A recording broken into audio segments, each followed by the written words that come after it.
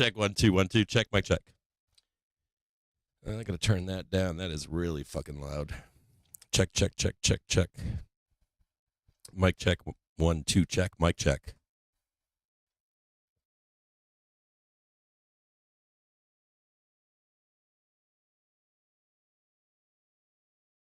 You can hear me right now? All right, cool. Sorry, my microphone is not synced properly right now. Just getting back inside the office right now.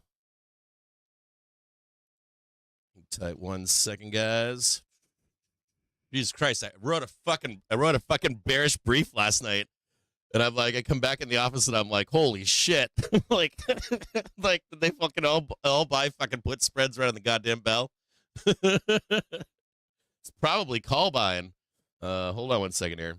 It's probably motherfuckers slamming the call button right off the bell. I'd have to look and see if there was call buying or put buying. Hang tight here. I was taken away this morning. I had to pass some papers on a property. 1 quick second here. Where are we doing here? Twitch up. All right.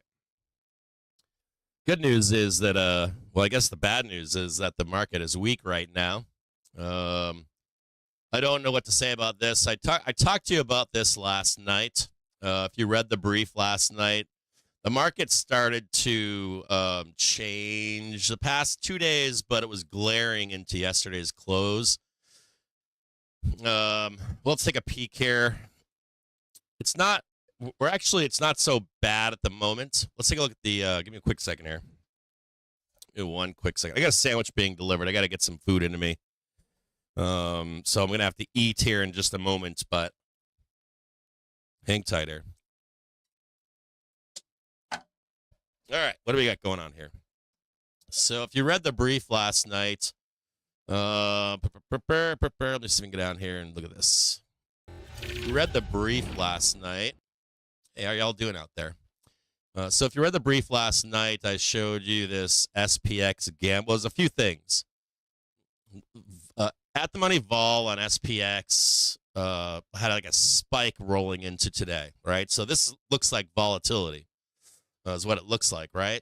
The second more important thing is that the gamma flip has been creeping up and creeping up and creeping up. And also, support has weakened in here. If you can't see it right now, but you could see it in the report last night. Let me see if I can show it to you. Support weakened last night. This local support, I had some arrows pointed at it and stuff. It was weakening last night. And then also, people have been buying fucking calls. Like, people are hammering the call button. Like, if you looked at call gamma earlier in the week, it wasn't too bad. And then all of a sudden, like, bam, there was fuck tons of call gamma. So in last night's brief, I was like, if you look at the bucket over there of all those puts, and you look at the bucket over there of all those calls, it's quite lopsided. The same thing happens when we're negative. I need water or something. My voice is fucking shot.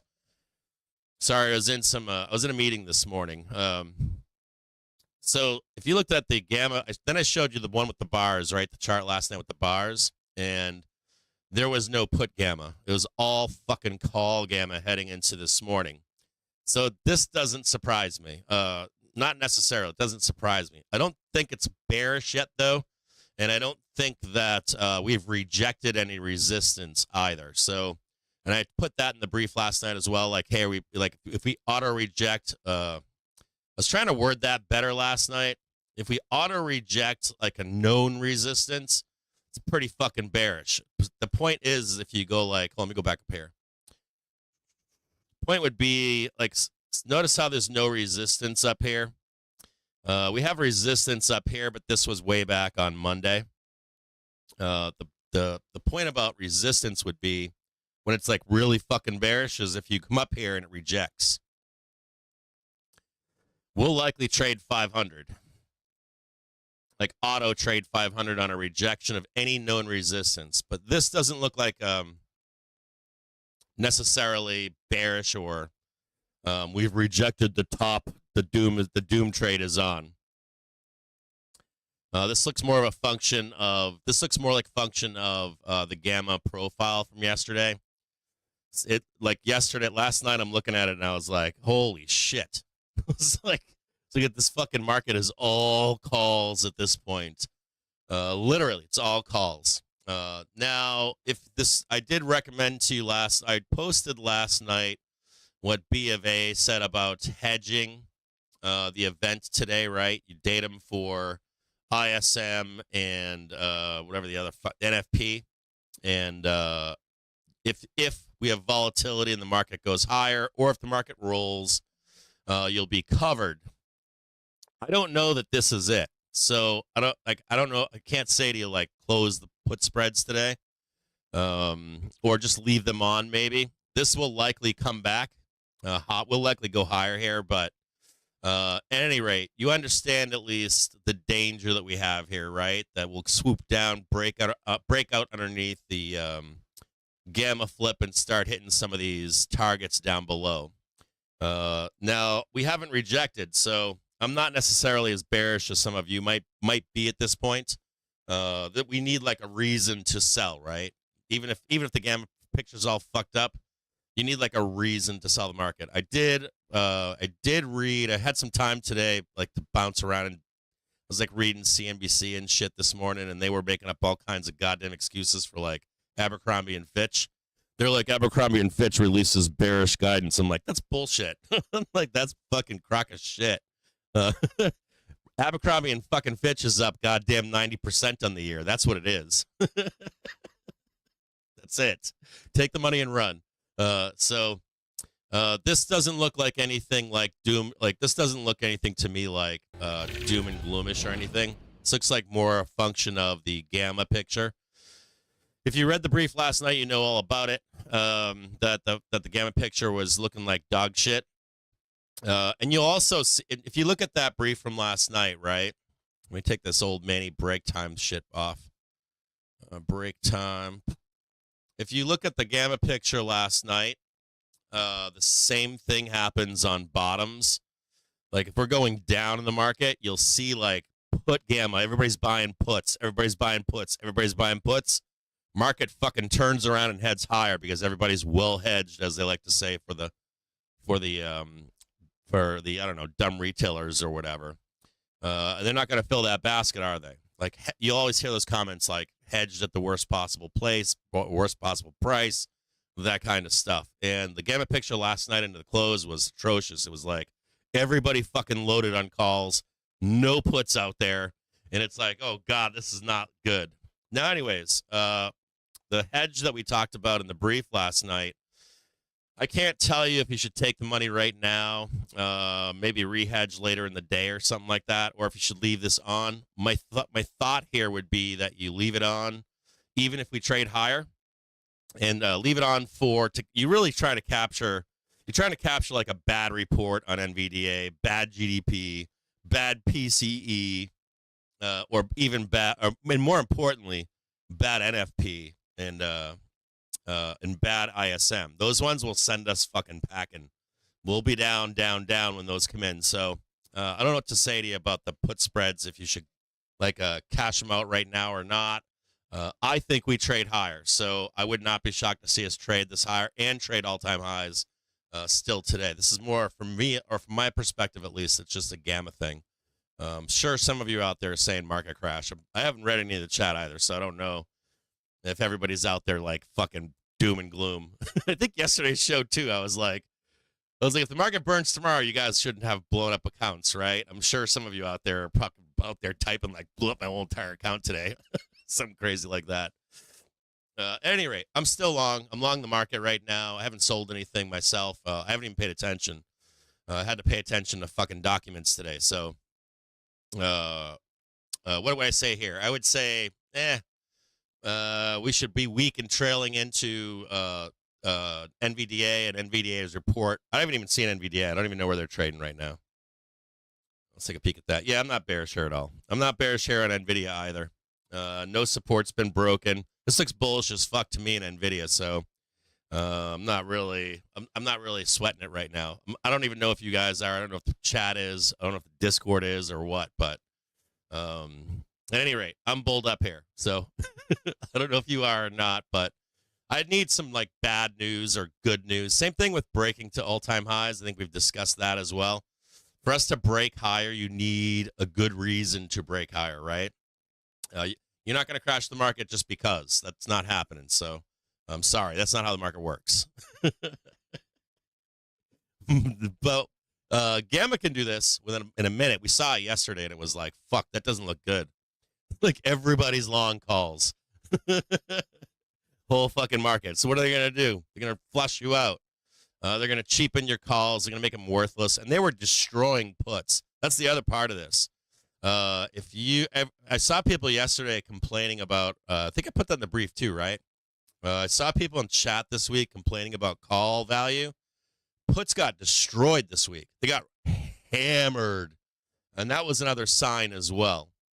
That put values were destroyed. I think I put that in the brief, I think, right? I almost swore I put that in the brief. Because when you see that, right, like all these puts were like fucking valuable, and then they just got hammered all week long. So none of this shocks me at this point. I would even suspect that some people that bought puts this week likely still are not in the money. I'm going to assume here that, hold on here. If you just look at it like this, whoop. If you just look at it like this, we haven't gone anywhere. Diamond reversal pattern. Quadruple top. So there's no like print for puts here at all either. I guess someone in the chat is probably like, I bought puts, 0 dates right on the bell cap. Actually, I wouldn't be surprised if you did, because I wrote a goddamn pretty bearish fucking brief last night. I wouldn't fucking doubt it. But anyone that's like long puts this week, they're still not printing. Put spreads, like if you came up here and bought a put spread, those fucking things aren't printing. We're just like bam, bam, bam, bam, bam, bam, bam, grind. So I don't know. I don't know what else to say about this at this point. I guess I'm assuming some of you guys are like, sell the news on NVDA, sell the news on PCE, crash the fucking market. Myself, not really. We'll take a look at it, I guess. Let's take a look at a 4-hour. Check it out. What's going on a 4-hour basis here? Right, you got one nasty, gnarly 4-hour red candle right here. You're starting a new candle right here. Real demand on a 4-hour basis. I'm going to show you where that is right now. Okay, let's switch over to a trigger screen really quick. I'm losing my fucking voice already. I'm never gonna. So I swore. I promised. I had somebody contact me. I'm not gonna say who, but he was really nice too. He was like, he framed it really well. He was like, "Can you stop swearing on the show so much?" And I was like, you know what? And the way he said it to me, I was like, this makes sense to me. I was like, I'm gonna try to stop swearing as much as I usually do. So I'm gonna go back to trying to work on that again, not swear as much as I normally. This guy was like, I like to listen to your show when I'm at work. He's like, and I can't always do that because you're swearing and cussing, and people are like, you know, what's that guy doing swearing over there? So that actually made some sense to me. So I'm gonna try to work on that more, even though I just said the F-bomb like 10 times. It's on my plate again. Once again, I'm gonna start thinking about the swearing. Now, we'll start on a daily basis. On a daily basis, we know where the buyers are already, right? They're right here. Right, this is the initial move right here, right? We know, or not. That's not the initial move. Sorry, the initial move, right, is right here, right? They pump us up, right, back down, boom, pump us up, back down, right?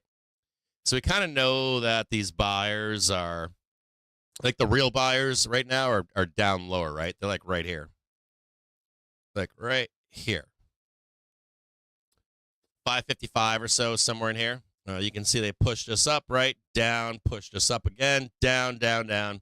It's like this 555 zone somewhere in here, at least on a daily basis.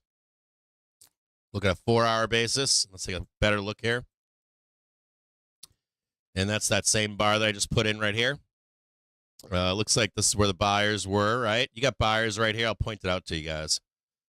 Buy, right? Buy, buy.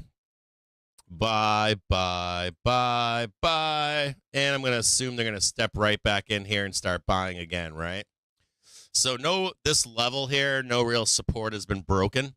Looks like they're still here so far.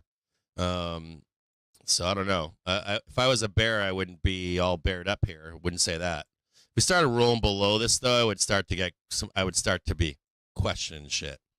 And more importantly, if we lose the daily trigger, that shit is on to the downside. Because you got the initial lift up here. That's all these buyers right here. They're supposed to be here. We lose that daily trigger, and it's on to the downside. We will trade 500 really fast. So none of this looks too bearish to me. I'm not really crazy about it right now. It looks like dog shit, though. I'm not going to lie. But anyways, we'll see if it gets bought right here. We'll watch this closely. We got the green bar down here, so if I can catch some of this, I'll buy some of this down here as well. See if I can catch up. You can actually see the reversal bar right there. Down, right back up. We'll see if we can start catching a trip higher. This is actually a pretty good place to buy, believe it or not, for a day with a big report, like a market report like NVDA. That's kind of a discount. So, and I've got calls on too, just so you know. I've got calls for Friday.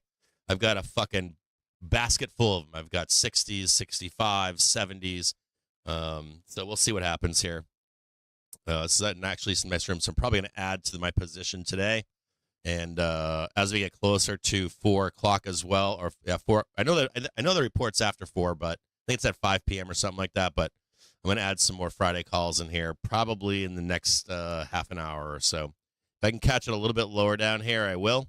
But I definitely want to get some more calls today for the report at the end of the day. One other thing. What else I got for you guys?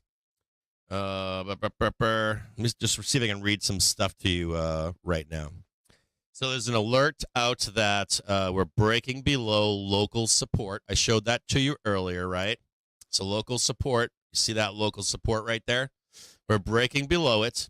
The next layer or level of support is 55.70. That should match up to right here at 55.50 on SPY. So we'll monitor that closely. Let me show you that real quick. Bring that over there.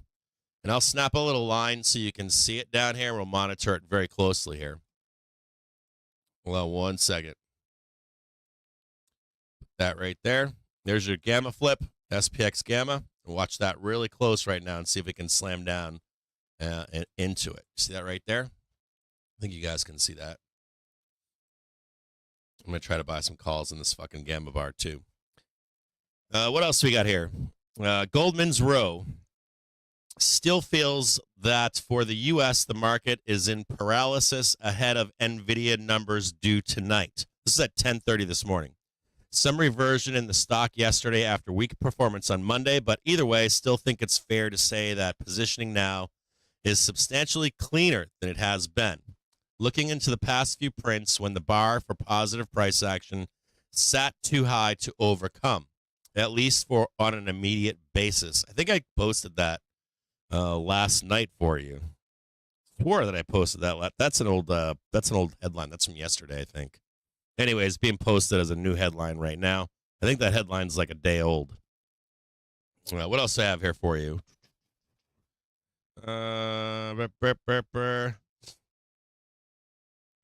GS, the SPX has moved by plus 1.2% on average during NVIDIA's earnings over the last 4 quarters, whereas the average SPX 2-day straddles was priced at 0.8% ahead of earnings. By the way, today's implied move is 0.7% on SPX, or SPY at least. I don't know how far down we are right now. Let me take a look and see. And it could have changed between yesterday and today. So this is the implied move on the day right now. That's right where we are on today, or at least that's what it was yesterday. So I'll take a peek at that as well. So they're still hemming us in. Isn't this wild? Like they're hemming us in to not trade all-time highs, even on a good report. So this is like intent to not break above and start to squeeze into this NVIDIA report, even on a good report, to not trade above. Hold on, I'm losing my voice here. I'm literally my voice is actually cutting out.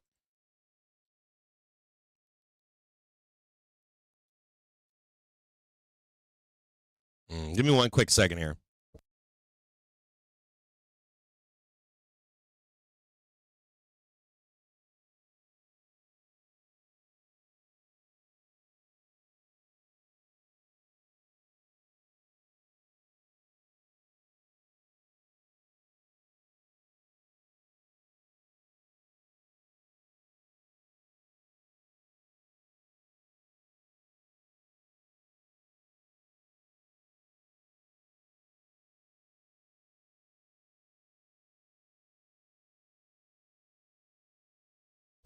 Sorry, I'm trying to drink some stuff here in the background. My vocal cords are in major disrepair right now. They're like buzzing and stuff, and I'm losing my voice trying to speak. I'll slow down what I'm saying here. Hold on.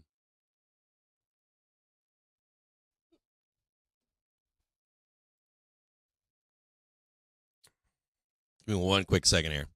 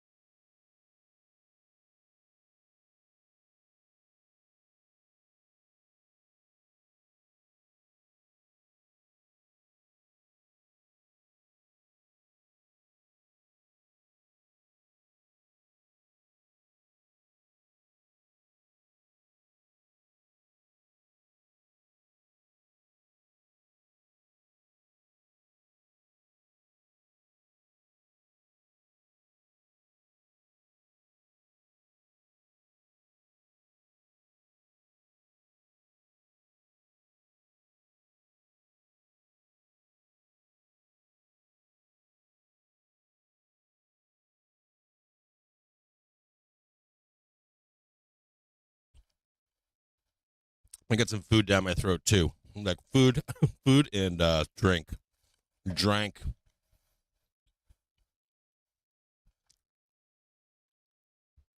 Oh God, I don't know what's going on. My vocal cords need a rest really bad.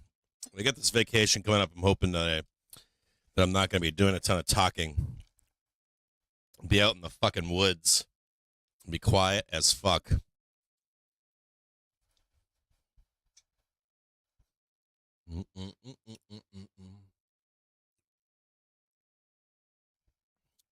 Hold on one second here.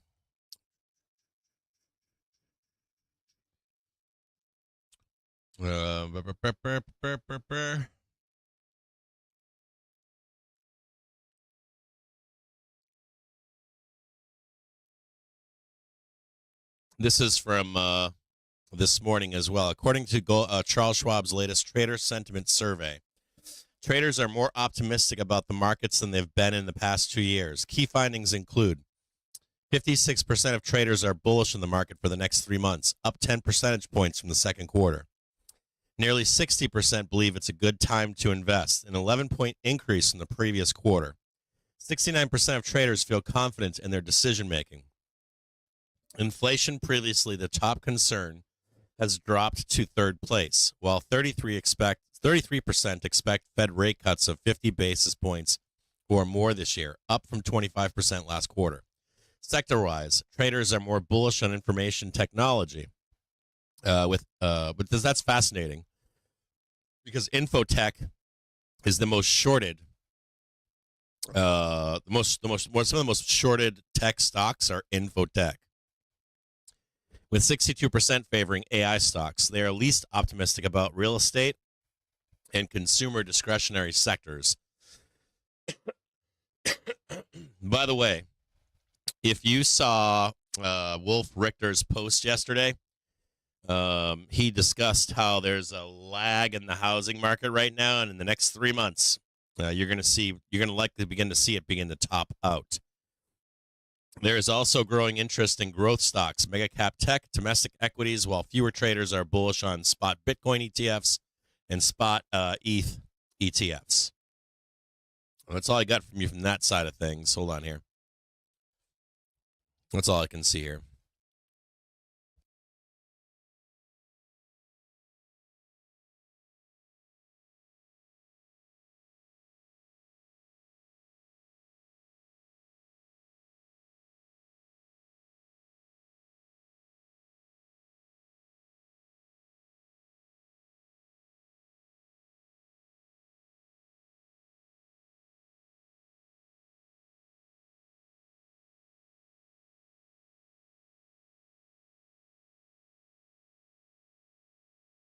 As a standing rule, I never drink soda. I'm drinking soda right now, hoping it's like going to soothe my throat.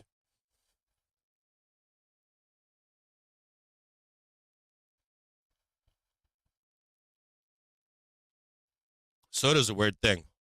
If you don't drink it, it tastes like, I don't know, it tastes like pure fucking sugar.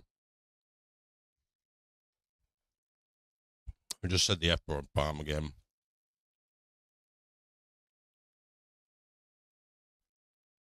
Doom.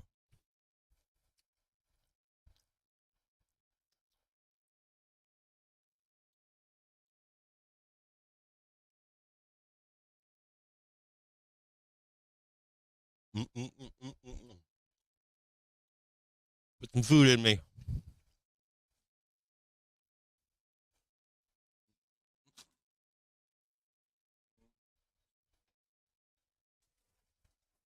Don't need any chips.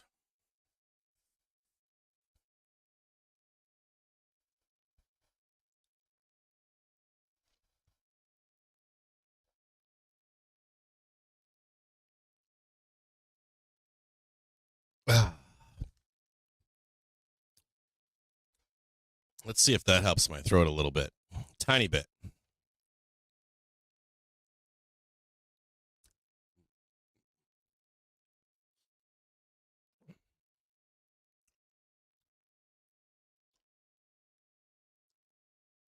Yeah, I got some zero day. I just bought some. By the way, I bought some zero dates out there. If you didn't see it, I bought zero date calls. All my calls are for Friday, but I did get zero dates just now. I do have some 560 Cs for the end of today.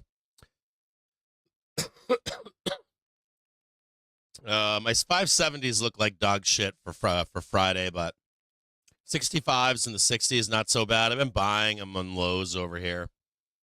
I bought some over here, bought some over here, so I'm really not doing too bad right now. I was thinking of adding to Friday calls, but I haven't done that either, so I'm just waiting for the report here today, and also GDP and PCE to get the pump.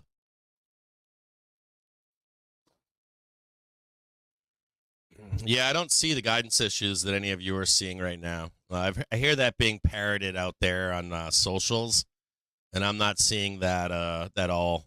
I read a report, like an internal white paper from GS or one of those goddamn banks, and they were kind of like giggling. They didn't seem to see any issues with whatever the guidance is going to be today. They were citing some stuff saying that their guidance should be banger. So I don't know why that keeps getting pushed around. I've seen it pushed around everywhere.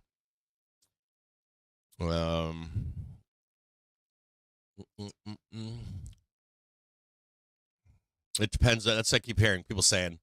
Depends on how they guide. We know they're going to smash it out of the park on earnings. The other thing that I noticed, the only thing I would say would be, I noticed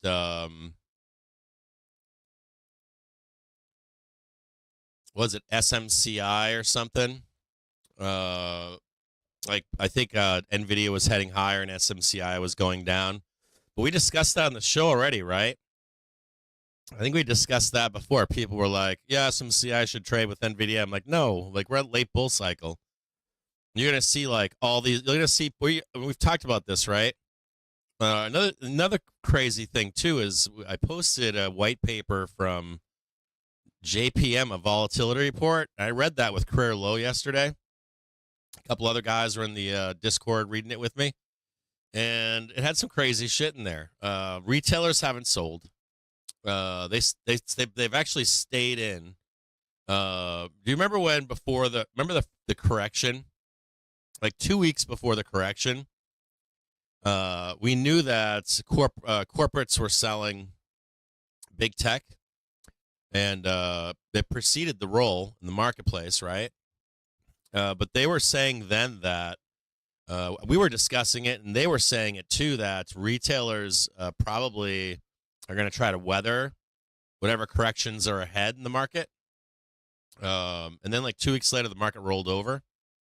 And this report, this white paper we read last night, the volatility report we read last night, said that retailers didn't sell.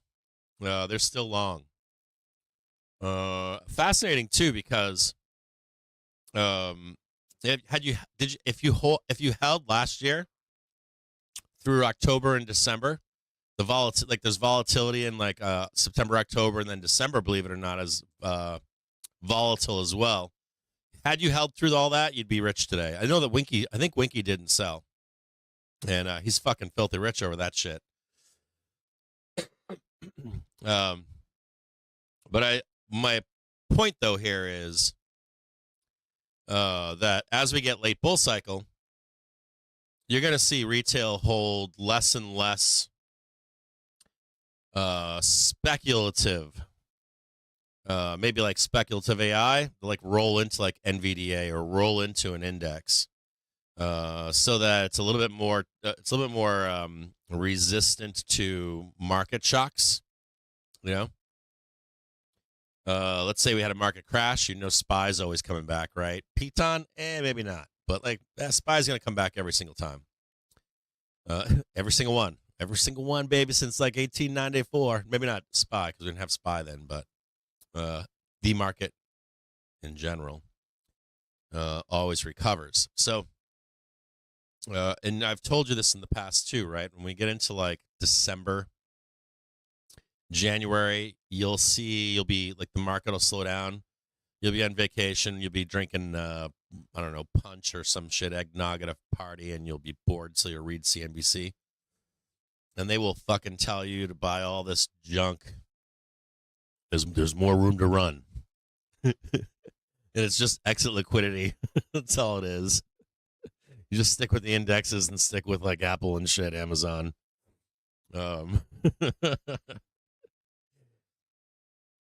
You guys know those tickers, right? I think we just looked at one the other day, didn't we? We looked at Roku or some shit like that. It was like fucking straight down, right? I think it was, I don't know what it was trading, but it was something fucking insane.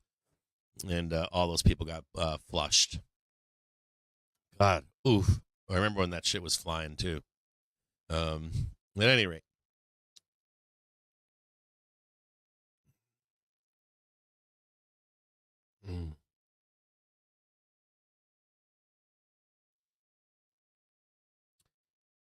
Yeah, you remember Roku? Like Roku was like super high flyer, wasn't it? I think I don't know if I have that right or not, but I think it was.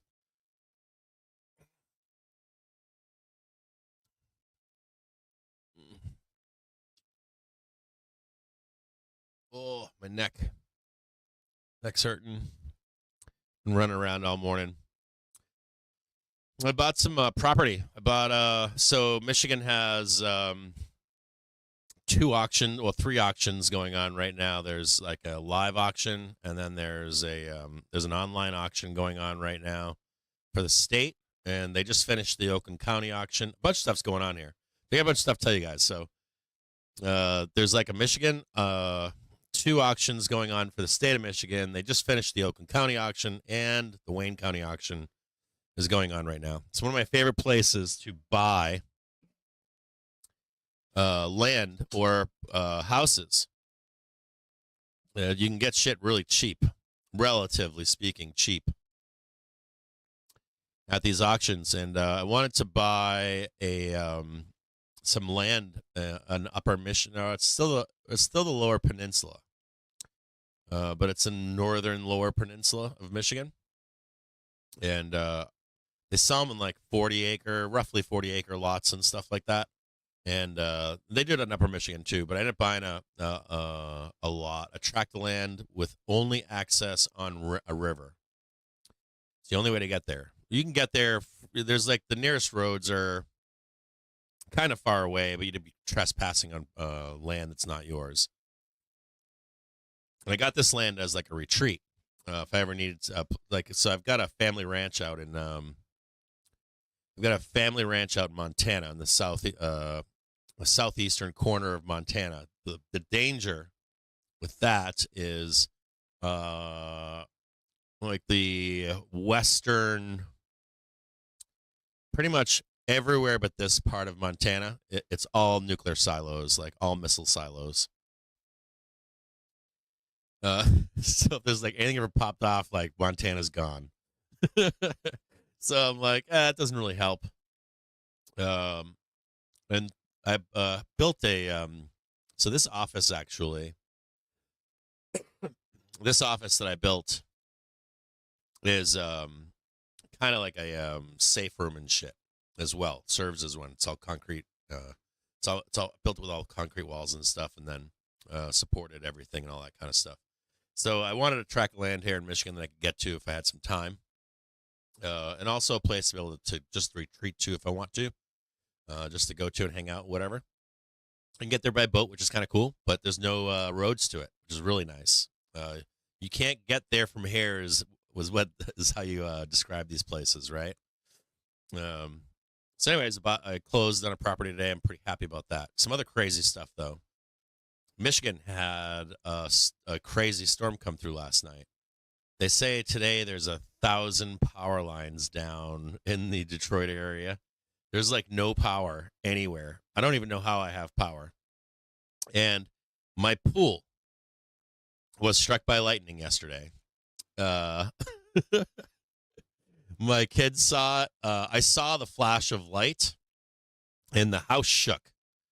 Like I saw the flashlight come through the door. The house went boom. Like that, boom, bigger, right? It was like light and boom same time. So we rushed to the back of the house to look, and there was like it was like not quite a vortex, but like the pool water was like going weird directions, and there was like leaves and shit, and like it was really wild. But anyways, I thought the pool might explode, but it didn't. There was no damage. I went out and checked. I was like, maybe one of the legs would have gotten blown up or something, like blew off for the path to go into ground. But I'm assuming that the water took the bolt of lightning or whatever. It was the conductive path or something like that. Pool was fine. We had trees down everywhere. It was like a tornado. Like I shit you not, it was like shocks of I'm gonna assume like 60 to 80 mile an hour winds. Some wind yesterday looked like tornadoes. Looked like tornadoes were trying to form. Right outside of the house. Like I'm like, this fucking tornado's out there. You can see it. Like they were trying to like form. It was really bizarre. I don't know if you live in Michigan or not, or if you had any of that weather system come through where you live.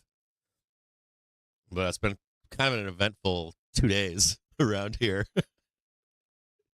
1,000 power lines down. You can look up like DT outage map. I don't know how many. I'm assuming. I think they said over 200,000 homes or something without power right now. It's in Metro Detroit and the city of Detroit. Yeah, I know. I know. The worst part of this is too, right? Is like only if you've lived here would you understand what I'm talking about.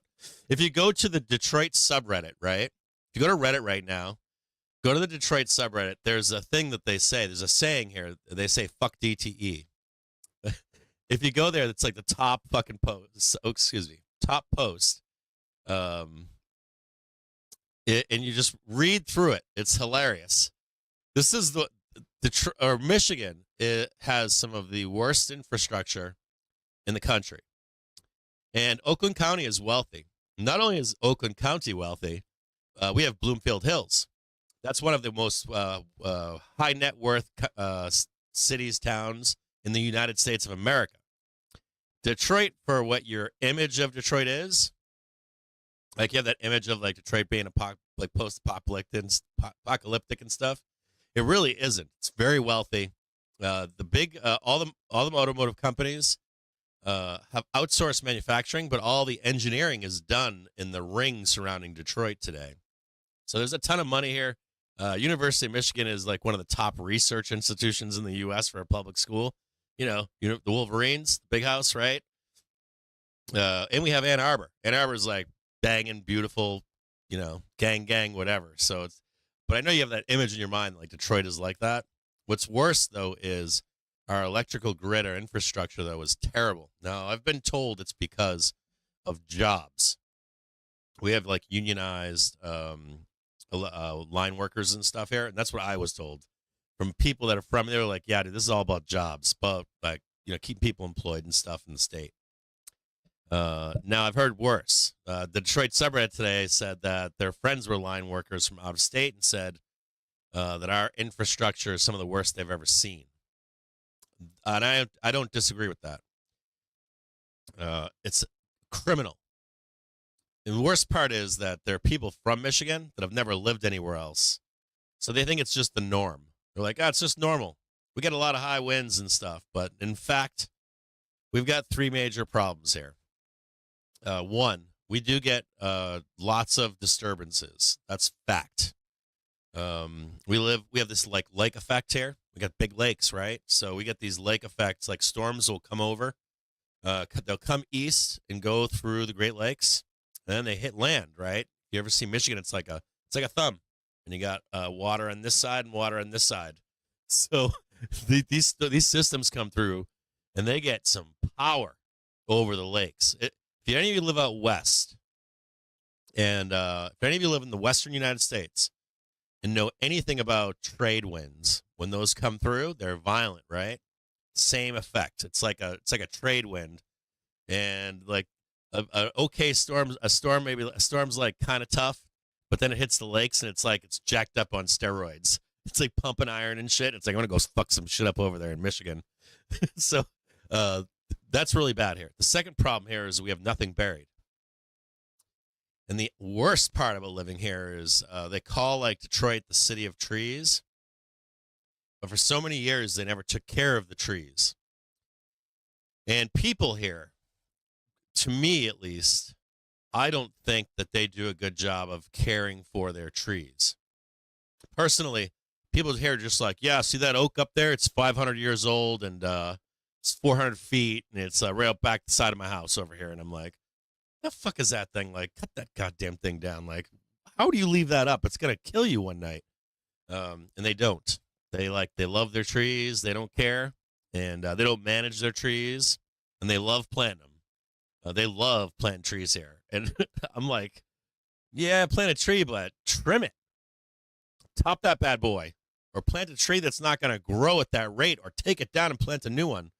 But anyways, so we got that issue too in Michigan. And that all culminates in an infrastructure in Michigan where you're required to basically have not just a generator, like you need like 6,000 to 12,000 watt generator frequently. Matter of fact, when I first moved here, like I moved here, right? And I'm from out west. Out west, we got crazy weather, but all of our stuff is buried. And then you get like Michiganders, and they're like, no, it's fine, it's normal. And I'm like, no, dude, I've lived all over the U.S. I'm like, Michigan is not like the rest of the country. I'm like, Michigan is like its own thing. I'm like, you lose power here like a third world country, basically, in this state. I kid you not. Go to the Detroit subreddit. It's hilarious. Every homeowner here basically needs to be able to create their own power for, ready for this, up to 3 weeks. Be off grid. And this state does not have that bad of weather. This state is not that cold. This state does not get anything worse than I've seen in worse places. You know, Florida, the western plains states. You go to like Wyoming. They got a chain. Their state flag is a literal chain welded sideways, blowing in the wind. Because how much wind speed they get in that state. So that's really poor infrastructure. And the fact that you have to be able to create your own power here for up to 3 weeks is a shocker, to me at least. It was when I first moved here. That's what happened so I first moved here, within the first month, I lost power for 3 straight weeks. And I was like, this is crazy. This is not normal. And you guys know that I've got generators here, but I'm putting in a new generator right now on natural gas, because I'm tired of dealing with gasoline. Last time I had a power outage, I didn't have gasoline. Like, it was just a pain in the ass. So, even my home right now, as long as we have natural gas, I don't need the grid at all, in any way, shape, or form, from this point forward, because of how terrible the infrastructure is in this state. But it's a criminal. I live in the United States of America. There's no reason why I should have to spend $10,000-$15,000 to only get 3,000 hours of power, maybe, if I'm lucky, before I got to replace that thing. So it's a ongoing investment on top of, you ready for this? We're like number 1 and 2 for worst grid in the country, and we're like number 1 and 2 for the cost of electricity here. We rank like number 1, 2 for all these like horrible categories. And then, of course, you have the investment of every maybe 10 years, I got to put in at least a few $1,000s, $3-4 grand every 10 years to replace. And installing this system that I'm installing, it ain't cheap. Like, I had to pull permits. I got to run a natural gas line. I got to run like all fucking wire to my panel and stuff, and I had to build like a new doghouse outside. And anyways, it's kind of bullshit. It really is. Not in the United States. I get that you can lose power places. Like, hey, I live in Florida. A hurricane comes through once a year. Okay, I get that. That makes sense. You're at sea level, living on the coast in a hurricane zone. All right, I can understand that. Michigan, I can't understand it. I can't wrap my head around it. Yeah, I can't understand it here. And here's the last one that gets me. This one gets my ass. Like, the worst part is there was some argument going on in the subreddit. Not this time, but the last time, where someone was like, they said, "Oh, it's too expensive. It's going to cost like $7 billion to bury the lines." Yeah, well, Wayne County, where I live, Wayne County had billions, like tens of billions of dollars from that COVID relief money that they never spent. And it just kind of got hushed away where they put it. I can't find out where, I can't figure out where they put the money, but they were like, what should we do with it? They were asking the city, residents of the city, what we should do with the money. And I haven't heard anything about it since. And at that time, I was like, you could bury all the fucking lines in this goddamn county, every one of them. And life would be perfect again. You'd never, like, not never, but unless a transformer blew, or something like that. I've heard that one guy was arguing with me. He's like, yeah, with those lines, they break all the time underground. I'm like, no, they don't. I'm like, I've lived in those communities. Like, gone like a decade without losing power. Anyways, enough ranting on the power. But we lose power all the time. I guess that's the last part. You guys all know that I'll be streaming and it's just like boom, power out, boom. Next week, there's 1 year I think where I was streaming where I think I lost power like 7 times, and people didn't believe me. Like I'm serious. I'm losing power. Like some years I've lost power roughly on average in a year. But a bad year, or on average, I probably lose power 10 times a year. At least. 10 times.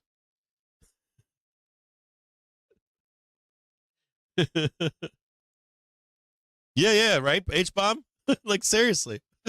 You live in Florida and don't lose power as much as we do.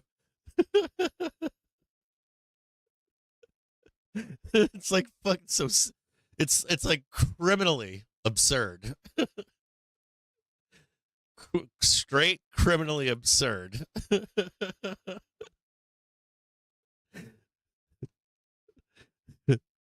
I know, dude. I'm telling you. Like, if you go to the Detroit subreddit today, there are people talking about, like, one commenter was like, I know people that work at, they're like, I know people not from Michigan that work on the lines here, and they say it's the worst infrastructure they've ever seen.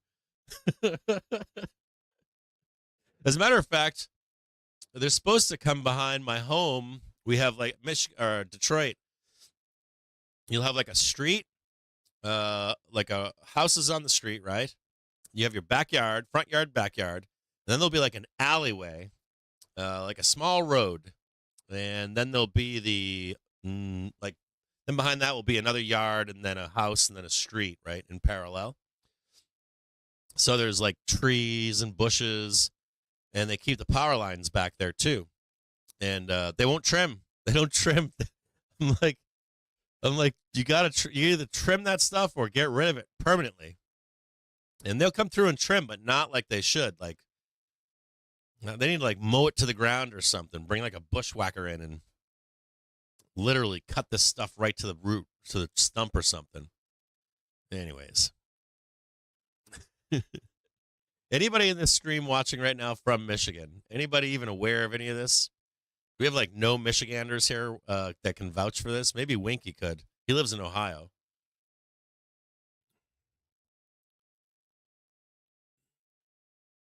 I should consider putting a battery between my generator and my breaker box. I have a battery, but it's for a starter. Do you mean like a power wall or something like that? Maybe.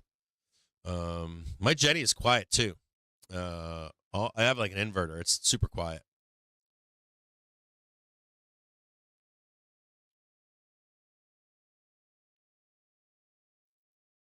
Yeah, look at this. Ready for this? A 2024 report from Climate Central found that Michigan has had the second highest number of major power outages between 2000 and 2021, and outages increased by 78%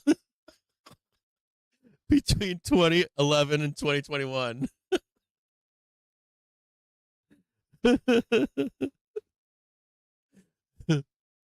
It's absurd. No one believes me. I'm telling you, I'm like, it's the most absurd. Literally, go to the Detroit subreddit today. People are like imploding. They're just like, I can't do it anymore. The fact that every home here has to be able to generate their own power for like weeks on end is absurd. And we have the highest rates in the country. And they've been jacking our rates for like the past 3 years, like jacking them. Like, yeah, bags of electricity. Oh, here we got a Michigander here. We got a Michigander here. He just said, I always thought 8 to 10 outages a year was normal. I've never lived outside of Michigan. I hear that a lot. I do. I hear like Michiganders will be like, no, dude, this is fine. Everything's fine. I'm like, dude, have you ever lived anywhere else? They're like, no. I'm like, oh, shit. No wonder you think it's fine.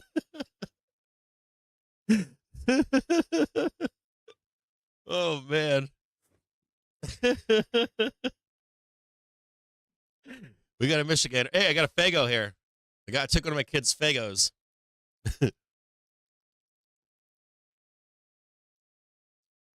Ah. You guys know what Fago is? It's a big Michigan thing. Ooh.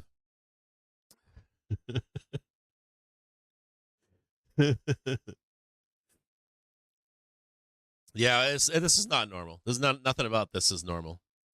I do agree that they get wind. Oh, yeah, we're bouncing off. Woohoo! Yeah, baby. Now, let's check and see if we get some resistance here. So, we don't want this local support turning into local resistance, do we? It's like right up here. There's some resistance, like, be careful here. They could pin us in here. There's some gamma up here. It is, where is it? It is right there. There's this was support. We want to be able to get above that. We don't know if that's resistance now, but it can become resistance. We are still in positive gamma, which is good. We're not in negative gamma. What else is going? So, you know what the other thing that's going on is I hear everybody's getting sick. Everybody's catching COVID right now. I think Jedi has COVID, and then someone else got COVID last week too, right? Didn't I think Vol Signals might have gotten COVID? It seems to be running around. Any of you guys have COVID right now? I've heard people have COVID. It's like running through the U.S. right now. Right on, Pat G. Anybody out there catching COVID right now? I hear this like sweeping around. I know a lot of people that have it right now. I think, didn't Joe say he had it recently too? I think there's like at least 3 or 4 people. Have you ever had pasties? Yeah, I've had pasties. I've had I used to know some Aussies that used to make something similar. I think they call them meat pies or something. Pasties are gnarly. It's like old man food. Like we put rutabaga in there and beef, and gravy, in pie dough.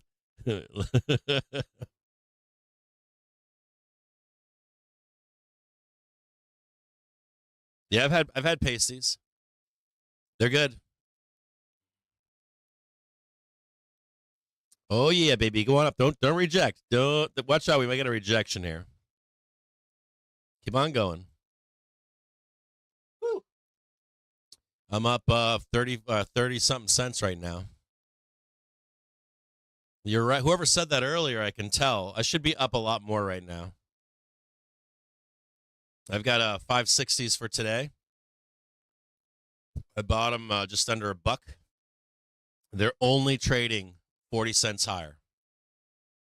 Someone was mentioning that there's too much IV on the day. All the options are juiced, right? Those should be worth like $2 right now for that whole fucking move. Options are super juiced. They're not going to pay big today, are they? No. Pasties are not the twirly things that I put on my nipples. They're like they're like a pocket sandwich. I call them pocket tacos. They're like workers would keep them warm. They either keep them on their body to keep them warm, but mostly they put them in like a lunchbox and put the lunchbox on like an engine or something like that and keep them warm all day long, and eat them when they had time. These are like factory workers, people that they do mining here, and they used to do steel production, and Forestry is still kind of big here. Mining is still kind of big here. I shouldn't say that mining is no longer big.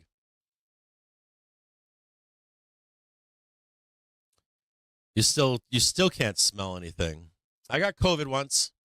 I got it, but I didn't lose my sense of smell or my sense of taste either. It was a fairly mild case. The only thing that I got when I got COVID was I didn't feel like, or I got sick, right? And then I felt better. I did a show. I think I did one day. And I felt like I didn't have good decision-making skills. I felt very uncomfortable trading the market. So I think I stopped trading for another week. I felt like my mind wasn't sharp. But I felt fine like a week later. And I haven't had it that I've known. I haven't knowingly had it. I haven't actually knowingly been sick either. I don't think I've known. I'm rarely sick, right? You guys never see me sick. I've never been like, hey, I can't be streamed this week because I've got strep throat or something. White boy tamales, not quite pierogies. They're like a mix between pie dough and flaky puff pastry. They're old school though. They're very old school in their flavor profile. It's like chicken or beef pot pie in a hot pocket.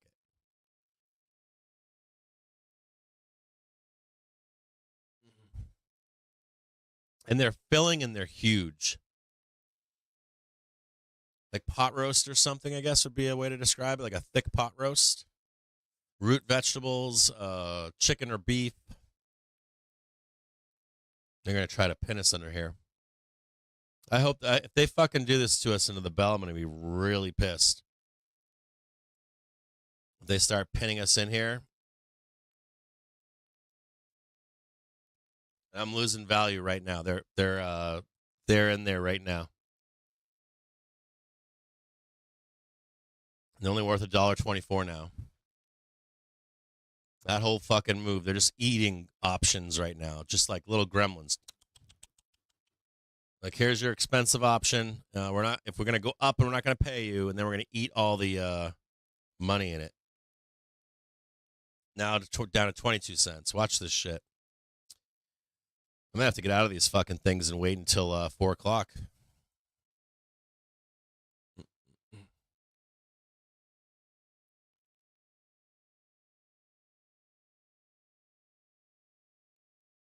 Yes, Jim, we traded from 557 to 562, and your zero dates are still worthless. And we charged you a premium for them. I might have to switch over to some fucking spreads, huh?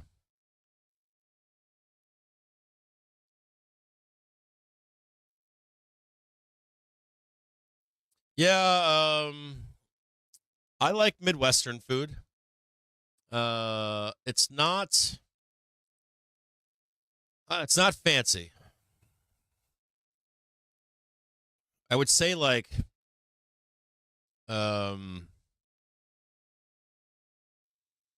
it's a weird thing. It's not like I don't like it. I don't like Midwestern cuisine every day, but what I like I don't like Detroit style pizza, but every once in a while get a hankering for it, or like I'd like to have it once a year, I guess. Harapas are excellent. We eat a lot of Asian food now. I like Guatemalan cuisine too. I like a lot of like South American stuff. A lot of Asian cuisine. I'm not that much into Indian food. I don't know why. Everybody loves Indian food, and I'm just like, it's okay. People are like, oh, you haven't had good Indian food. I'm like, yeah, I have Indian friends. I've had great Indian food.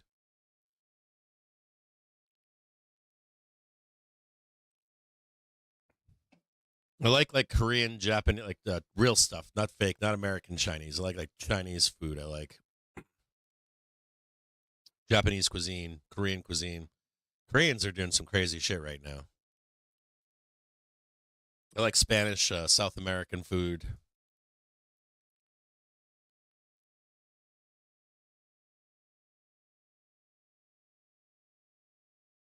Like Butterburgers. I like what's that place?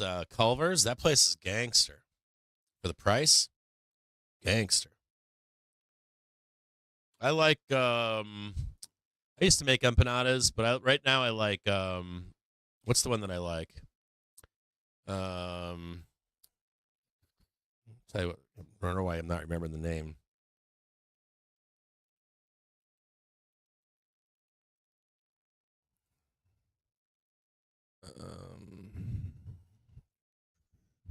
It's the shit that I really like.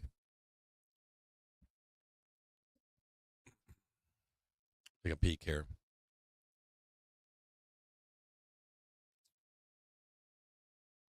I forget what it's called now. They make it with goat. I forget the name of it. It's like some goat dish. Well, I don't know. I don't know what the name of it is right now. Kegger. At my new place, I want to go there this weekend. I've got plans to go dude, seriously. I've got plans to go camping this weekend, but I was thinking about going up there this weekend. I've got kayaks. I got 2 kayaks, so I'm like, I could get there. I could definitely get there. I could totally get there. totally could get there. The thing that sucks about it too is it's so the land itself, it's along a river, right? It's kind of marshy land though. I'm gonna have to build it up a little bit. It needs some work. The land it's got trees, which is nice. A lot of open space, which is nice. The grade of soil though is not that good. I was talking to a guy today, and he was saying that if it's during a wet season or storming or anything like that, just leaving the kayak or a canoe. So I got to tell you a bunch of cool shit I got. So my plan here is to get 2 canoes and build a wooden platform between them so I can get supplies there and stuff. And then but the guy was saying that if it's wet, that the portage, like let's say I pull the canoes up, I could be walking through muck that's like almost like cement, like hard to get through shit. There's no it's not like you like pull the canoes up and you're just walking on land and shit. I'm gonna have to build it up, stabilize it and shit. So we'll see. Yeah, dude. Fine dining Korean is gangster. Any of the Korean fusion food is insane. They're doing, and the Japanese food right now is insane too. We go to like a bunch of these Japanese like small plate restaurants. I forget what they call them, but they're badass. Please go higher. This is making me not want to trade today with 0 dates. If this is how it's going to be. Here's your expensive call at the bottom, and we're not going to pay you as it goes higher.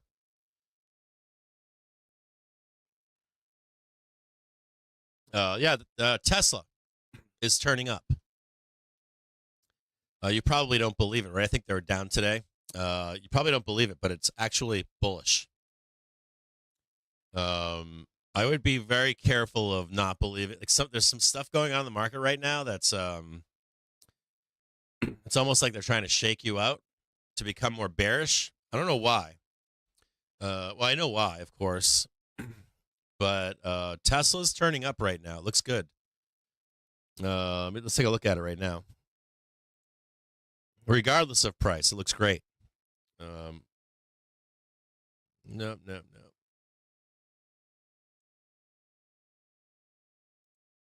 Hang tighter. Take a look at it. MAG, we got to check that one. Hold on. Mag Silver Corporation. I was hoping that this one would bounce down here on the daily trigger, and it did. So MAG. It's still looking a little bearish right now, but I'm interested in this one too. It's back testing its daily trigger right now. So we charted this one out, MAG. Looking for a bounce higher here. That's MAG. Tesla is really secret squirrel right now. It was looking really bearish. Let's take a peek at it right now. Let's check.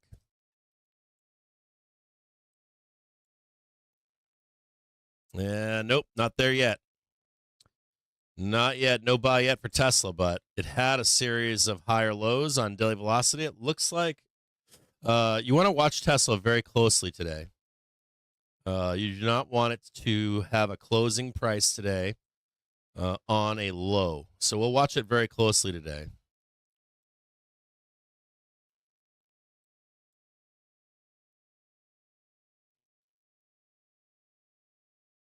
Let me put this one on here.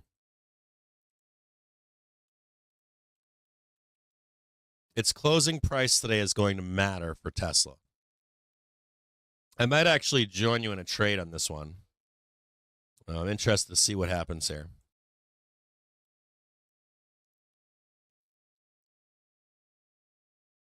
Dude, what are you doing? Are you fucking kidding me?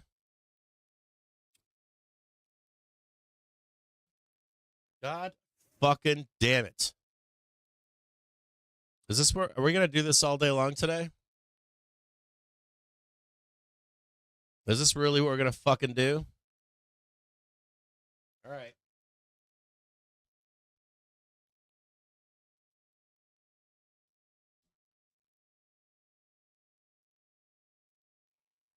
I got a sell stop on any upside move here. I'm just going to get out.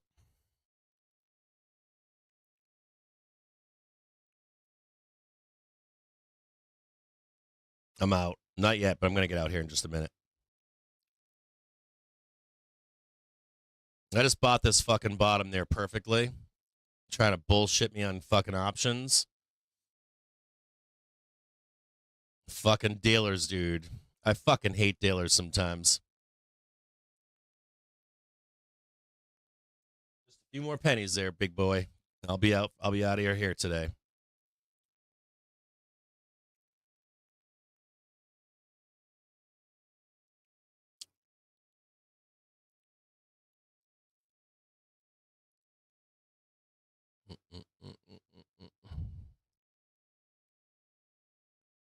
No need to trade this.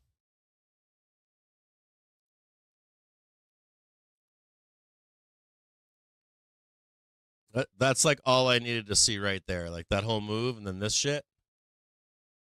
All I needed to see to say, nope, thank you very much. I'll take my money and I'll trade a different day.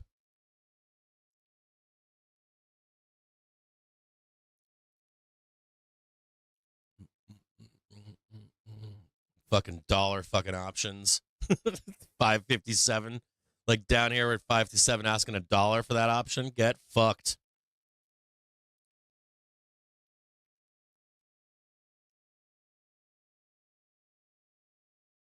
Fucking whipsaw that shit back down like that.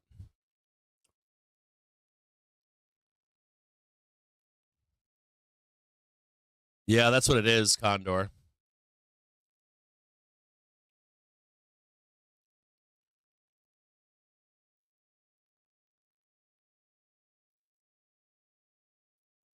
There was like, you want to fucking. It was at that time it was like a 12. It was a 25 or a 15 delta when I bought it for $1. Shit should have been like 30 cents.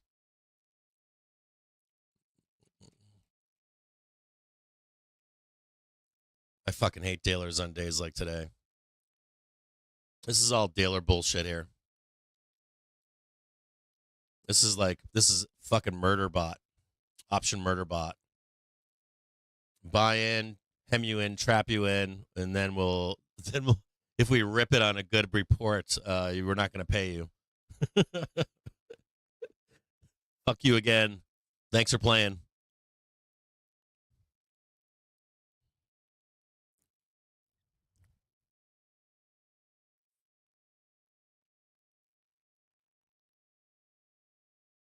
You talked with I follow him on Twitter. You talked to Martin about what? What ticker was it?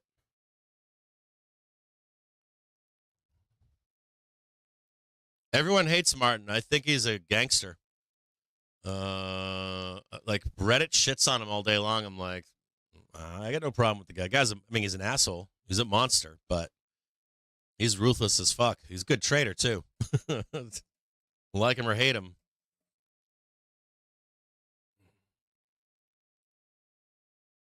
That sounds familiar.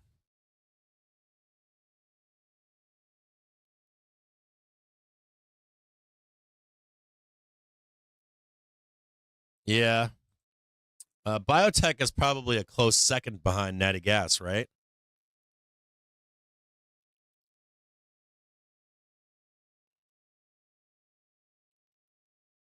Yeah, I know this. I know this company.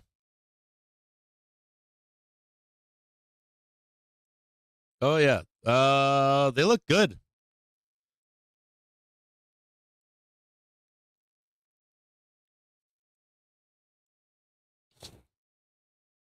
Yeah, maybe not. They're topping right now in daily velocity. I'd be shorting them. I mean, they got a daily cross up here, but their daily velo is kind of fucky. I think it's going to go down. I think I've traded this company before.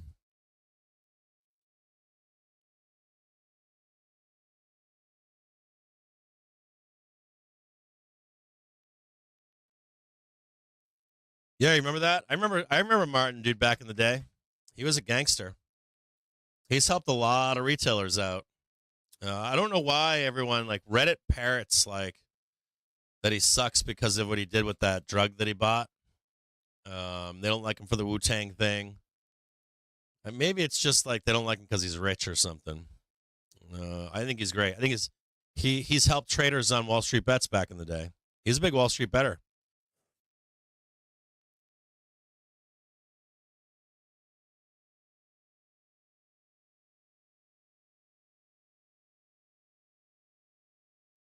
Their velocity looks like dog shit. They got a nice cross coming up. They just had the cross of the weekly and the monthly, but whatever this back test should fail. Should fail. It should blast right down through. Should trade like at least $20, $21. Daily Velo is rolling over on it. You can see it right there, starting to top out.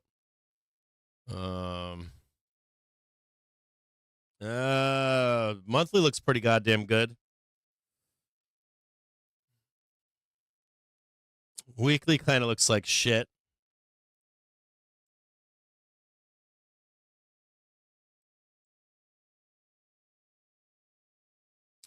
The daily cross is nice, but that monthly will fail. So target $23 at least.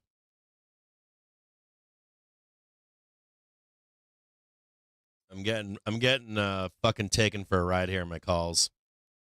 I'm at, fucking market's actually higher than when I bought them, and the option is worth less than where I bought it than what I bought them at.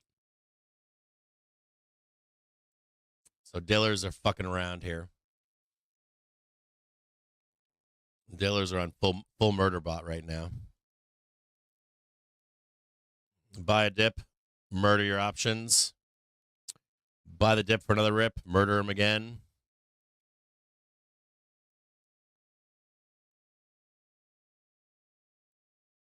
So I'm gonna get out at some point if I can.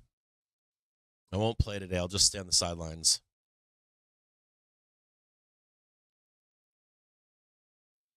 No shit, $2 to $4. Yeah, I get that about Martin too. His personality is going to rub people the wrong way. They're going to hate him because he's rich. Then there's like the thing with the drug shit, right? He's price gouging, but they all do it, don't they? They all price gouge, right? He was vocal about it. That's what really got him in trouble. He was vocal about it. But it's weird to see how like Reddit's turned on him. He used to be very well respected on Reddit, or at least parts of Reddit. Now there's like that parrot. Like it's like Reddit's all about parroting. You guys notice that about Reddit? It's like become like lots of parroting, like lots of regurgitation. There's only one right answer too. You can't have like 10 different answers. It's like just one answer, one answer, one answer, one answer. Never go swimming. Don't go swimming in the ocean. You'll die of a riptide. Don't go swimming. You'll die. I was reading today. I made a comment. So I was driving back today, right? I got on Reddit, and I see I got on Reddit today, and I see a post about a review on our television for the new season of Lord of the Rings, and the new like season 2 Lord of the Rings, and the post was brand new, and it hadn't been overrun yet by the bots and astroturfed, and people could be honest of their opinion on this article. The piece was that the new season of Lord of the Rings is terrible, boring, and lifeless, just more like garbage writing. Like AI wrote the script, right? And you can't have that opinion for 2 reasons. Like, you're like called things that you're not, and then you're told like, you just don't like, I don't know, you don't like this, you don't like that, and that means you're this and that. And then you've got like the people that make the show that want to astroturf, and then you've got the industry people that want to astroturf. But it's kind of weird because season one, if you were to read like any of the comment sections, it was like best show ever. I couldn't finish it. Now, that doesn't mean you couldn't finish it or you didn't like it, but the vast majority of people did not like that show. That's a fact. And no matter what you do to make it seem like people like it, you keep feeding that shit burger. Keep doing it. Doesn't change the fact that the majority do not like it. So there was a post earlier today, right? And it was like the article was that the new season's terrible, and so the people are starting to be honest about it. It's like it's bad TV. It's like fan fiction. That's what it is. It's basically like fan fiction.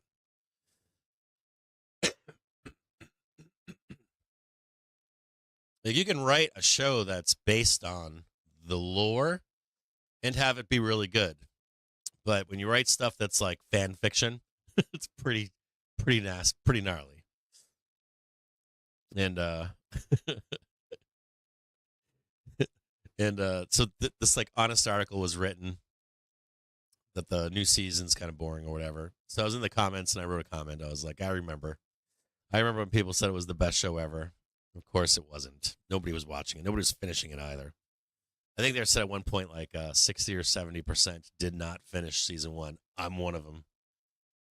I could barely make it through. I think I tried through like episode 6 and I'd fall asleep.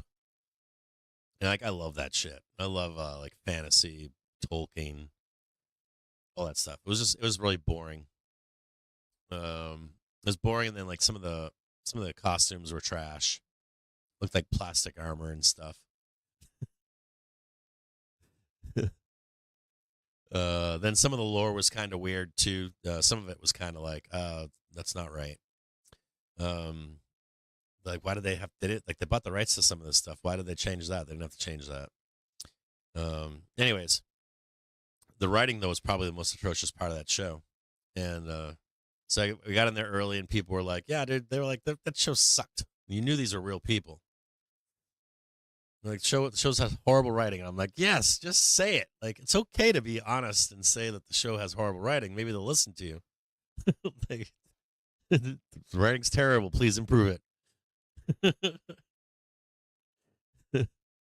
Nope, they didn't. They don't care. Consume. Consume. But as I wrote that comment, I realized that the downvote bots were in there.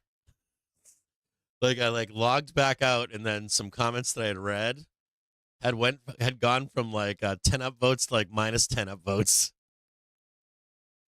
So I'm like, here, you have an extra upvote, you have an extra upvote, you have an extra upvote. I'm like, the bots are strong today. They're gonna bury this article.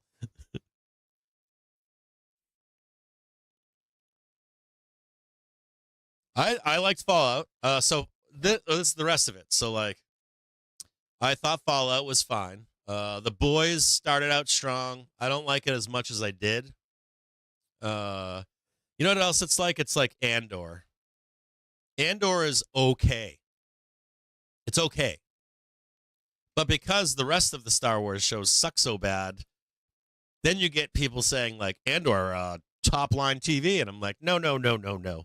It's only top line TV relevant to most of the other Star Wars shit. What's the other one there? Mandalorian started out fine. I thought it would improve. I'm like, this is okay start. This should get better as time passes. It got worse. It got worse.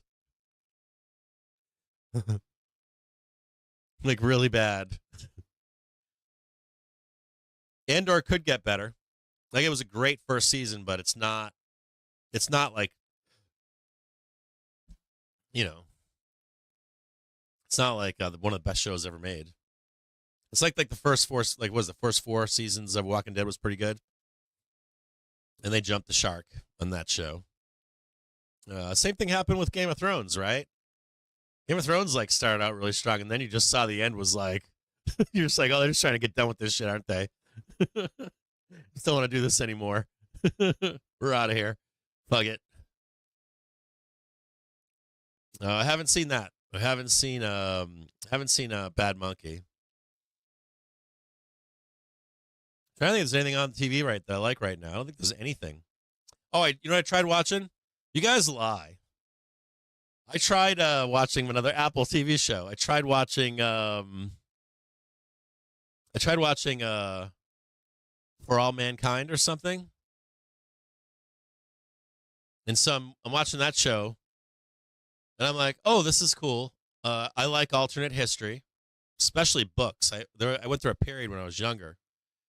I read there was a guy that I used to read that wrote historical fiction, but it was based on history, but they alternate history.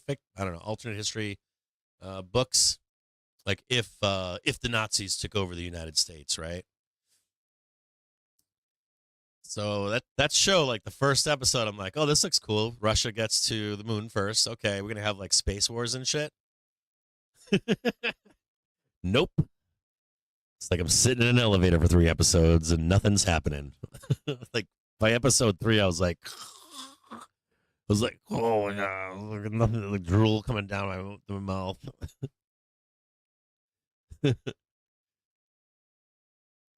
So I got we're going higher. Who's saying we're not crashing here? None of this price action says we're crashing. None of this does. You can actually see it there. There's the low. There's your inverse head and shoulder. We're going higher, man. Well, we're going higher, but they got to murder options too along the way.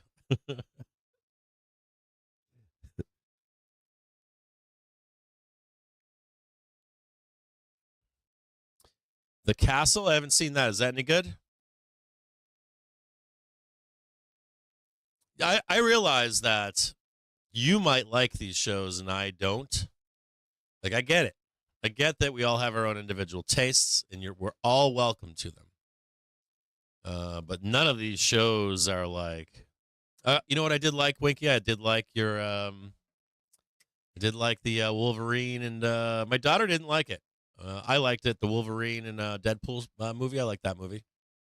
That was fun. But I don't think they're like. I don't think it's like highfalutin film though either. I didn't like. I didn't like the. I feel like a lot of movies today, like they're missing something. Like there's something missing. I don't know what it is. Like I just watched the one about Oppenheimer. I was like, yeah, it's missing something. I watched Barbie. Didn't care for that. I watched a lot of the movies today. I'm like, they're missing some. 1918. I like that movie. That was good for like the high budget movies.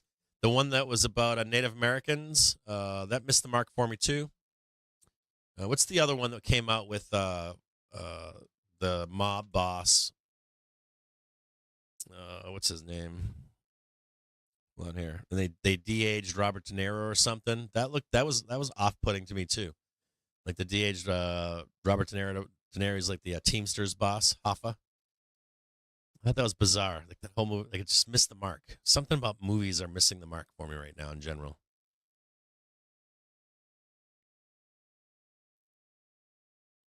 I wanted to see that remastering of Lawrence of Arabia. I heard it was really good. I haven't seen that yet.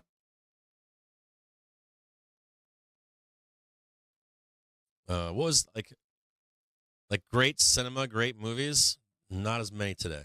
Oh, I did watch the Red Letter Media recommends. I started watching Long Legs. I haven't finished it yet, but it's good. And then I watched the other one that they recommended recently in that same review, and that one was pretty good. Low budget, but pretty good.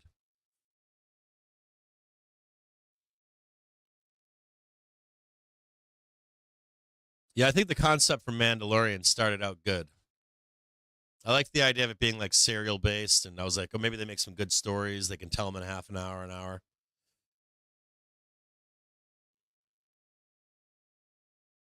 I like the concept of it.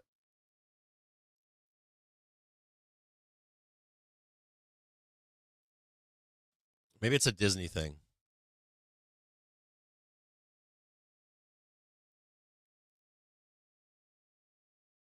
Yeah, I like Sin City. That was a good movie.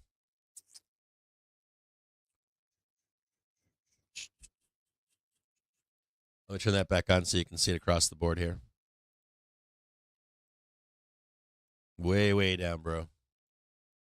We're in positive gamma right now. We're not in negative gamma. Uh, Daily Trigger, way down, way, way down there. 549.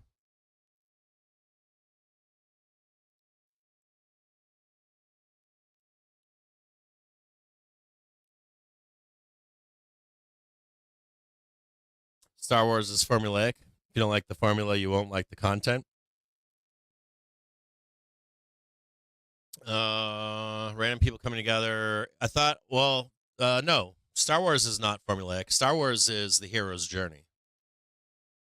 That's what Star Wars is, the hero's journey, isn't it?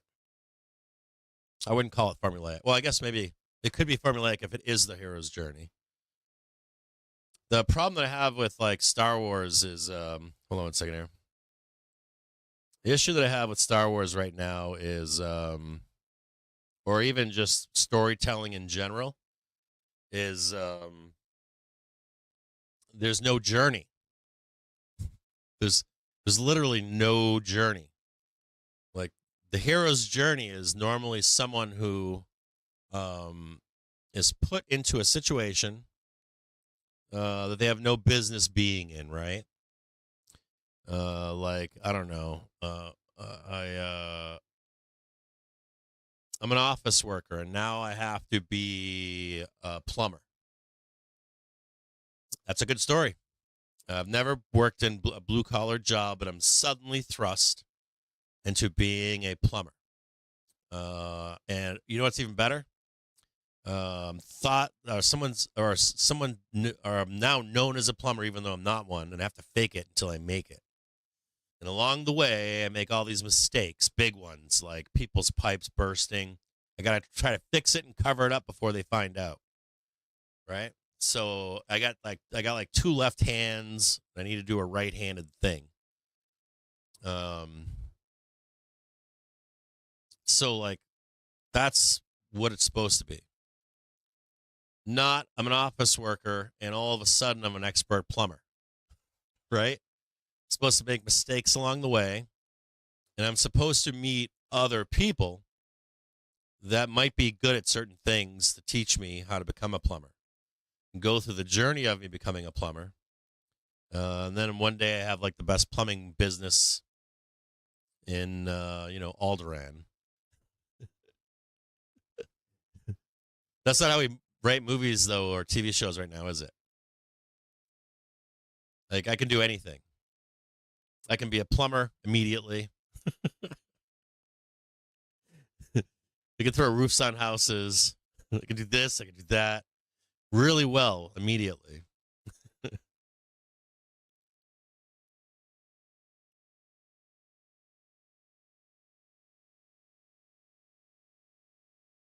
Yeah.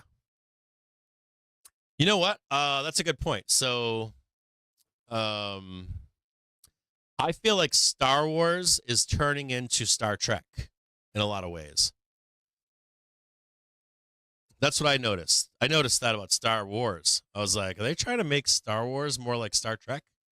Do you notice that? Does anybody else notice that out there? I noticed that about Star Wars. I'm like, this show is reminding me of Star Trek shows.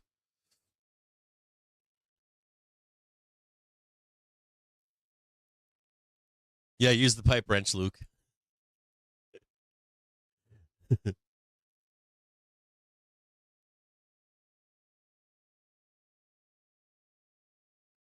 Yeah, I think our heroes have to have faults. I think our heroes have to go on a journey. I think they should have failures along the way. Like that's the original Star Wars was like that, right? His aunt and uncle were killed. Then you had the twist of his arch enemy is his own dad, right? His own dad even cut his hand off, right? You wouldn't expect that. His best friend gets frozen. Lead character gets frozen in carbonite, right? His teacher and mentor is struck down, right? All like Iliad. It's like the Iliad and Homer, and like it's all this like King Arthur and all that other kind of stuff.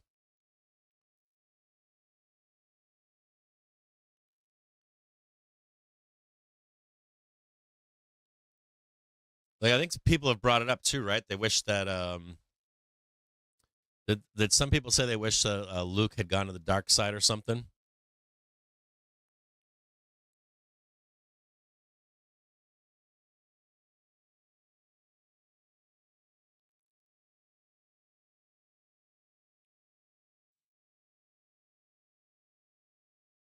What was the? I can tell you one. The last show that I watched. Hold on a second. I'll tell you one.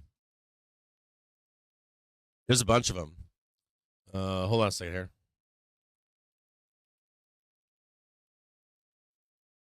What was the last one that I watched that I felt like that? Not. I don't know if it was Ashoka.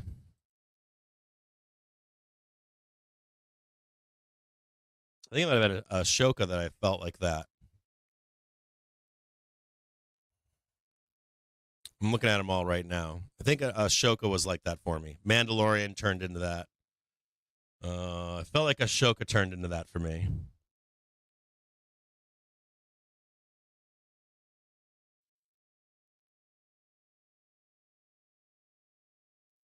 I got to see what the. I already said. Did I already tell you guys? So I'll tell you again. So on Tesla, right? You need to find out what the closing price on Tesla is today. First of all, you need to get off a 1 minute chart. I'm not trying to yell at you or anything. Like, just get off a 1 minute chart. But the second thing that's happening here is they're getting closes, higher lows on daily velocity right here. Now, today will matter. But you've got 1, 2, 3. See, watch my cursor down here. I'll make it bigger for you. Let's go look at it together. Now, today will matter. It will matter today, but I want you to see something. So even though price is not showing it, you're getting a series of higher lows, even though price is not showing it. So this implies that daily velocity is going to turn up here. So let me explain this better to you. Oftentimes, you're buying velocity up here when you should be buying it or buying Tesla like right there. Now, today will matter. The close for today on Tesla will matter. This, you don't want to see that bar, but you want to start to see like yellow bars more and more like this, so you can buy a dip like right there. And let me explain it better for you. So Tesla tends to trade in its daily trigger whenever it starts to get higher lows on daily velocity and crosses to the 0 line. So I want to show you that.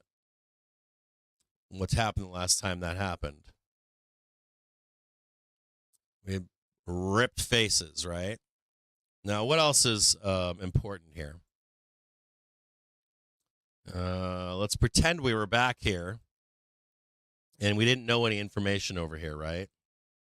And we didn't know any of this over here. And like Tesla's like showing you what? Doom and gloom, right?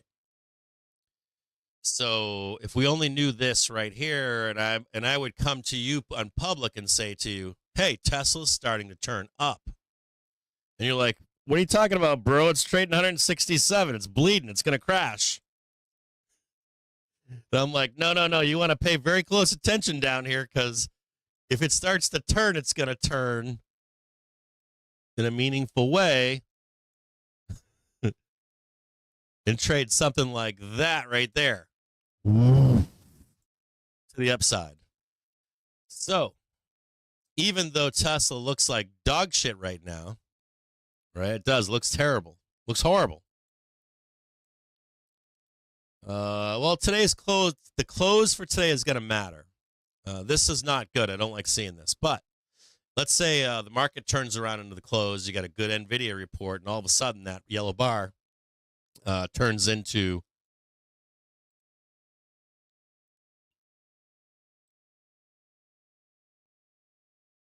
something more like that. I would be paying very close attention because what can happen is you'll start to get some bars like this. And the moment that we cross into that 0 line, I would be expecting Tesla to fucking moon. So what you wanted to see with this price action here, you wanted to see with this Tesla price action is you want, as a bear, you want to see like new like this, new like that. And you're like, yeah, that's still fucking bearish. Still making new lower lows on daily velocity. Bearish. When you start seeing them pop up like this, regardless of price, you're actually looking for that last bar right about here. And you're then looking to enter the trade long. So believe it or not, except for this morning, it's looking like it's improving, right? So we'll watch the close very closely on Tesla, and we'll watch the close we'll watch the close today very closely on Tesla. It's one of the most shorted stocks on the market today. Like right now, the most shorted stock. And it's in a brief. I clipped it from a report from I think JPM, and they said that they were. I think it was JPM. They said they were most short semis, and they were most short on Tesla in particular of the Mag 7. Fascinatingly enough, right? I'm going to show you one other ticker here. Fascinatingly enough, semis, right? What the fuck is the semiconductor ETF called?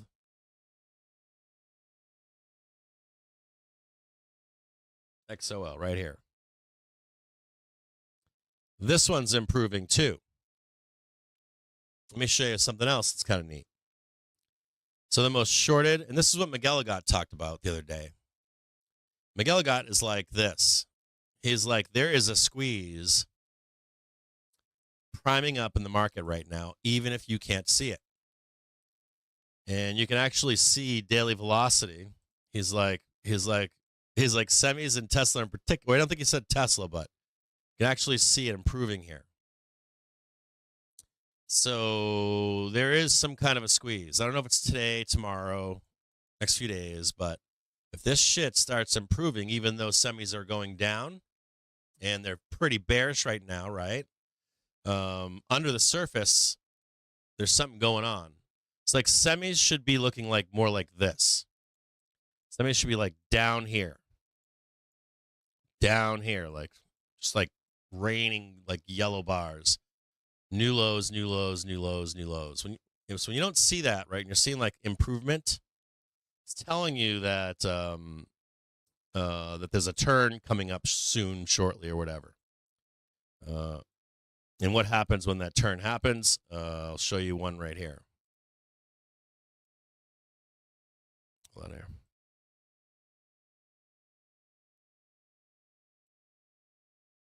You can see it right here too. And you just got this monster fucking move to the upside.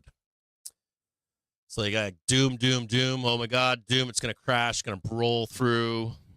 You know, it's going to fucking do all this nonsense. Bam, down there, all that noise. And in reality, it's like capitulation and a turn higher. So Miguel was talking about that as well. He was saying, he's like, there's a squeeze here hiding in the market. On these specific tickers like SOXL, on TSLA, tickers like that. They're so heavily shorted right now. And, of course, we're looking on a 1-minute chart. It looks like doom. Tesla looks really bad, doesn't it? Looks horrible. And I've said that in public, I think, a ton. There's Sava. So like on Tesla, it looks atrocious, doesn't it? Like, oh, this looks really fucking bad. But under the hood, it's not bad. And here's another fascinating part of this, too. So Tesla looked bad up here, to be honest. That's when it looked really bad. And I would have expected it to keep going down, but instead it's coming back up. So even though the price isn't showing it, it looks like it's improving, like it is getting bullish. I would expect worse out of Tesla at this point in velocity. And look at it right now. It looks like dog shit, doesn't it? Looking at it right here, you're like, this is super bearish. But we're counter to that right now. Velocity is telling you at the moment, we got to check what the close is today. But at the moment, it's telling you, don't believe this is fake. It's all Fugazi. All of this supposedly is Fugazi by velocity right now. And to look for a turn higher, begin looking for a turn higher in Tesla. Now, that sounds crazy to you. Someone's asking me about this inside of the Discord. And that sounds crazy to you. It sounds counterintuitive, doesn't it? So Tesla should have a turn. Now, the closing price will matter. And I did notice I was in front of a screen this morning, and I watched Tesla squeeze up. It traded, 212 or something? And they immediately slammed the sell button on it. So someone does not want Tesla squeezing, do they? But Tesla is at risk of a big squeeze. Monster. Like, huge squeeze. So pay close attention to it. If daily velocity turns around in a meaningful way to the zero line, I would expect it to squeeze at that point. Whenever it does squeeze or begin, when that velo hits the zero line, you'll see me take a trade on it. I'm sure it'll look like, I'm sure it's going to look like death and destruction to you. But anyways, it's going to look like doom and gloom. Does that answer your question or no?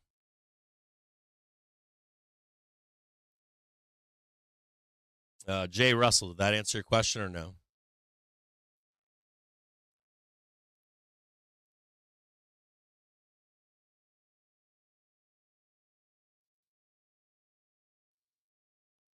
The SPY's starting to roll back down again to its prior low. Doom and gloom, baby. Back. Bad News Bears piling on today. I know. Yeah, so I don't know what else to say about Tesla other than it's turning up. It should be turning down. That's the key point here is Tesla's velocity should be turning down, and it's not. It's turning up.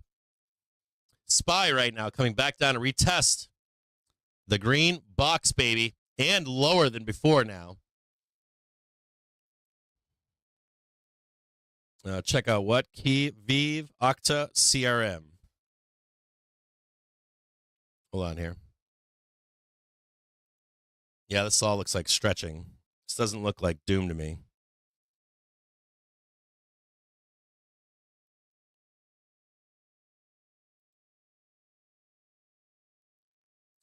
Vive. Looks great. Love it. It's okay. I expect a back test to 191. Then I'd be buying 191 on it. Octa. Oh, good old Octa. I like Octa.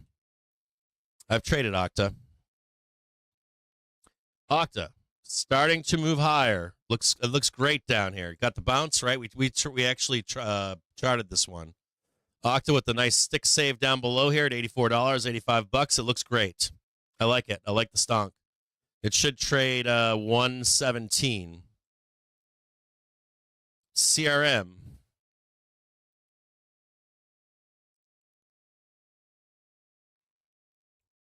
Like it. I like the stonk a lot right now. CRM, like it right where it is right now. Yeah, daily velocity looks like shit.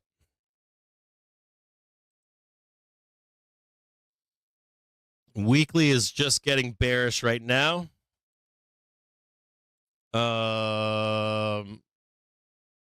Be careful on CRM. It'll likely trade 231 again. It'll likely have that bloodbath like it did before. So, like, see this bloodbath here? And that one right there, you'll probably get one more like that. It'll trade like 240 or something. Be careful on CRM. Its weekly velocity looks like dog shit, and its daily velocity looks like dog shit. SPY bleeding again, coming all the way down to the gamma flip at 55.69 or 55.70 right now. Coming all the way down to the gamma flip on SPX. Doom and gloom stretching in the market right now. I guess I was wrong. We are going down right now. Still not bared up, though. GME. GME looks good. The last time I looked at GME, it looked good. Hold on. Let's look at it. Never took off. Oopsie. Right there. You did get the bounce on GME, almost a near perfect bounce on that green box down there, 1759. You failed to break out of your daily trigger. That's extremely bearish. That's a problem. Like, you can't. Shit. Hold on a second here. I'm watching SPY now. Should I buy SPY again? Hold on. I might buy SPY again here. Hold on a second.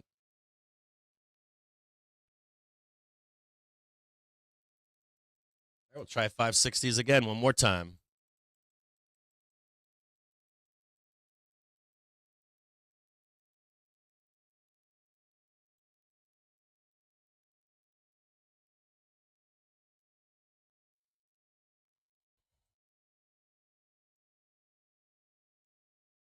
Hold on. We'll get back to GME in just a second. I'm going to try to buy this.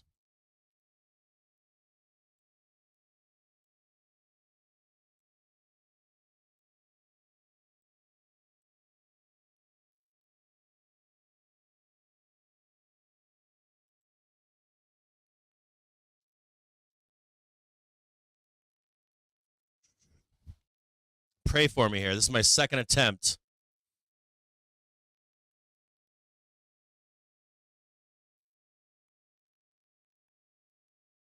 Got shaken out earlier out of SPY. Bought it for $1.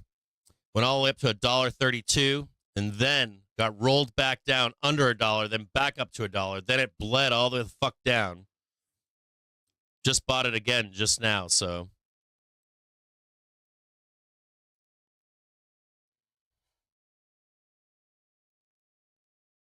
God damn, that's twice.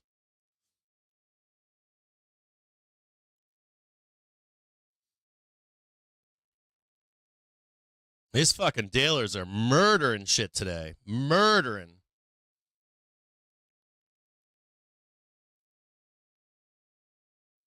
GME. Back to GME really quick. Well, hold on here.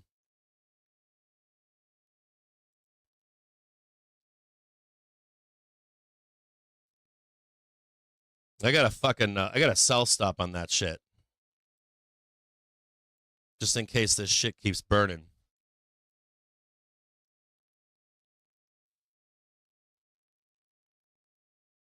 I'm getting a bunch of alerts right now, too. I got a bunch of tickers out there that I'm looking for lows on, and I'm getting alerts everywhere on them. Now, GME. You have a problem here with GME. You needed to get a new high. You needed to trade like $29.99, and you failed to do that.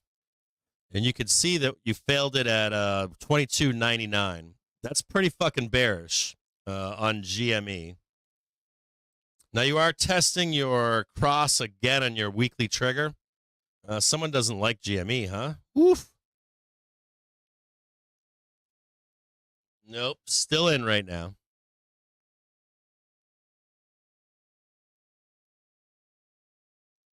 Nope. Don't take my fucking stops.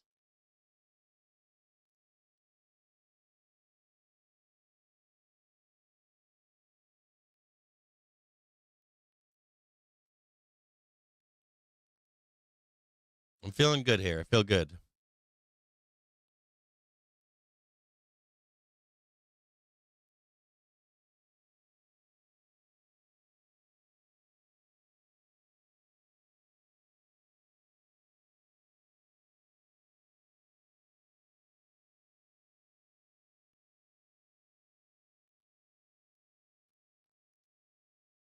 If this fucker plunges anymore, it's going to take my sell stops.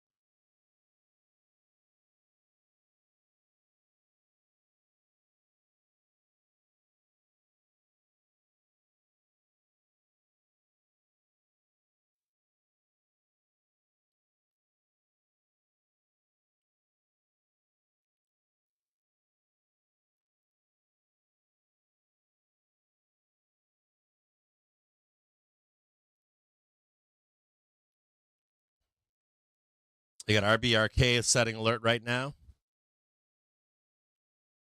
They got alerts going off everywhere. All the lows that I'm looking to tag to buy something on the lows are all going off right now.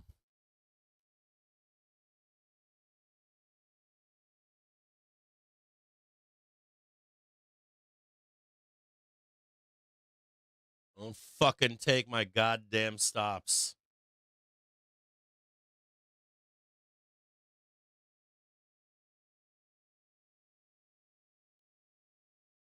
I wonder if I should just take them off in case they try to take them and then turn around.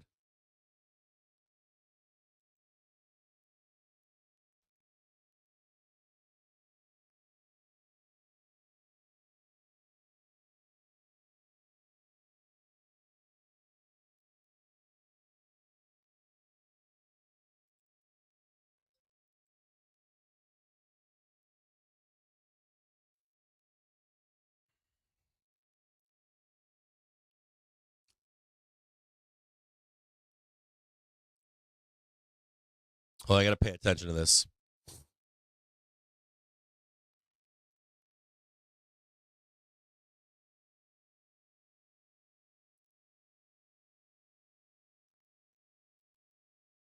Fucking cunt. I'm still in right now. I'm not out yet, but they're close. They're real close to taking them.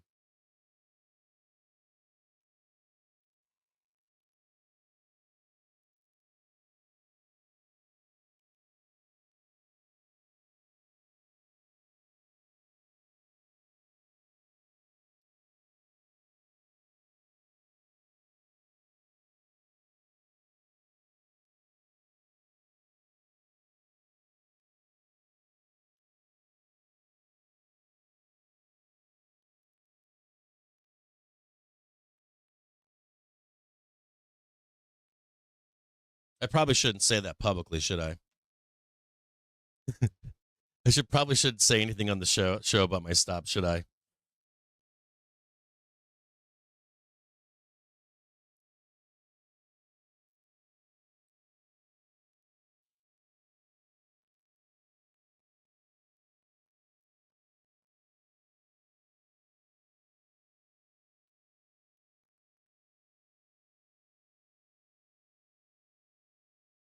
Still long.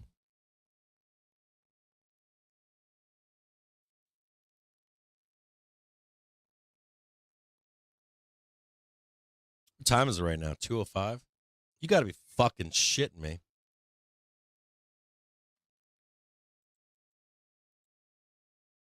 Took my stops off. No stops, just riding them dirty. 560C second round. I got stopped out in them earlier today.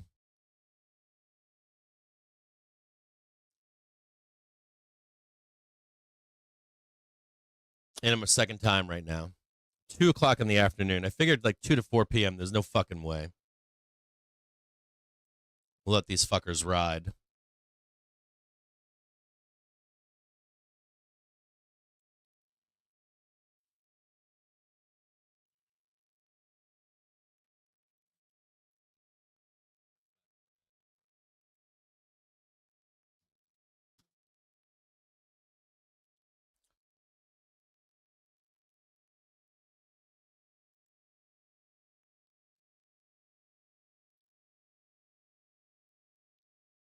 I'm adding right now.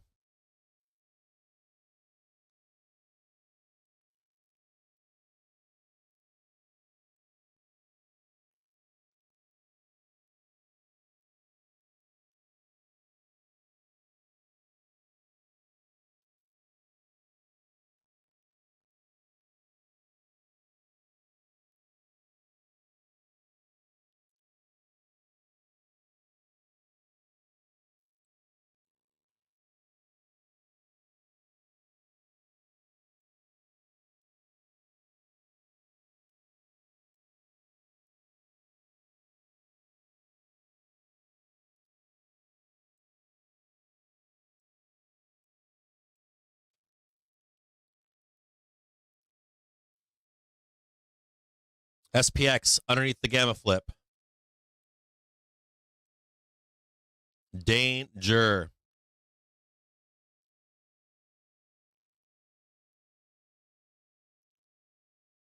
Gamma flip on SPY is at 556.23.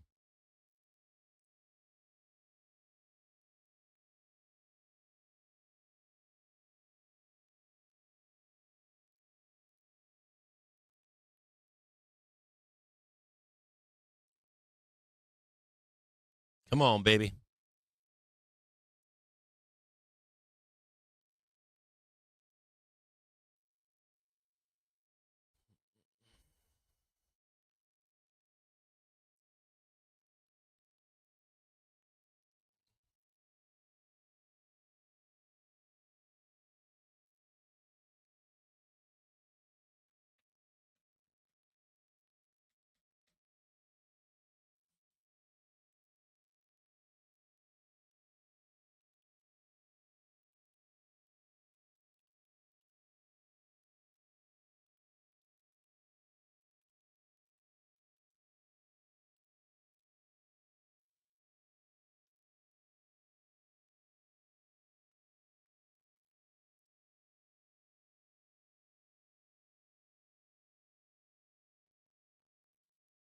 RBRK triggering like mag triggered earlier.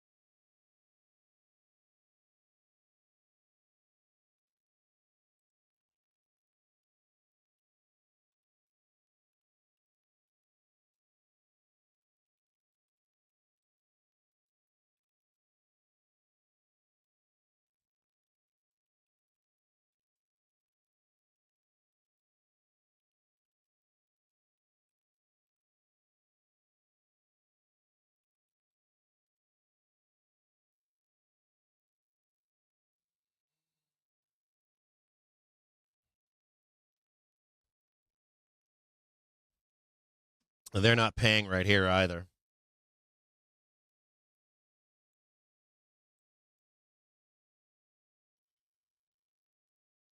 Back in positive gamma again. Now in negative gamma. Like, so right here is negative gamma right here.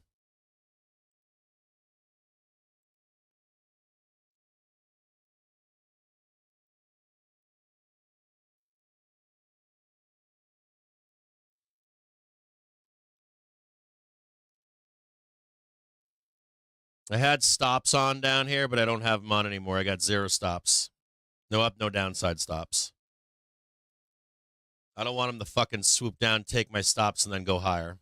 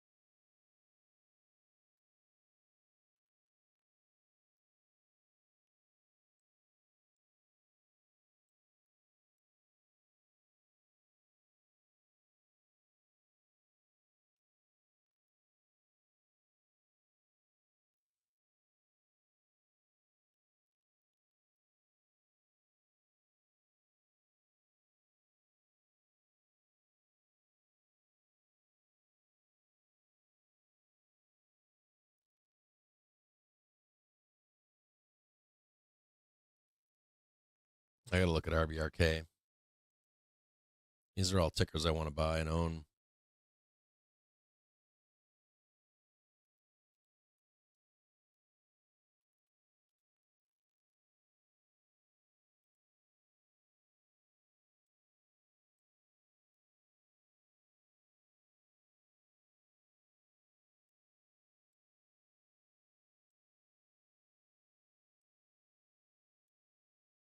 RBRK not ready yet. Still new lows on hourly trigger.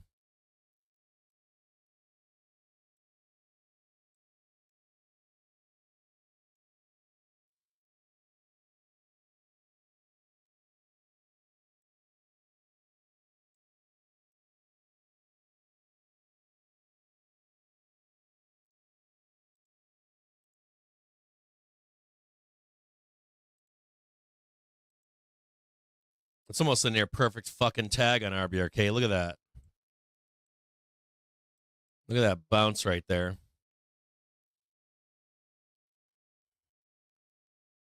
33.48. I created a new alert above at 33.99 if it turns around.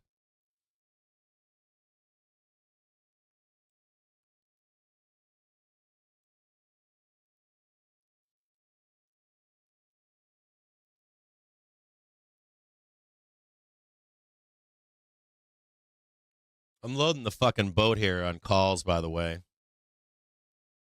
I'm like stacking 100 packs of calls in here.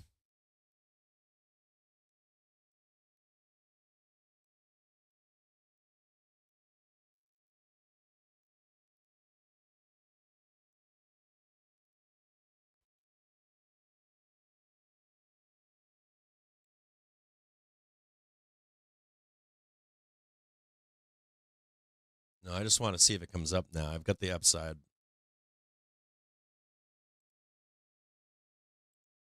Yeah, I want to see it go higher.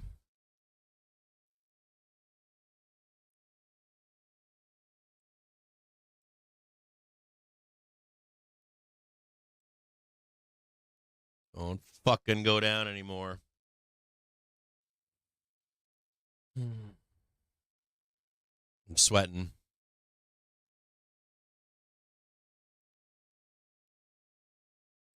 I think I just want to leave these on regardless of what happens. It's already it's like 2:15 right now, so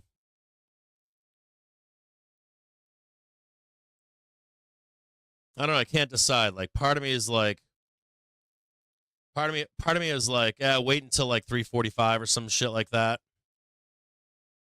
Then the other part of me is like, nah, it's early enough.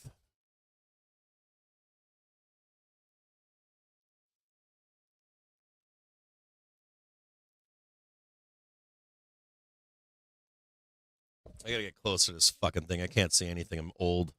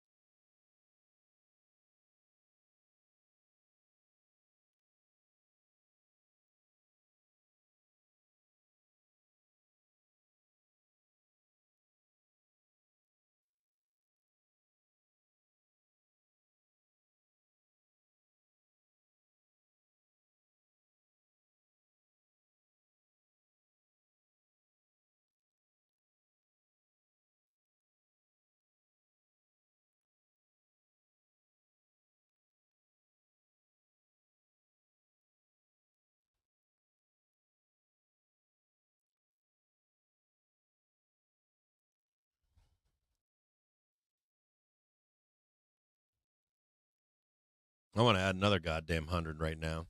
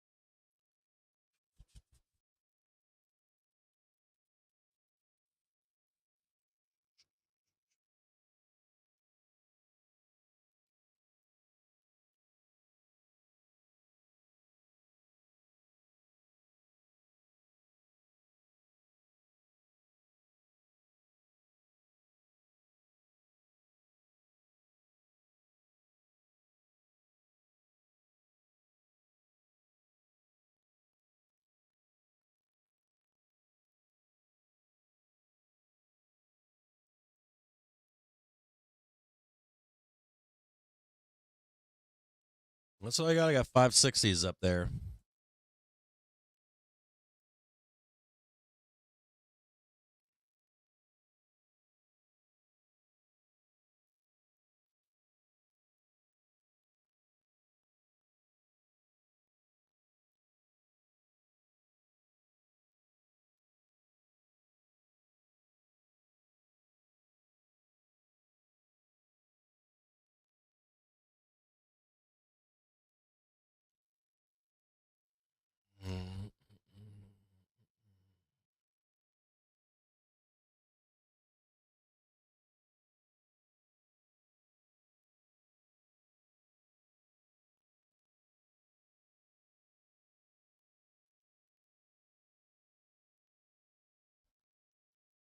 I'm like $30,000 long on zero dates right now.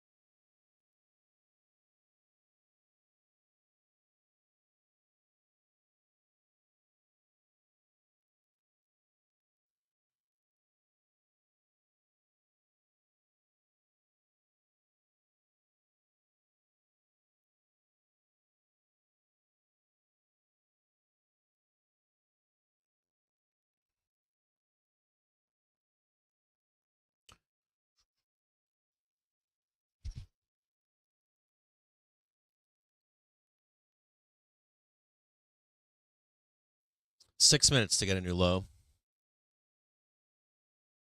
This is do or die for it. We're going to know here in just a few minutes.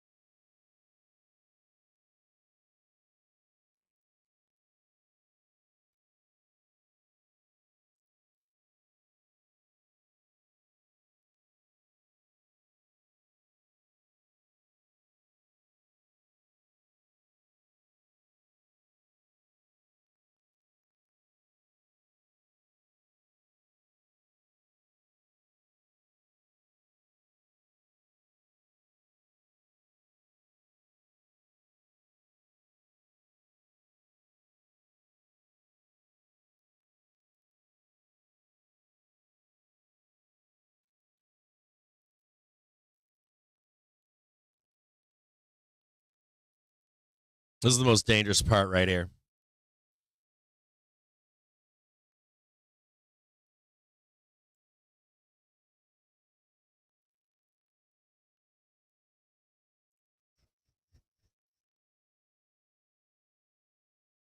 Dude, they are fucking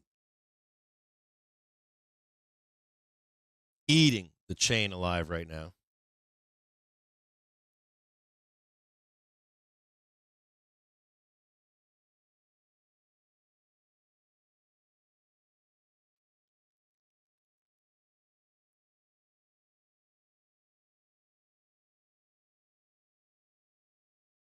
Like, I don't know if I can handle like $10,000-$15,000 fucking swings.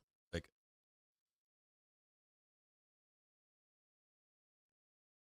see right here, like trying to take me out right here.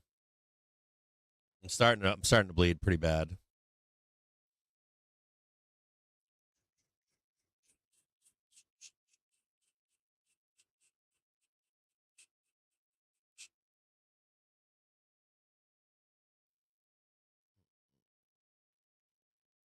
I said I wasn't going to trade. I said I was done for the day. Here I am again. Stupidity.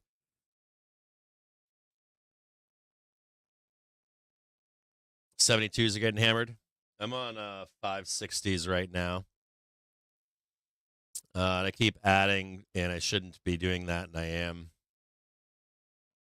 I haven't added in a bit, but I want to see if they get the new low right now in the half hour. So that's the prior low right there. Right there. It was 55.04. This is good. This is positive. I like it. No new low in the half. 230 now. Higher low.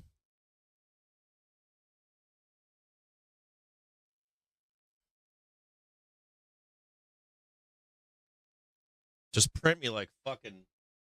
It's like give me like 60, 70 cents, some shit like that.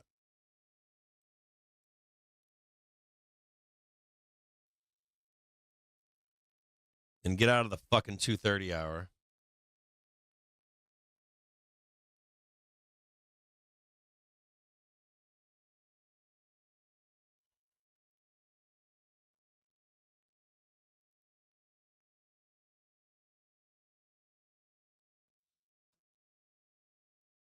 You guys can't hear that, can you? Sorry about that. NYMEX natural gas September futures settled at $1.93.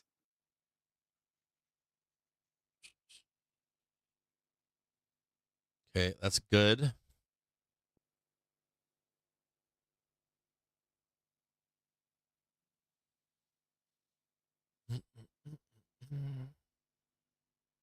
Now make that the fucking low.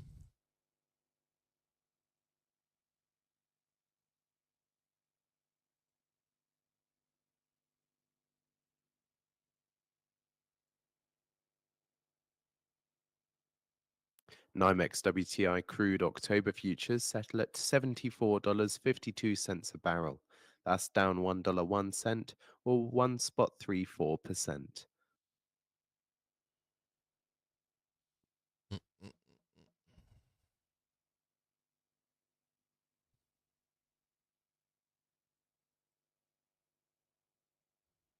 Do you want to stay up to date with the latest and be on the bleeding edge of news for non-farm payrolls? Then sign up today and get our special offer of Financial Juice Pro for a year's worth of our service for the price of 1 month and save 92%. What you guys got going on there?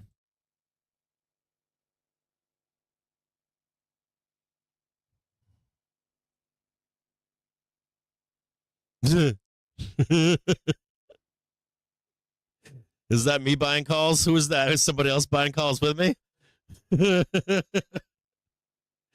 I just saw that.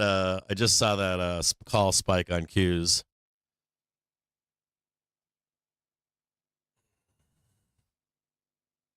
I guess I'm not the only one buying calls here, am I? I'm buying them on SPY, though, not on QQQs. That's a pretty big fucking ramp and call buying.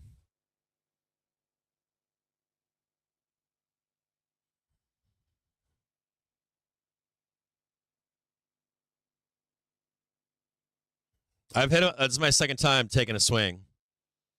I bought earlier for $1, and then I bought earlier for $1. They went to $1.32, $1.36 or some shit. 38. They rolled it right the fuck over below $1. Then I put a sell side at $1. I got kicked out again, or that's when I got kicked out on $1.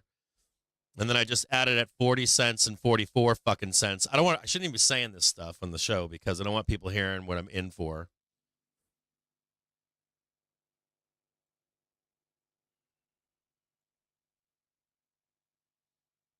But this is good. We had a low down here. We haven't revisited it yet down here at 555.01. I don't want to see any fucking lows, though, in this half an hour. I want to see a new high, too.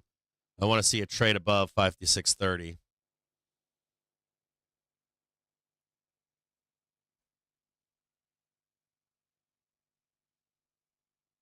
And I got too much goddamn exposure on right now.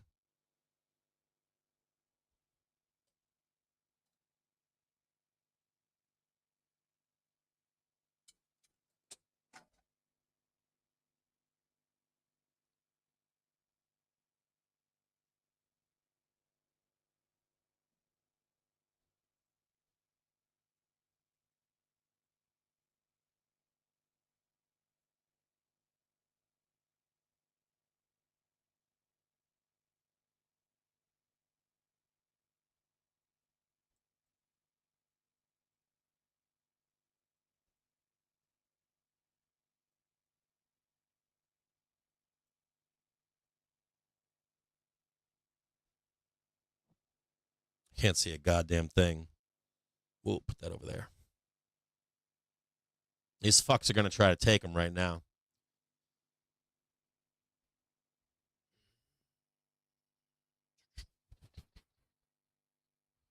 They're trying to blood it again right now.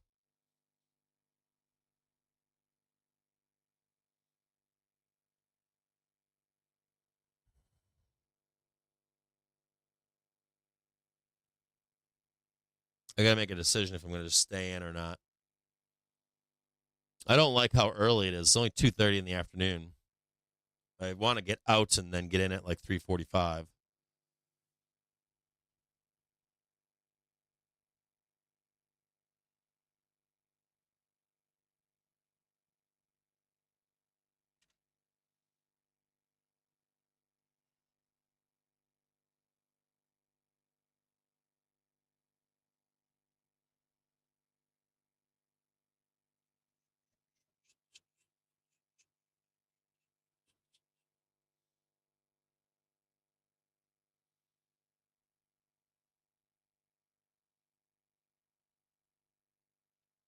VIX is breaking out too right now. VIX 9-day breaking out. Back testing its daily trigger right now. We could get a bloodbath here. I'm pretty scared right now. I'm sweating bullets here.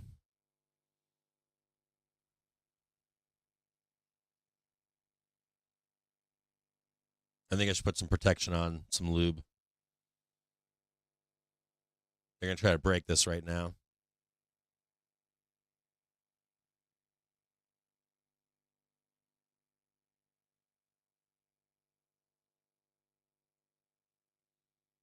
It's kind of like my violation zone right here.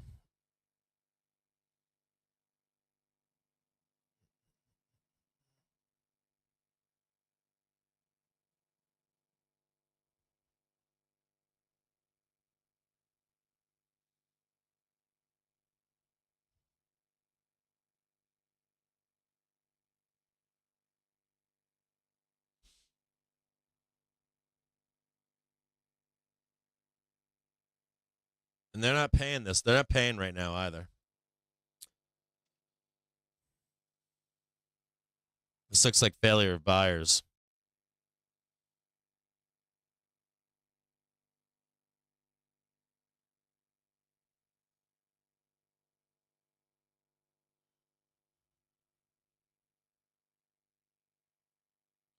Baby, turn around. Turn the market around.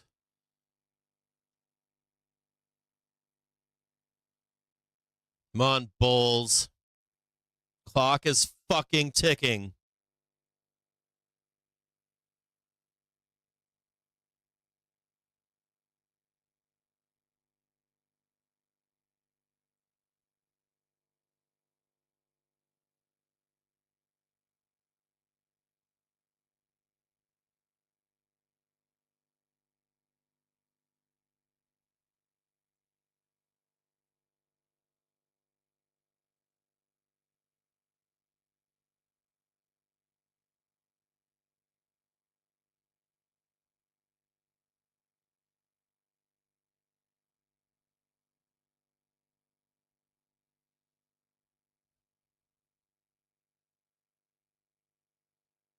Hell no. And Brent crude futures settle at $78.65 a barrel. That's down 90 cents or 1.13%. Bought that shit with cash.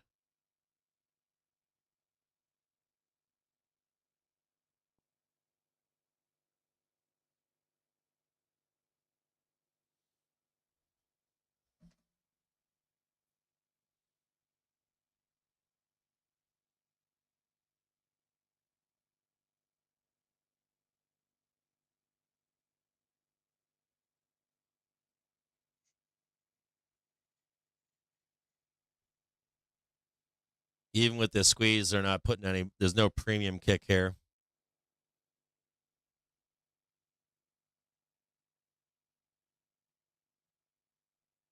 Trading 47 right now.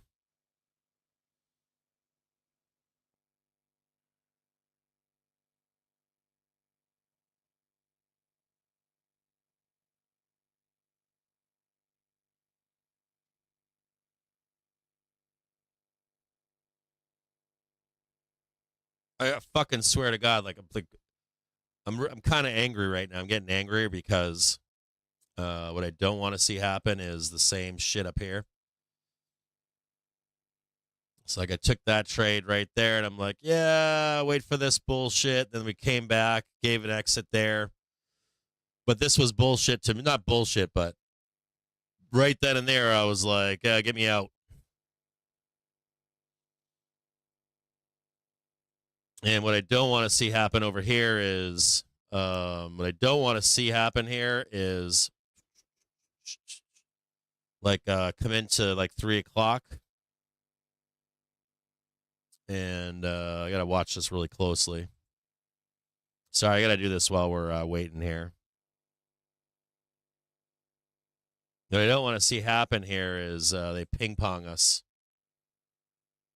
It's kind of like the same bullshit, like get you in here and they just tear us up right into like fucking 3 p.m., 3:30 garbage. And then just burn these fucking options. They're full on dealers. This is all dealer bullshit. That's all this fucking shit is. It's like murder fucking option chain. No real, all this action here. The behavior of it.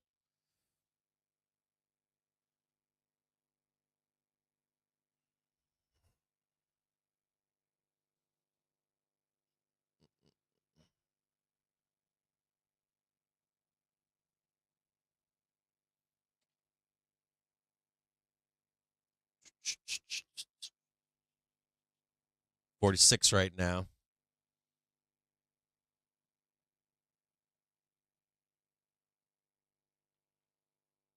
It's like Murderbot, right? We are not paying fucking calls. I wrote this brief last night and I'm like, they don't want to fucking pay any of those calls tomorrow. We were fucking lopsided with calls. I don't know who it was, but like somebody was buying the fuck out of the market in calls. Call gamma was jacked up into the close yesterday. And they're just fucking tearing through it all right now.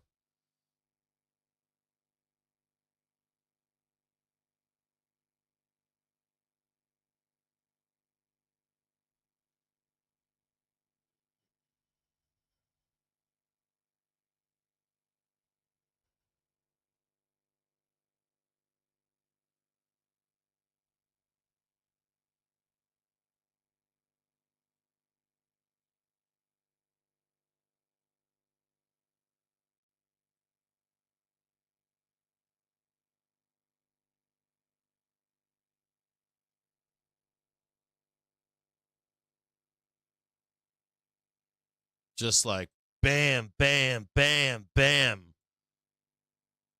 Pain, pain, pain, pain, pain. Not paying you here. Boom, take it out. It's really fast action. And I don't like this either. Don't like any of this action at all. Same bullshit.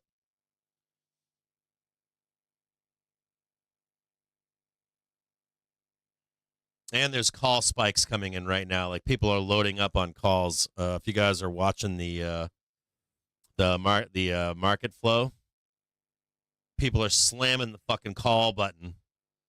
Just like bam, bam, bam. Dealers are just like bam. Fucking counter trade your ass. Fucking delta neutral your ass. Fuck you.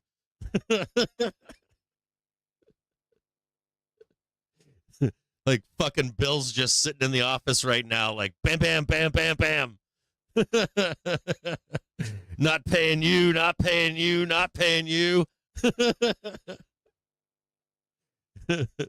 Moment the calls stop coming in, they're just fucking dumping and loading on them. You need sustained call buying. You need to force them to chase.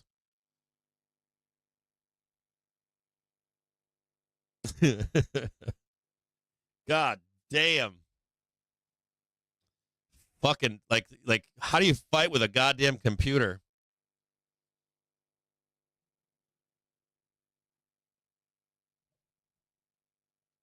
Fucking computers just fucking chasing. It's like bam, bam, bam, bam. Fucking, you're all gonna buy calls up here. Fuck you, boom. They're doing the same thing right now. They're loading up on calls, and what they want to do is blast this shit down here. And they want to fucking murder bot all the calls. They don't mind going up, but there's probably like people in the market right now just slamming the call button. You know, Nvidia today, we gotta slam the 0-date call button for Qs and Nvidia. And the moment they stop slamming the button, fucking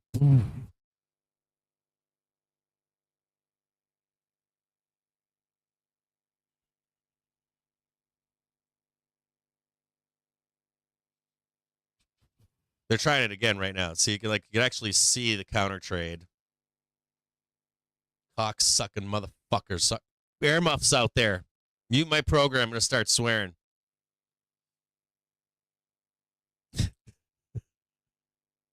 I'm going to really start cursing here in a minute because I got to make a decision if I'm just going to stay in for the end of the day or if I get out and wait for 3:45. I'm going to have to, you know what this is going to turn into is like buy calls and add to my Friday position at like fucking 4:14 so they can't counter trade it.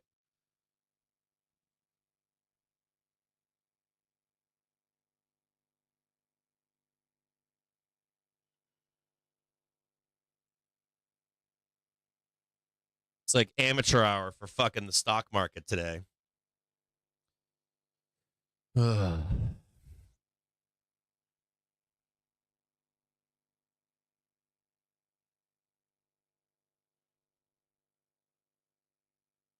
There's like a monkey sitting inside of a fucking office right now, and he's like, "Well, million calls just came in.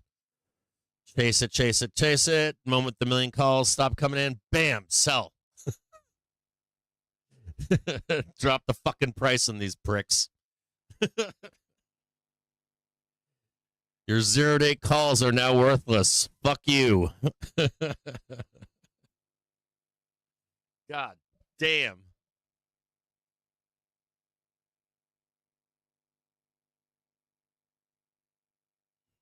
You want Nvidia calls? Fuck you too. QQQs? Fuck you too.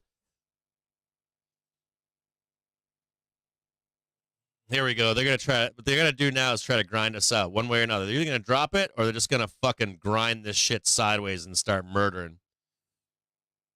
It's like straight murder bot. They don't even give a fuck if we're going up. They just want they don't actually care if we go high or we get a good report. They just don't want to print they don't want to print that shit in the price that they want to print it or that you're expecting, right? I want like 40 cents to pay like $3-4 fucking dollars, and they don't want to do it. No.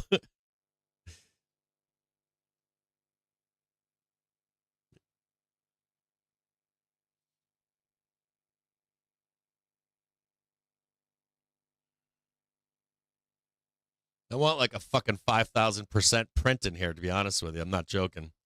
I want to have like trade of the year today. I want to make like 100 grand or something stupid.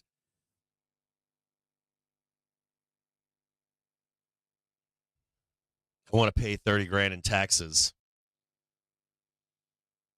They're not going to let me, though. They are fucking on fire right now. Someone set the fucking bot on kill mode. Murder option, murder zero date.exe day.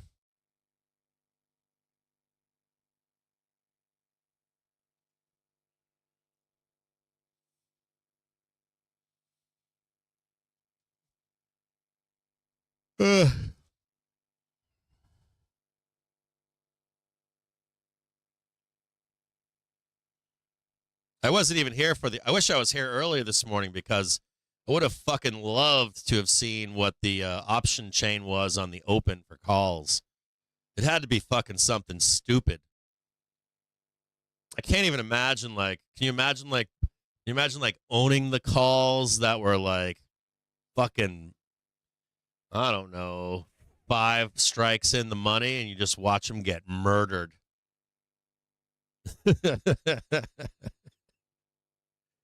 Oh man, that would make me cry. Like you got like options, like you own options that are like worth like 15 fucking dollars. Ooh. They're now worth 30 cents. You're like, oh God. I've had that shit happen to me before, by the way.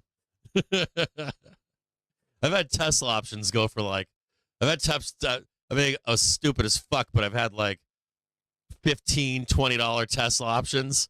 Like they went there, but then they came back down to like fucking nothing. $1.30. You're just like, you know another mistake I've made before? I bought fucking one day a few years ago, I bought some Tesla options for like $6 or $7. I got talked into it. I bought like $5 or $6 options, and they were kind of far out. They did one more leg down, then swooped higher. In the fucking money, worthless, fucking terrible. I lost a shit ton of money. A little bit higher, please. More.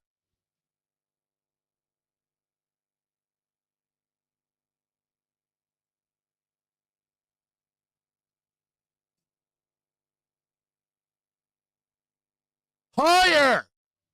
Fuck. One more fucking penny. 2 fucking pennies. Thank you. Jesus Christ.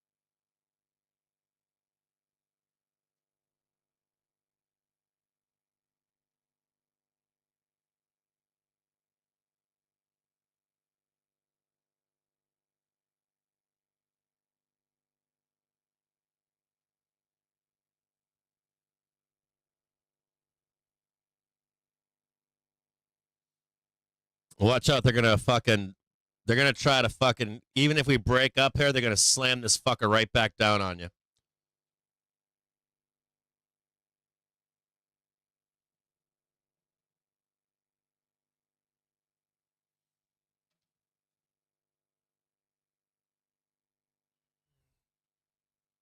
Sorry about that.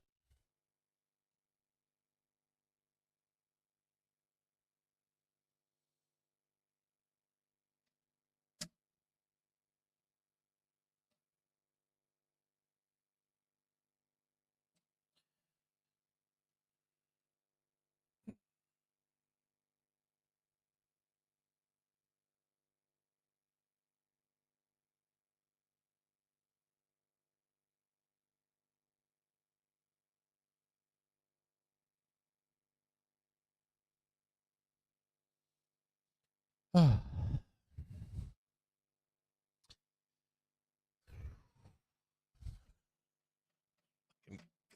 damn. Fucking, I'm gonna fucking. Oh, yeah, baby. Oh, yeah. That's what I'm talking about. Woo! 75 cents.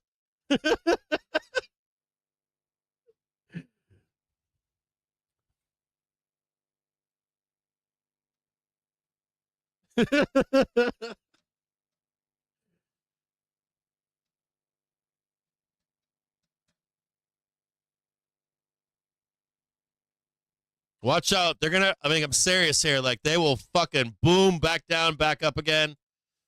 Some violence here.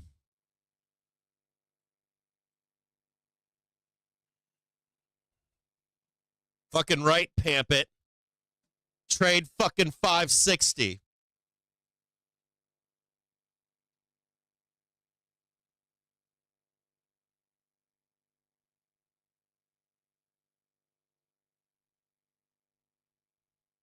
Make those fucking 560s print like $2 goddamn dollars, 500%.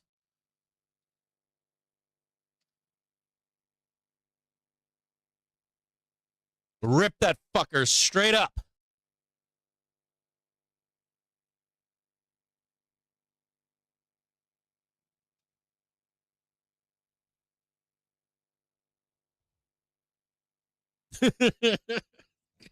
God damn.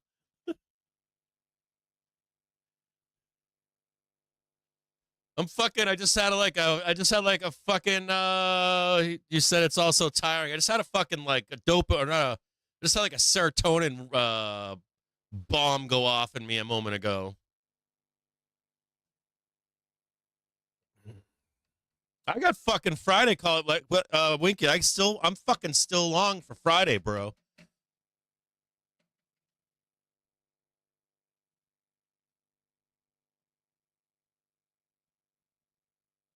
And I still own Spy. Like, I actually own Spy. Like, a lot of Spy. And I got to sell because I just spent a bunch of money today. So I need a bunch of fucking money. I am not cash rich right now. I'm like poor. I'm not, I kid you not. Like free flow cash, I can get none. It's like all tied up in the stock market. I like paid for a piece of property today. Closing costs, all kinds of stupid shit.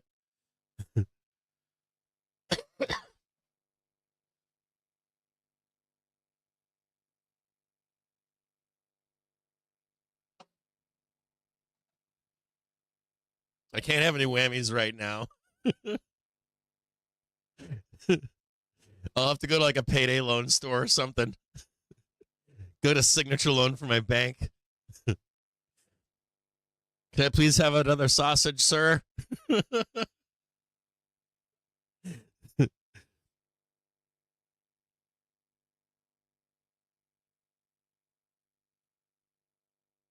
Motherfuckers, man. They are on fucking fire today. Like, those fucking algorithms are just like bam, bam, bam, bam, bam, bam, boom, bam, bam, bam, bam, bam, boom, all the way down. Fuck. Meanwhile, you got like bears talking about the end of the goddamn world in the background, and it's like, I can't listen to you. Stop talking. Stop. This is a gamma thing. Go away.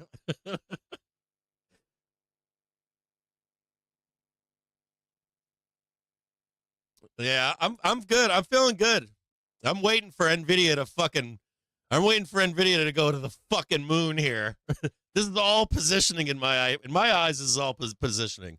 This is all. I don't want to pay you, and I don't want to fucking pay for when Nvidia goes to the moon. That's all I'm thinking about right now. It's like they're like, don't pay anybody. We don't care if NVDA goes to fucking 9 million. Just don't pay anybody.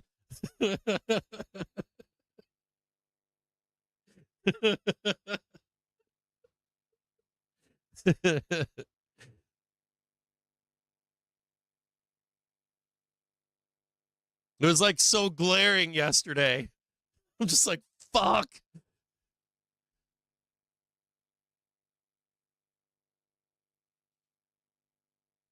I think that I even drew it out in crayon. Do you want me to show you? So if you don't get the market briefs, right? Let me show you what I get. I actually drew it like a 5-year-old. Hold on, I still have it in my desktop. Hold on here. Give me 1 second. I drew it like a fucking. I kid you not. I drew it like a fucking like a child. Hold on. So this is what I put on this is what I put in the fucking brief last night. No, not the economic calendar. Hold on a second here.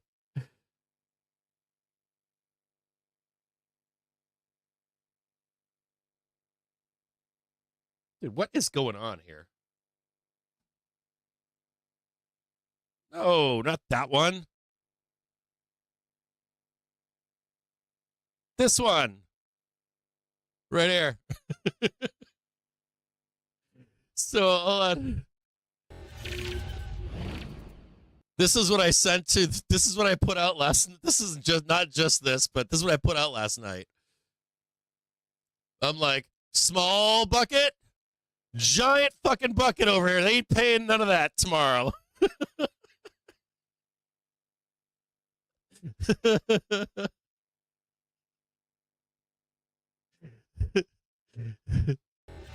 I guess only if you understand this stuff do you understand this stuff. Some of you out there probably don't understand that, but big bucket, small bucket. Which one do you want to fill?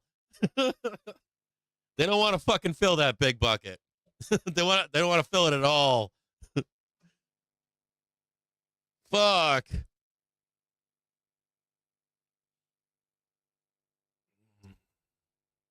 Dealers are thinking that we're going to go to the fucking moon. They're just like, we ain't paying any of you. Fucking wake up this morning, bam, sell, sell, sell, sell.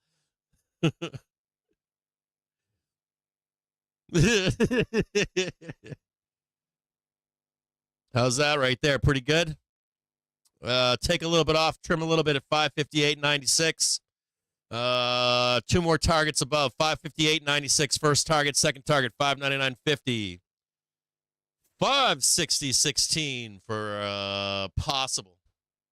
Watch out for, again, the giant ass pullback up here. They will murder bot your ass. Be careful. 560 C's, we're trading 40 cents. Now trading $1.20. God damn. Fuck me.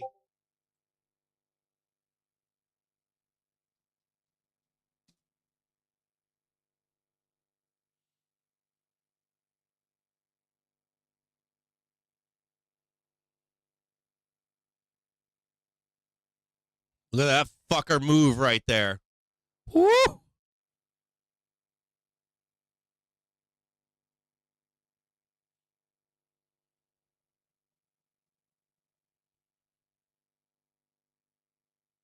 Winky, we're burr right now, baby. We're burr, baby. You want me to say anything to you?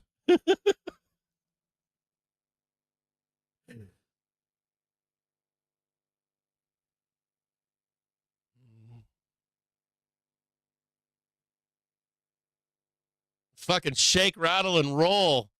What's the name of that movie? What's the name of the movie? They go shake, rattle, and roll. Fucking, they make fun of the car drivers, Talladega Nights.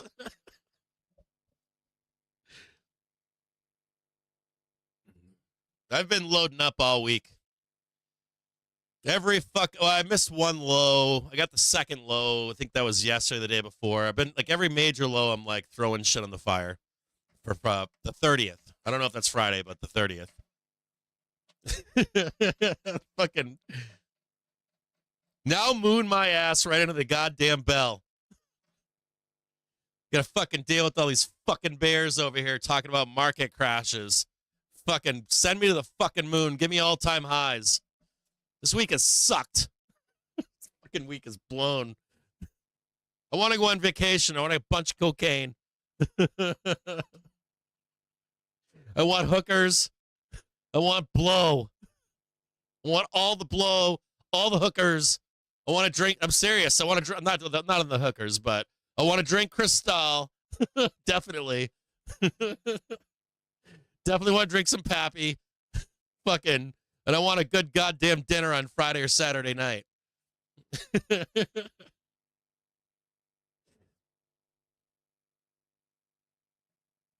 I'm friends with Scott. Yeah. I know it's Scott. Scott's not bearish. I read all of Scott's letters. Scott's on the capture trade for volatility on PMI and NFP. Unless something has changed in the last 10 hours. He is not bearish. I know he's not. He's bearish on NFP and PMI, which I think I am too. I think that was my market brief from last night too, right? And the last one I said the same thing. I'm bearish on the 13th and 16th. He's maybe a little more bearish on the 6th. Do I have that right? Is when's NFP and PMI? Is that the 6th and 9th? I'm off the top of my head with this. I'm not looking at my shit right now.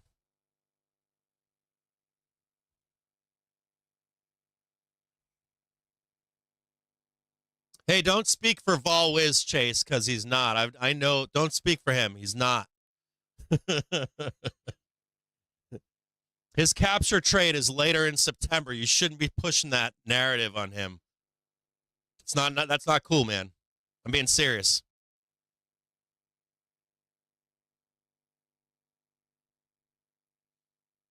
He's bearish on NFP. He's bearish on PMI.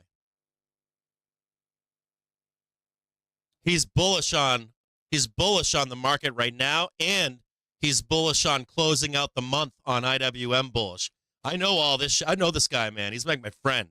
He ain't like my fucking somebody I just meet on fucking Twitter or some shit. He's my in real life friend. Don't push that narrative. It's not cool to do that for him. People push that shit on me all the time too. Like he's this, he's that.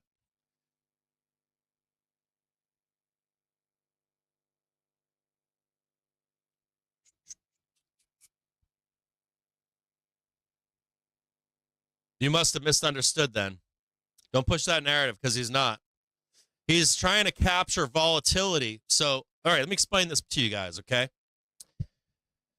Give me a second here. I hate when, that shit drives me nuts. That shit drives me nuts about me too. Like people are like, he's this, he's that, and they misunderstand or they push a narrative that's not true. Let me explain what Scott's position is. And it's this, okay? So hold on here. The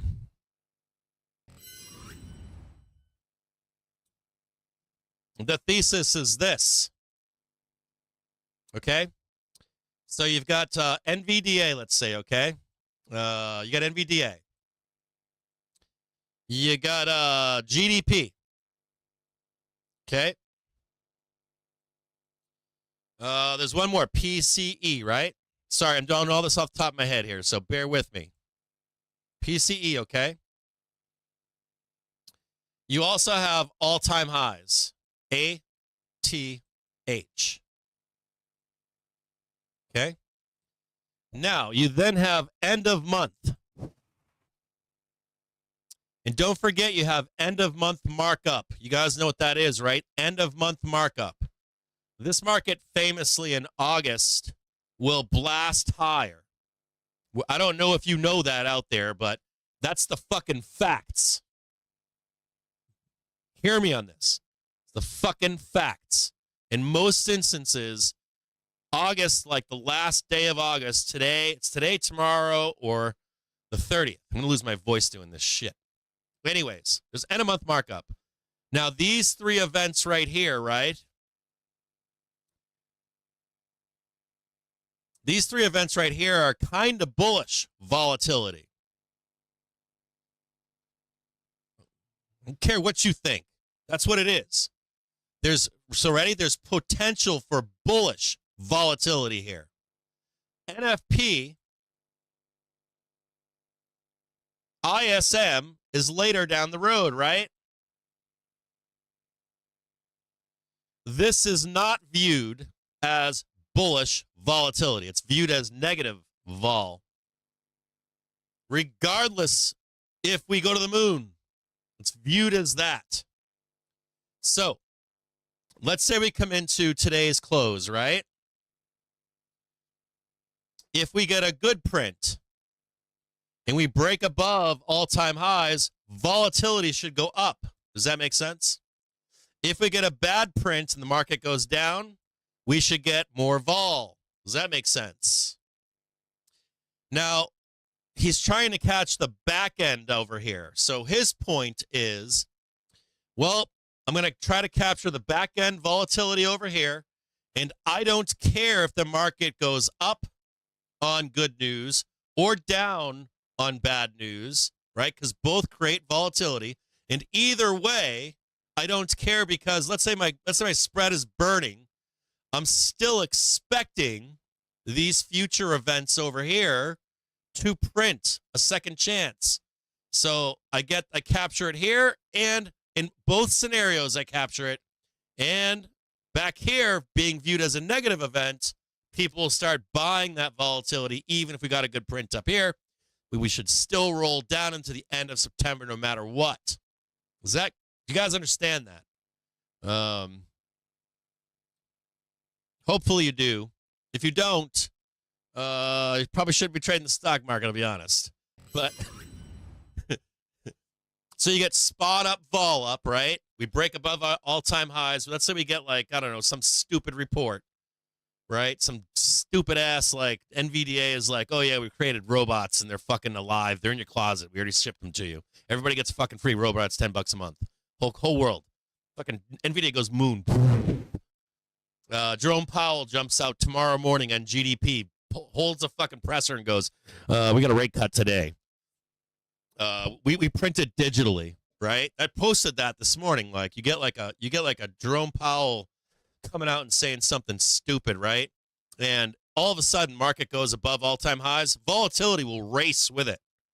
So you're like covering both bases. You're like saying, okay, do I know if Nvidia is going to go to the moon or go to the down to the depths of hell? No, I do know that if Nvidia goes moon, GDP goes moon, the volatility is going to go up anyways, right?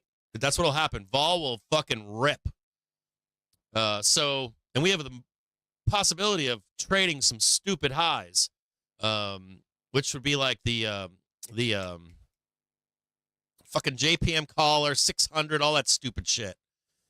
But regardless, you'd capture the vol if that happened. If bad news comes, even the perceived volatile events are bad, woo, you're making money on the front end of the trade. Does that make sense? But you can lose the front end of that trade and still make it up in the back end because we have what?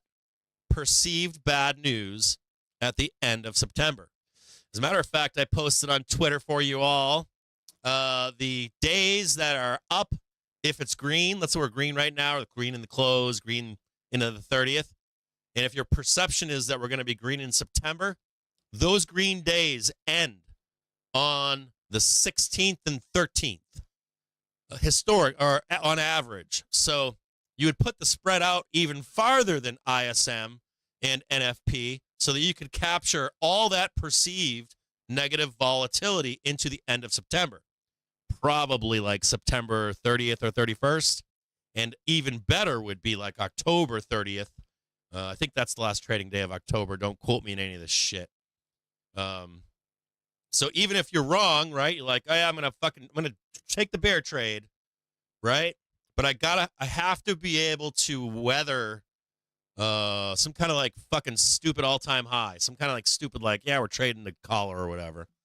and hoping that it still rolls down and prints on the back end. So that's the trade. I think that's the real trade. Does that make sense? Anybody out there? Am I wrong? What ends up happening is not him, not Scott. Scott tells you before and always never after. Other guys, though, will come out, and what they'll do is this. They'll tell you market's going to crash on Nvidia earnings. Then they disappear. If it doesn't crash, right, they just don't come back. They go sell the top again over here, right? But if it crashes, like, see, I was right. So the real trade is spot up, vol up, all-time highs. PCE, Nvidia is perceived as positive, the last positive events for bulls. And the real danger here, which McGilligot states as well, is McGilligot, Rubner, all these guys, these are all good traders. He's like the best fucking traders in the goddamn country. And these guys are like, hey, there's real risk of a fucking moon mission. Dealers don't want anything to do with this either. So, like, dealers are here throwing bombs down. Like, we don't want to be chasing up there at all. We don't want that exposure. We don't want to chase price higher. It's not just them either. There's a bunch of other people. There's like shorts right now that are upside down. There's like hedge funds that are short, too short, believe it or not. Like, they're short as fuck on semis. They're short as fuck on Tesla. They will dump shares intentionally for the price not to go higher. So they would have to get majorly long in the marketplace. So anyways, he is bearish. He's bearish into end of September. I know for sure. He's like, I don't have a crystal ball, which nobody does, right? I don't have a crystal ball. You don't have a fucking crystal ball. Nobody has a goddamn crystal ball. But these next three events are perceived as the last three bullish triggers, possibly, for more upside in the market. And as soon as these events are over, if we're not above all-time highs, you turn real bearish, right? Like, if we're not above, like, if we get NVDA, let me explain it better to you. So, hold on here. I'll draw it with crayons. So what the market is trying to attempt to do is to limit us from going above all-time highs any higher than, like, tag it and turn around. Make sense? Get a bounce off of the daily trigger. You get a good GDP, you bounce higher, right? You get a good PCE, come back down, bounce higher again. Market's hemmed in, right? Market is stable. It's not going crazy. As soon as those three events are over, though, if you're a bull, if we're not above all-time highs, you shift to bear, don't you? So we get through, like, August 30th. If we're not above all-time highs, you take the bearish viewpoint at that point for the month of September. No, I'm not selling SPY yet. I'm not selling SPY until we get the goddamn all-time highs. I don't care if it's fucking today. I don't care if it's fucking tomorrow. I don't give a fuck if it's the 30th. But I know we're going to tag that shit. So I'm not bearish here at all. Not yet. I just explained it to you. You've got three perceived bullish events: NVDA, GDP, and PCE. You don't, and price will matter after those events are done. And the other real danger here, the truthful, like, I was posting this shit this morning. The real danger here is between, like, now and the meeting, if like Jerome comes out and says anything stupid, like anything like if it catches on, like we come back. Here's the crazy. You want to hear some crazy shit? So here's some crazy shit. Just stay with me here. Seriously, stay with me here. Let me get rid of all this for you here. Let me give you some crazy shit here, okay? Nothing's been lost here, by the way. So, I gotta show you guys something. We haven't lost anything yet. We're at all-time fucking highs. Fucking savages are out there trying to get all bared up on all-time goddamn highs still. We're still at all-time highs. Can't tell you this enough. There's fucking danger to a bear, not to me. We're literally, like, coiling. Right? See it? Nothing has changed. Now, here's the danger for a bear, for right now at least. So, like, you got dealers hemming us in, right? You probably got other forces hemming us in, too, right? Probably got some hedge fund short Tesla. I saw it this morning, right at 9:30. Boom. It's moonshot. Some guy's just slamming the sell button on Tesla, like, sell my underlying on Tesla right now. It cannot have the price going up, right? So, this is the scary part. Let's say you get, like, good, okay NVDA. Woo, yeah, baby. Right? You get a decent GDP print. Woo, yeah, GDP print. Yeah, big doggy. Right? Yeah, boom. You get yourself a nice little, or even down here, bam, you get yourself a nice little PCE pump. Right? But here's where it's fucked up. Come back on Tuesday, and they're like, oh, no. We're going to sell this shit down, right? Boom. And now you're all bared the fuck up again, right? But here's where the scary part comes in. So, like, when we get back on Tuesday, right? We come back next weekend on Tuesday. What we do not want, if you're a bear, what you do not want to happen is people to come back from their barbecues on Tuesday, their long weekend, talking to their buddies and their families and their friends, and what do they say to each other? Do you know? It's real danger here for a bear. It's the same conversation that Jerome Powell had on goddamn 60 Minutes on a Sunday. Right? They turned the money printer on. I need exposure now. Beep, beep, beep, beep, beep. Ring. Hey, Mike, do me a favor. Fucking full port my portfolio. They're cutting fucking rates, bro. Now, is it bullish? Probably not.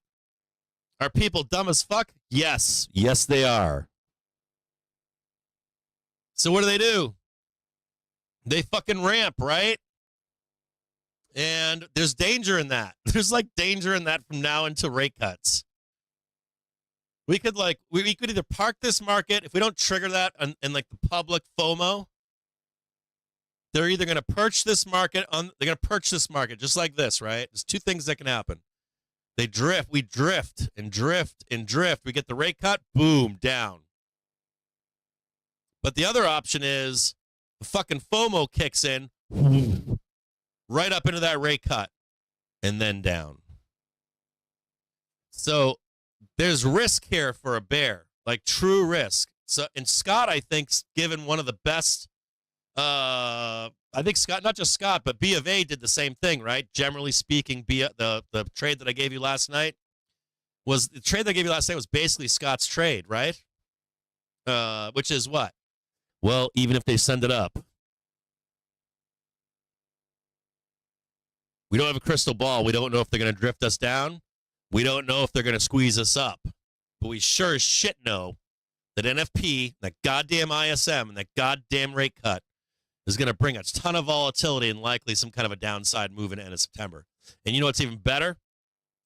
Maybe you'll take it to October instead, right? So you're like taking that whole entire trade, or you're taking the bearish trade, but you're allowing the market to do stupid shit to the upside along the way.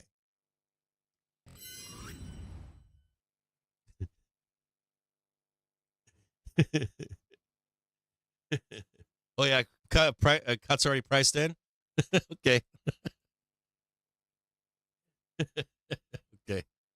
I haven't told that before too. Yeah, I know they're priced in February, right? Cuts are priced in February, and you're bearish here. Okay, all right.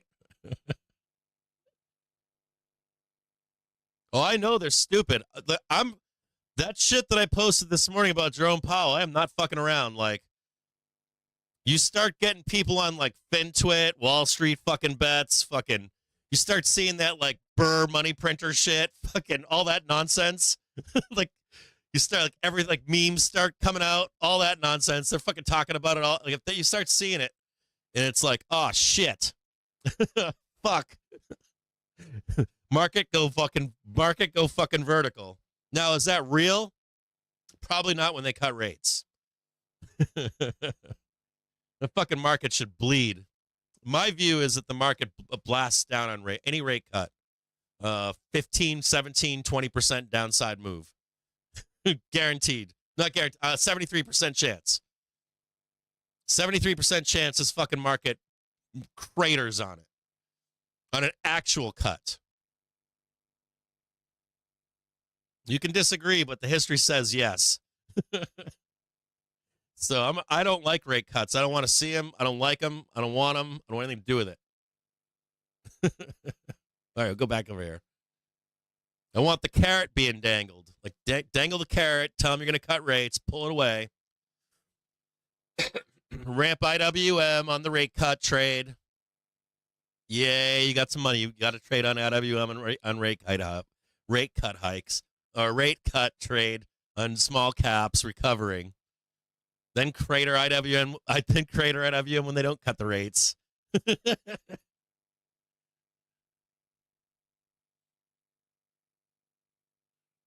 I don't think we cut either, but it's a different trade though, isn't it? Like these are separate trades, right? The market mooning doesn't mean we're cutting rates, but if you trigger that, like we go on vacation, right? If we go on vacation to Labor Day and I'm sitting over there with my buddies are like, bro, they're cutting rates, bro. You know, people do stupid shit. Like they're not stupid, but like you got like people doing smart shit, and people doing stupid shit.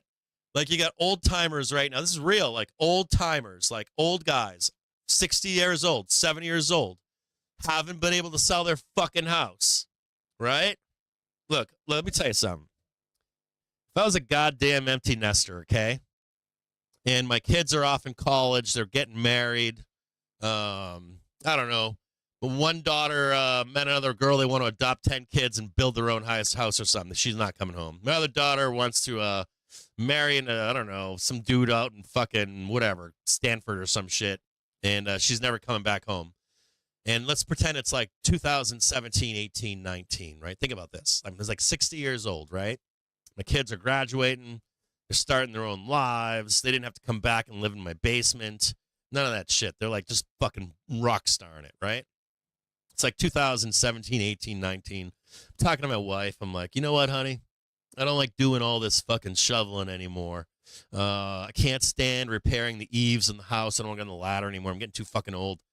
Fucking house is like dead. Nobody's here, right? I got dust everywhere. No one's at my home anymore. No reason for kids to come over with their friends. No reason for the neighbors to come over. Blah, blah, blah, blah, blah, right? So I tell my wife, I'm like, look, honey, I think we should downsize. My wife goes, okay, start looking into it. I go, okay. Why don't you start looking for houses in places you want to live, honey? And I'll start looking into what we need to do to downsize, right? All of a sudden, I'm watching basketball one night, right? Watching an NBA game, and they shut it down. Shut down the NBA game. They're like, sorry, folks, COVID is washing over us right now, and we're going to shut down an NBA game. We'll be doing lockdowns in like a week, right? And boom. Turn the fucking music off. Basketball players walk off the court, sitting at my house, right? Looking at my kids, looking at my wife, and I'm like, the fuck are they doing? And we go into lockdown, right? Going to lockdown. We come out of lockdown. Rates are high now, right? Oh, fuck. All right, honey. We can't downsize, right? We're just going to wait until rates are cut. So now I'm waiting, right? It's like right now, I'm an old man, like 65, 70 now. I'm just like, oh, God, all I want to do is I know for a fact I got to sell before fucking rates go, like they keep cutting, right? There'll be a deluge of houses. So I'm going to put my house out now, try to get these fuckers to buy this thing. And the reason is there's more buyers and they think rates cuts are coming. And now I can sell my home and downsize, right? So there's a guy out there on the opposite side of that trade, right? And he's like, dude, they're going to cut rates. My realtor just called me, told me I can get in now. Fucking the prices are still high out there right now, but, you know, honey, we can probably stretch it. We want to have some kids. And we want 2.5 kids. You want a white picket fence? Yeah. You want a playroom and Den? You want a den? Okay. A pool table? Yeah, okay. You want a pool in the backyard? Sure. Okay. IT. Can I have a 2-car garage? Yeah. Okay, thank you. So now I'm looking, right? Because Jerome might be cutting in September, right? So I'm positive, aren't I? Things are looking up, right? So there's like smart old guy trying to get out, dumbass, instead of waiting for the housing market to crash, he's all excited. He's got a realtor yelling at him. He's got his wife yelling at him, all that kind of shit. So you get this like fear of missing out and this FOMO. You've been waiting. The young guy's been waiting through COVID to buy a house, waiting for rates to come down. The old guy's trying to get out as quickly as possibly can. They're like two different guys. Like, who's the smart guy? Who's the dumb guy? So if we kick in any kind of FOMO here and rate cuts from traders, investors, someone young, someone's like, oh, dude, they're going to cut rates, going to turn that money printer on. Fucking market's going to go straight vertical. I got to get in right fucking now, baby. This market could scream to the upside, like scream from now into that rate cut. You get like CNN out there saying stupid shit. Like I pointed out like that QE printer thing this morning, right? I showed you guys like I drew a little yellow line on the chart. You know, if that FOMO trade kicks in, this market goes on fire. I fucking think it go vertical. Straight fucking. We have examples of it. We have examples of rate cuts, and the market goes fuck. The market either gets perched and then dumps, or it goes straight fucking vertical, like literally, straight up. And you know, you got to be. You have to at least entertain the risk of that, right? You want to be like a trader that keeps your money, makes your money, knows the risks. What if you're just like straight short and the market just goes vertical into like the 16th and 17th, 13th? You'll be like, what are you going to do? Go and fin to it and yell at stupid money? You can't. What are you going to do? Go and fin to it and go, fuck you for saying money printer go burr because you lost $250,000 trying to short the dumb money squeezing this fucking market all the way up? No. You have to plan for it being a possibility and look for almost sure things that'll print for you if you want to get bearish and short and all that other kind of stuff. So you can do that with like ratio spreads. You can do it with buying volatility. You can do it with a put spread that expires down the road after the rate cut, after ISM, after fucking ISM rate cut, ISM, NFP, and rate cut, right? Because you're like, that's a sure thing. You fucking sell an NFP how many times? Every time. Why? Why do you sell an FP every time? 7 out of 10 times, you're going to be right. 9 out of 10 times, you're going to fucking bam, hit it, bam, hit it, bam, hit it. That one time when you're wrong, fuck it. Who cares? The other 9 I won. Make sense?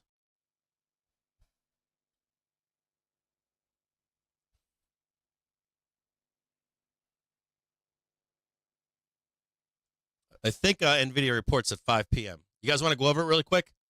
It's 3:32.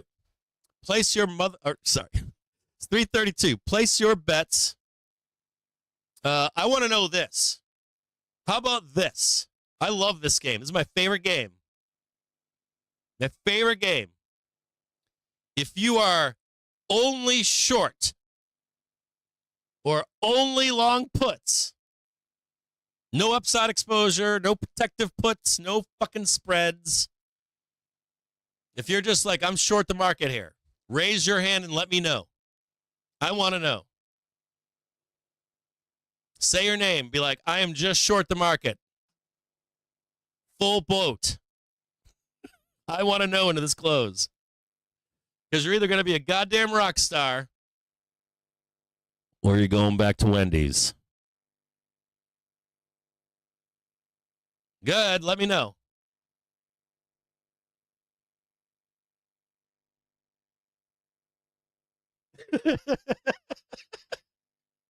Let me fucking know. I want to know.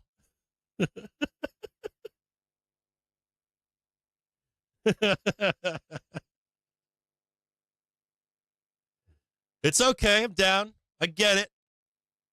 You're just short. Like, I'm pure short, man. I'm short. I got 100% margin. I already turned off my email. I deleted my phone earlier.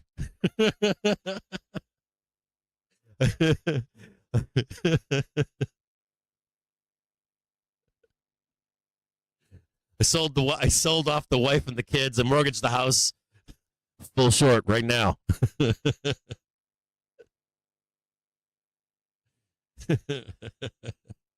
It's suicide. Even if we roll down, even if the print sucks, even if the guidance sucks and it blasts down, you're pure insane if you're doing that. I know I sound insane to some of you, but you are insane. I guarantee you I'm going to guarantee you two things. You either are poor, that you're trading like every your paycheck, cha-ching, jackpot, cha-ching, burned, cha-ching, burned, cha-ching, burned, cha-ching, jackpot. Or you're a little more,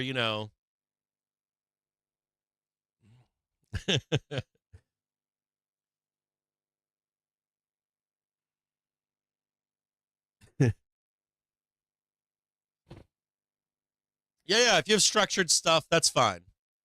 That's all good and dandy. Like if you're like, I'm just long volatility, or yeah, I've got a fucking ratio spread, or yeah, I'm short, but I have, I don't know, some calls to the upside to protect my ass. So I'm not going to go to fucking zero if I'm wrong. Or I'm just long volatility.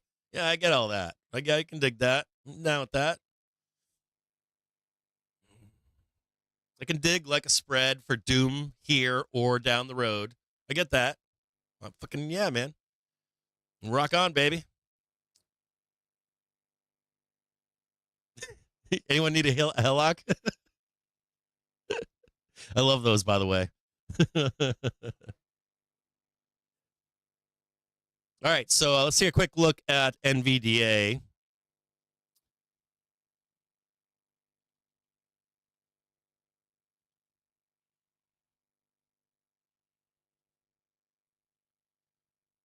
Give me one quick second here.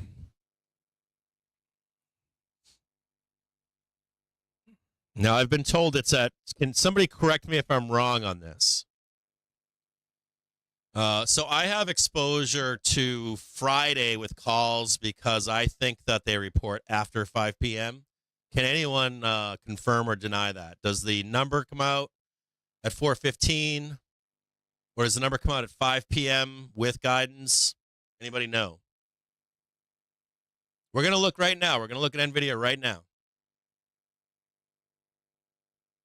I had the numbers, Jimmy. I think it's 9%. I have it here in just a minute. I'll look at it right now.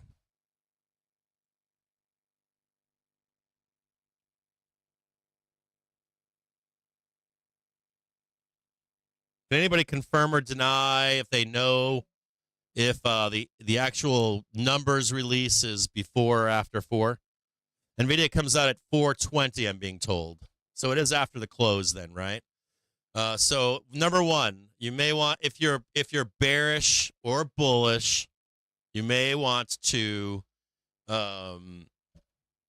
structure whatever you're doing here. Your thesis is for tomorrow or Friday. And other points would be, we could squeeze up into 4:15, right? Let's say you're bearish. We squeeze up in 4:15. We get a bad report. So you get like trashed on the upside. Then you get trashed, or you don't make what you wanted to make. If you're going to do a put spread or something, try to be like more in the money if possible. Anyways, whatever. Earnings report. I'm going to give you a couple things here, okay? NVDA right now priced in for a 10% move. I believe from what I read last night that SPY is priced in to trade, what was it? I think it's 1.9% or 0.9%. 0.9 or 1.9. I can't remember now. Hold on here. I will look. So 10% on that, right? SPY is expected to trade 1% right now, okay? 1% move today into this close, or it's tomorrow.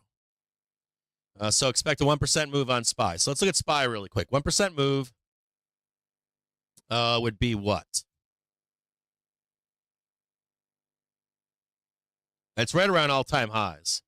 I looked at it last night. I looked at this last night. It's and this is hilarious. Look at this. This is fucking hilarious. Goddamn Dailers, dude. I fucking hate Dailers. I can't stand Dailers. I can't stand them. And look at this. I mean, seriously, look at this. 1% move, all-time highs. Fucking Dailers, dude. 1% down move. 552. We will trade lower than that. We will trade 500. I want to warn you out there. This is important. If at any point from now into September, here, listen to me closely here, okay? We need to break through all-time highs. Any point we get bad reports, like NVDA bad report, it's going to trigger really bearish sentiment. So if you're a bull, right, it's okay that we pull back, but you got to go up there and get all-time highs first, okay? Can't like reject all-time highs, any of that kind of shit. You know what I'm saying? Like you need to be like tagging things to remain bullish in any way, shape, or form, okay? That's an important part of this. So like you can't have sentiment change. You can't have like a bad NVDA report. That ain't good. So that's like a number one, okay? NVDA expected to print. We're gonna look at NVDA right now. NVDA expected to print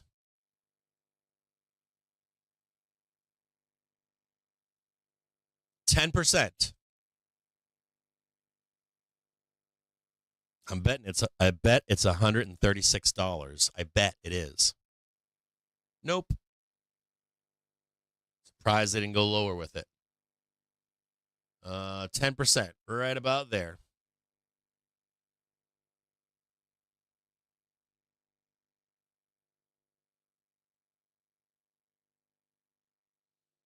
My target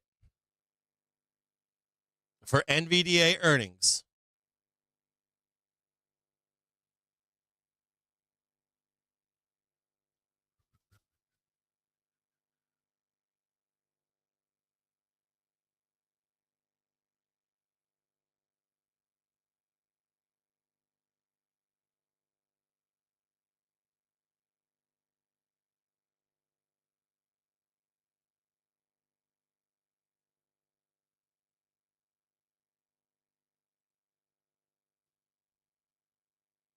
this is where I'm at.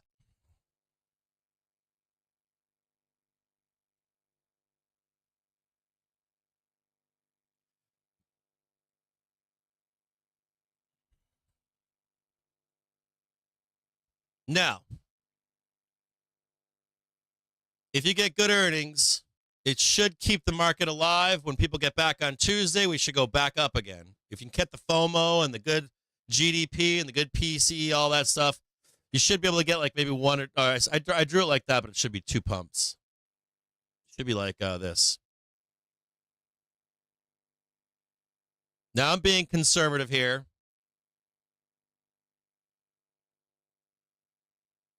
Yeah, that's wrong too. Did I do that too many times that time? I might have done that too many times. This one should be somewhere right there. That's something like that. This one should be lower. And that one should be lower too. Something like that. Now, they're expecting a trade this high.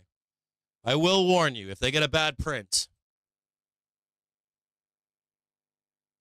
you are trading this whole move right here. Let me just check this.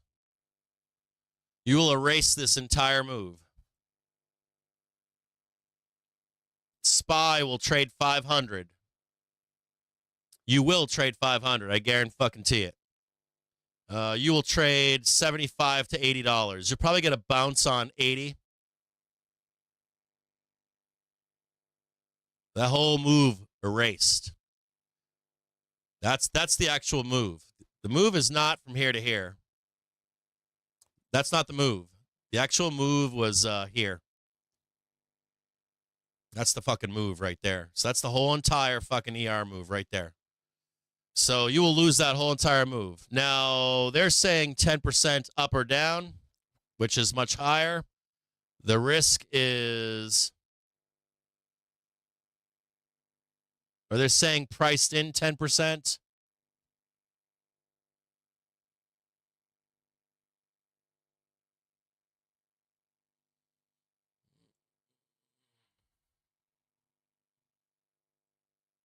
But it ain't going to matter.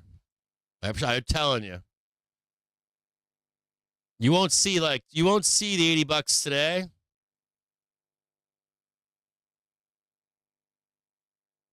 You won't see the $80. Like, so this is what you're basically telling you today, that they've priced in and moved to here. They've priced in and moved to here, okay? Now, I'm telling you, get a bad ER or bad guidance, whatever, right? This will bounce, but it's going to come back up and it's going to go right down there. You will trade $76 to $80. So this market rides on NVDA, doesn't it?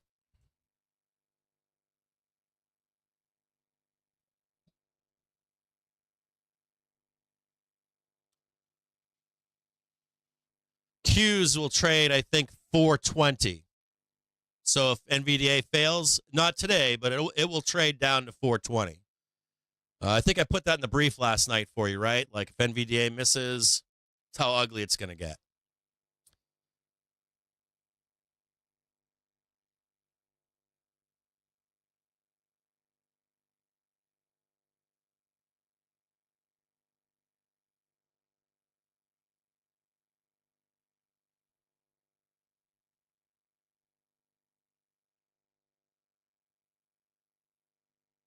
There's Qs.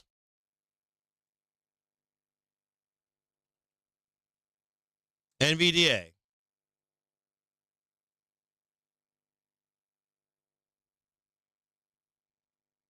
Now, if you want to know, it's 346. You want my thoughts here?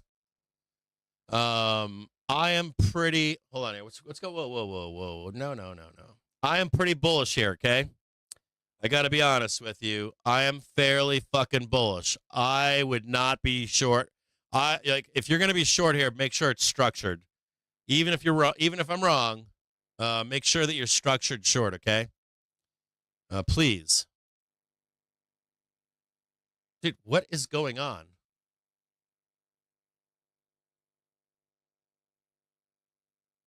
All right. Oh, yeah, baby.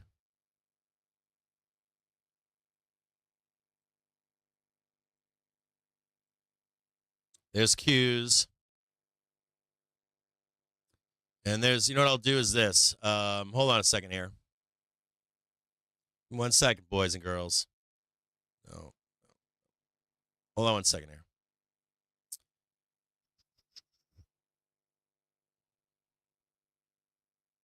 And hold on. Give me a second here.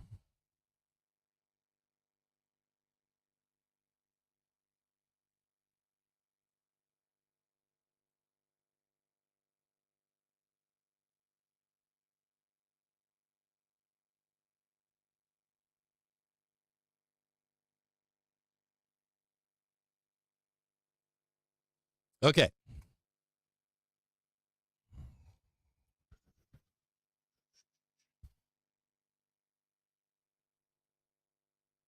Even if I'm wrong, just make sure you're structured appropriately. You don't want to get your ass blown out. If you want my thesis here on NVDA, QQQs, and SPY, I don't think we get. I'm not sure that SPY actually gets all-time highs today, or opens at all-time highs. The market on closing balance. I think we're gonna bang around up there like into the close. Well, number one, I think that NVDA is gonna have a good everything. Number two, though, I don't see SPY necessarily getting all-time highs on this. I think they're gonna save it for like it's like walking the plank. You gotta get NVDA. You gotta get fucking whatever the fuck we got. GDP, PCE. Of 1 month. Okay. 92%. I think they still sell it down on Tuesday. I don't think they're gonna wreck the market today. NVDA can wreck the market, though. I mean, even though I think that doesn't mean that.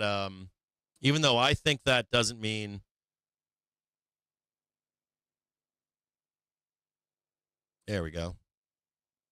Even though I think that NVDA will be good, they can crash the market too, right? The market on close imbalance. It's an unknown, right? Nobody can crystal ball NVDA.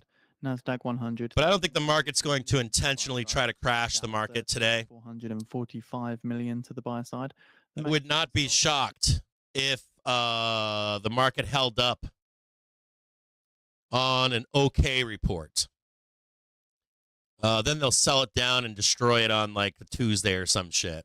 I don't think that we're in crash mode today, but we could be on Tuesday if they don't fucking give if they don't give a rock star report. I would be careful on Monday, even if it's up or flat or it's not so bad, any of that kind of nonsense, because they will crash that shit on Tuesday.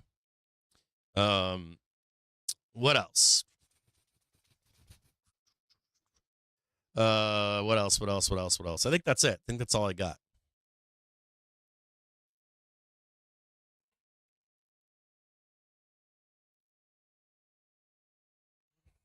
Yeah, close should be kind of like we're not like this isn't going to happen until 4:20, so we're going to get the reaction after 4 p.m. But I will leave this up.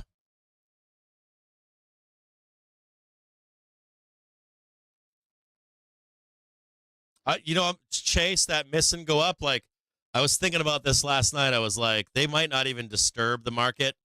I would be very like, was the report good or not report, but let's say they get a good EPS and then their guidance is like just okay, but it's up. I would be hella suspect of that going into Tuesday. Hella suspect. They're just waiting to come slam the sell button on Tuesday when they get back into the office.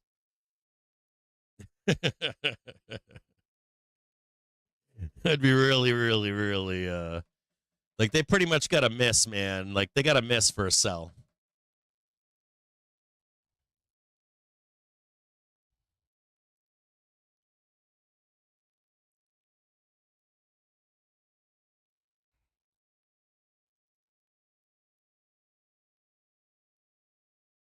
No worries, I got you guys out there.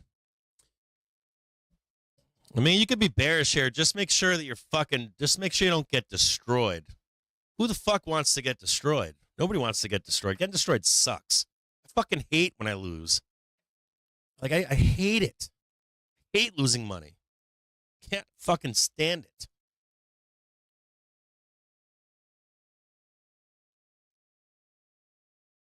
Yeah, so I'll be here. I'll be here with you. I'm here with you. I'm here. You want me to show my camera again? Here, let me see. There we go. I'm here with you. How about that? I'm over here now.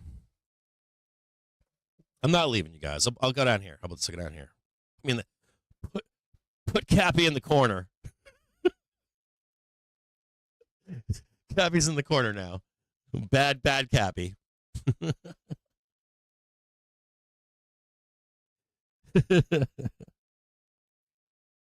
I'm long here.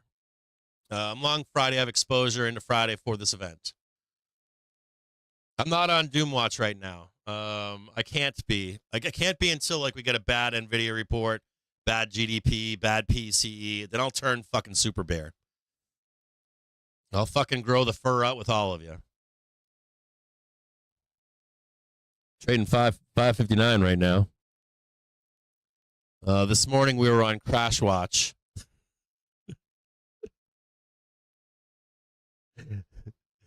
get back from fucking, I'm having a great morning. I come back and there's bear shit everywhere. Fucking beer cans. Fucking like empty shitty liquor bottles and shit. Fucking bear shit and piss on the walls. Oh, no, wait. Let's go to the 1 minute here. Oh, yeah, that's even better. Hold on. Oh, no. Yeah. That's what I'm talking about. Yeah. Hold on. We're going to make this sexy here. So 1 minute trigger. We're gonna do the doom trade. We're gonna do the doom. I always like watching the ticker just blast up or down, right? In time interval, where's the interval? No, 1. I know you guys like the sexy. Oh yeah, there it goes. There it goes.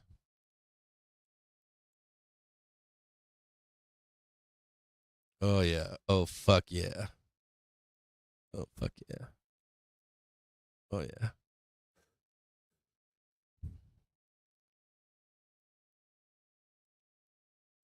You guys are like, do you have any exposure on right now, Captain? I want to see it fucking bleed just so I can make fun of you on the stream. Bunch of fucking savages.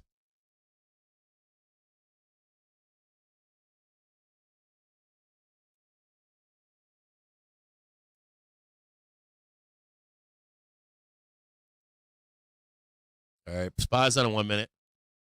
NVDA is on a 1 minute.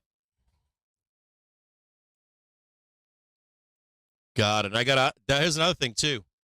I sold NVDA at $130, 133 cents or 13 cents or something. I don't know, something like that.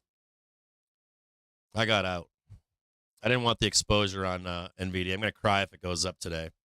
Figured SPY was better, cheaper.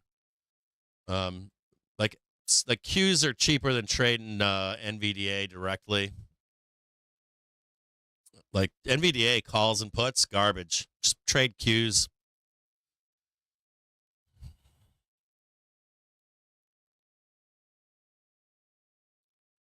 Power with you, Ryan. Are anybody out there long or short? If you're only like exposed short or long side, I won't make fun of you, I promise. Good luck to you all, whatever side of the trade you're on. If you make a bunch of money, congratulations. I promise not to shit on you today at the end of the bell. I promise. I really don't want to see anybody lose. I don't like seeing people lose. I hate fucking losing. I'm very, very competitive. So I get it. It sucks to lose. Oh, yeah, a little bit of doom. As we go to the bell here. 3 minutes left. A little bit of weakness. People getting panic. Spread that out a little bit.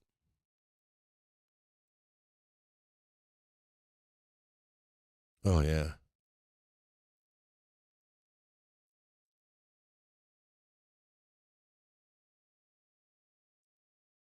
Oh, look at Qs. A little bit of bleeding right now in NVDA. A little bit of bleeding in Qs here.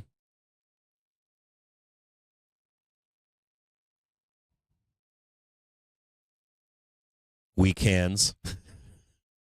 Got some weak-handed bulls in NVDA right now.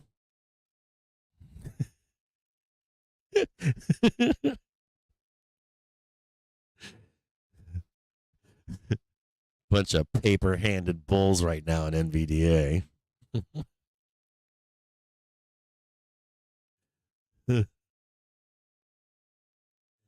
Hold the line. You guys are great. A little bit of doom here. We got 2 minutes left. This is the worst show on the YouTube. I kid you not. We are the worst fucking show. We are like the like you can't play us in The Office. You can't play us. We're like an R-rated show. It's like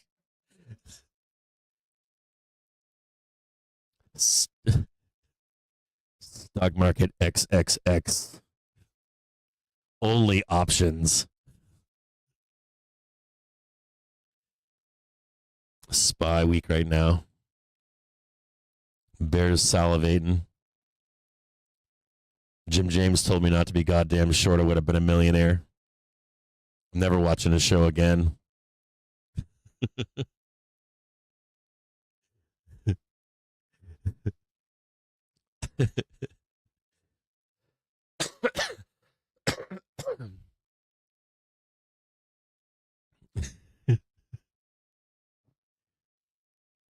Shaking out the weak hands right now. If we were on stock twits right now, right? I'd be like, if we were on stock, the Wall Street bets just tapping away along. Don't worry, boys. We're just shaking out the weak hands right now. Full moon, baby.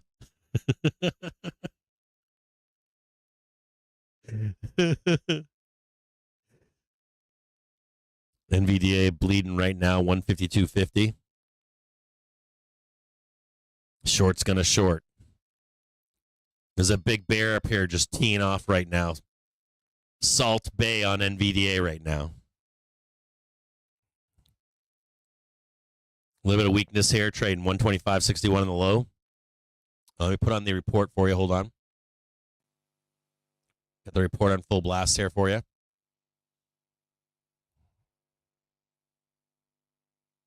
Is it 4:20 or 5? I thought it was 5:02.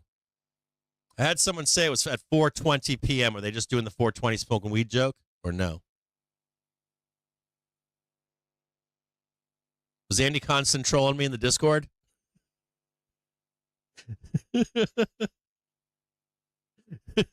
He's a good troll though. I like his trolls. Spy week right now into the bell.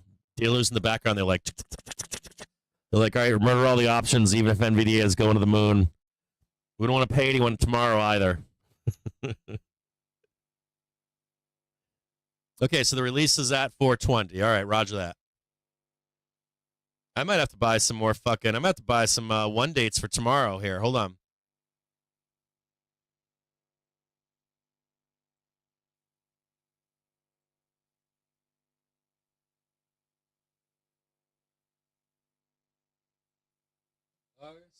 Oh, dude, they're juiced as fuck for tomorrow.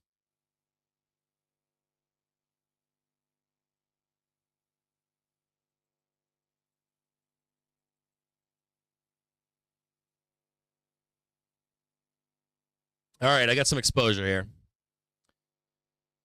I got some calls for tomorrow. I got 565s, baby. Stay alive. 565.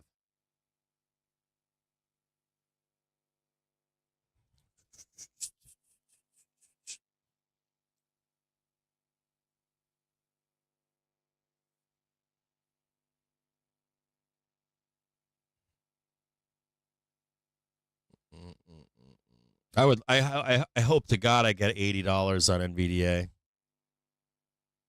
I'm a greedy son of a bitch. Like, even though I'm a bull, I'm always looking for fucking discount. Always looking for discount. Like, if NVDA could trade 80 goddamn dollars, oof, buy it all day long. All day long.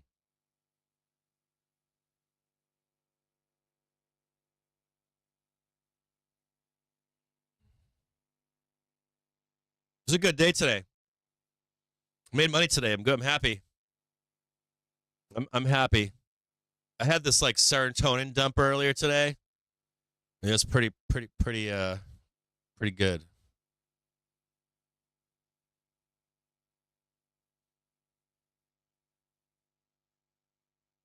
What do you got in there, Boat Rush?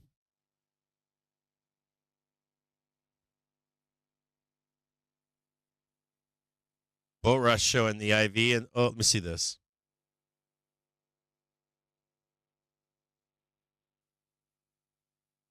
Jesus Christ. I'm in a good strike that I'm good. I'm good. That's wild.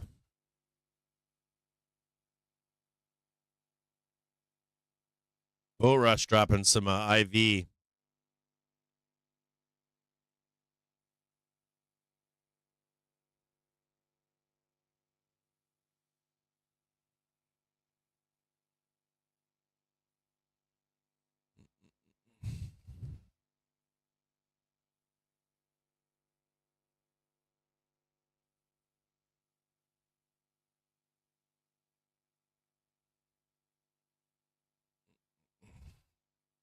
Watch NVIDIA crater.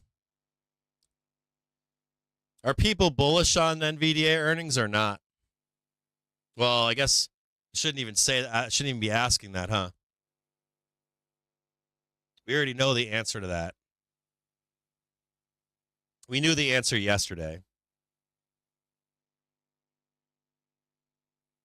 The whole goddamn market was loaded to tits on calls yesterday to the fucking bell.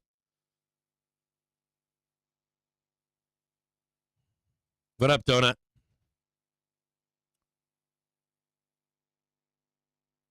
You're neutral on NVDA. My thought would be neat. What I think would be, I think what nobody's thinking about is that NVIDIA could like trade like just 9% and then come right back down. I think that's where everybody gets fucked, right? Like below 9%, everybody gets fucked. Or doesn't trade below 9% or doesn't trade above. Sorry, let's rephrase that. It doesn't trade above or below 9%. And then just ping pongs like the next few days. You come back on Tuesday and like all the puts are fucking torched. All the fucking calls are torched. What up, Joey D? You want to come on the show for a minute? You want to chat while we wait?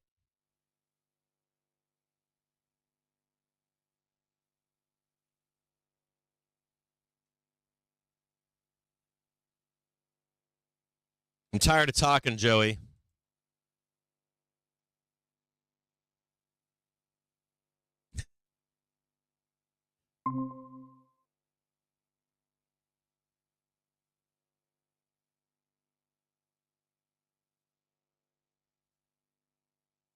I sent you an email. Oh, you dirty son of a bitch.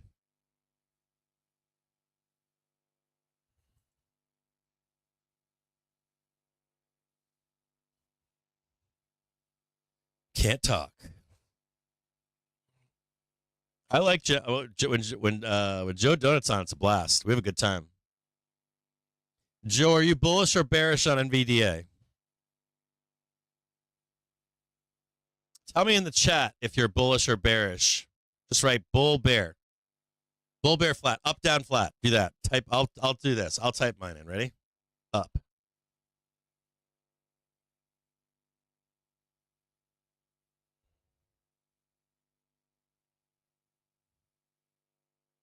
God damn, there's a lot of fucking bulls in there. Jesus Christ. The whole fucking Discord's bulled up. I don't know. We might be wrong. You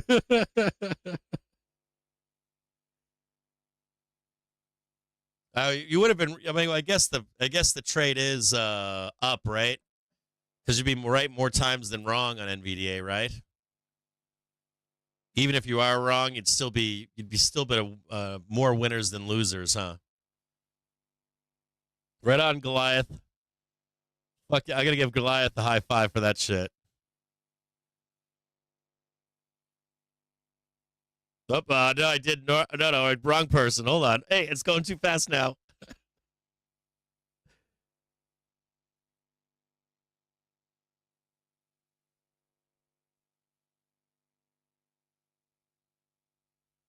Nancy Pelosi said it was up. We're gonna find out here in the next few minutes. Next, I think 4:20. 4:20, we get the numbers, and then I think at 5 p.m. we get the guidance. I'm not gonna stick around for the guidance, but I will stick around for the numbers.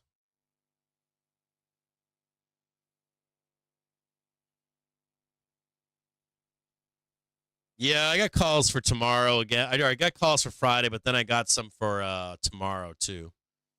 Because we can't close the zero dates today, can we?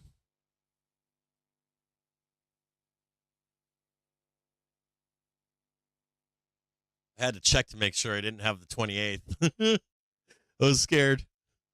I was like, am I sitting at 428 or 828s? Sitting in 29s. I just bought some for tomorrow. I got some for Friday still. I got 60s, 65s, 70s.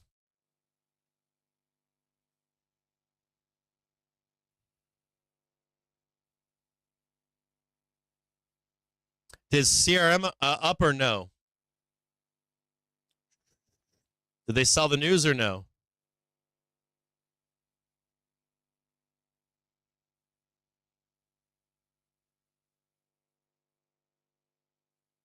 I think I was pretty bared up on CRM. Looks like they got a high tick at 270, low tick at 254. CRM had some really funky, like, bearish shit going on.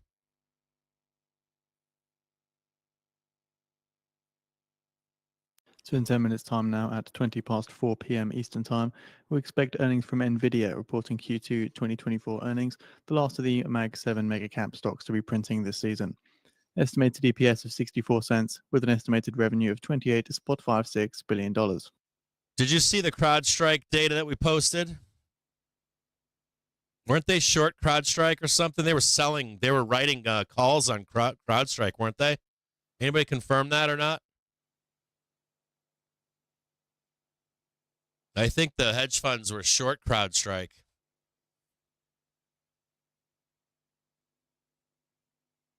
They tagged 277.49. Looks like they're selling into it. Nvidia earnings says that there is the issue of the delay in chip sales based on the advanced Blackwell construction that needs to be addressed, and questions as to whether companies can monetize the AI capabilities they're allocating billions for the AI infrastructure outlet to remains to be seen. There was a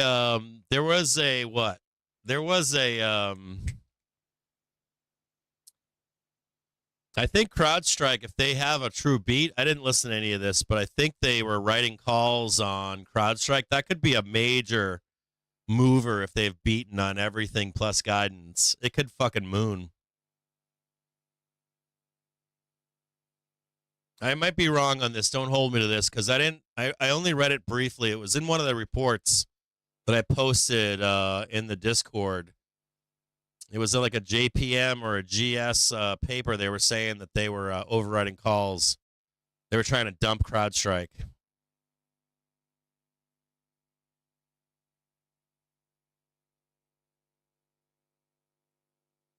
That's how he gets this. That's how we get these squeezes. Like Tesla's in that same camp. Like, so Tesla right now, right, is like one of the most shorted stocks out there. If like Nvidia moons, you get like a kick-ass GDP. You get like FOMO kick in. You get a good PCE. If we break and hold above 8 all-time highs, it'll like drag up Tesla.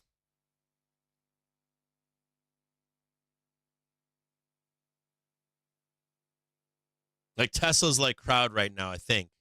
I think they're in the same camp. Same with semis too. Like semis are like one of the most shorted indexes right now in the stock market. So if you get like kick-ass semi reports, it should fucking moon. I know SPY is such a fucking, this is all dealer bullshit, dudes. This is all a scam here. They don't want to print anybody's shit.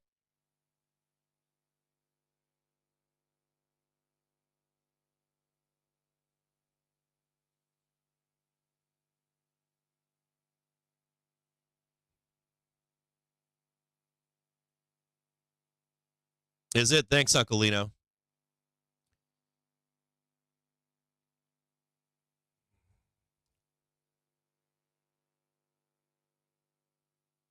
Seven more minutes. Thanks, Bazra.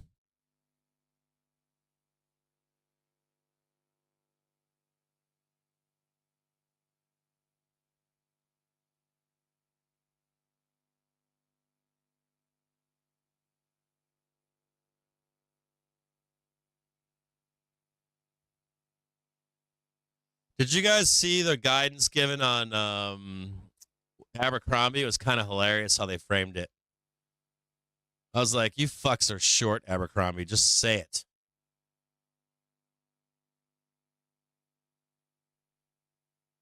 You're taking profit. Just say it.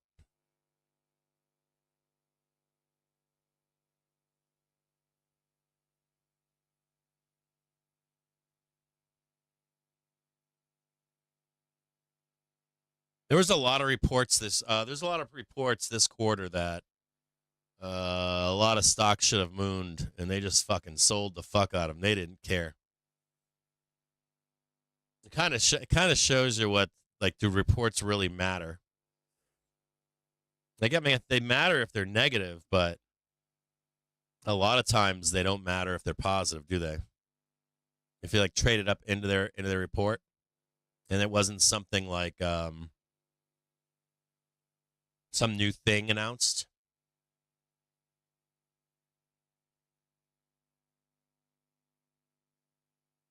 Yeah, you need a new. Anybody going on vacation? What do you guys do? Tell me in the chat what you guys are going for vacation for reporting Labor Day. What are you guys doing? Estimated EPS of 64 cents with an estimated revenue of $28.56 billion. What do you guys got for plans on Labor Day?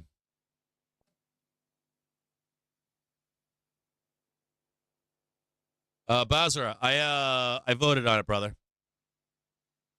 Yeah, Basra, if you want to hit the poll, there's a poll inside the chat if you guys want to vote on it.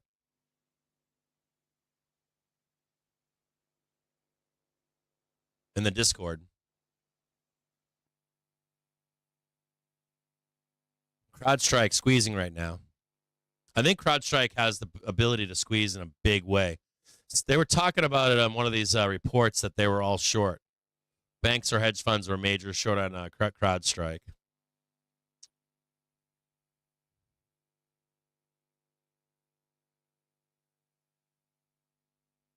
You got games over Labor Day weekend? What? Smoking some ribs? Nice. Ooh, dude, I had corn. Okay, so you know what I did the other day was I took corn and I grilled it on my stove.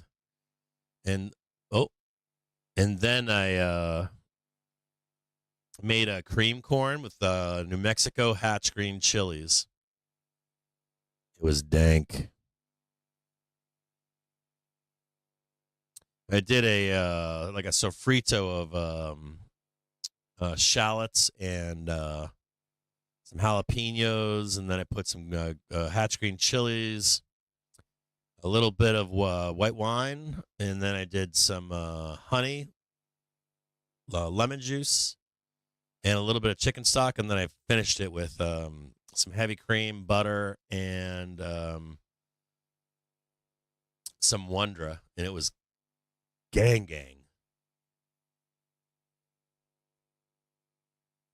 I've never had fried corn on the cob. Is that good? Ooh, smoking. Ooh, yeah. People love the green egg, dude. Oh, I wanted to tell you guys, I went looking at boats. Dude, boats are coming down. You guys notice that? Did you guys notice that the boat prices are coming down? All these old guys trying to sell out of their boats right now. You guys should also read the Wolf Richter story on housing.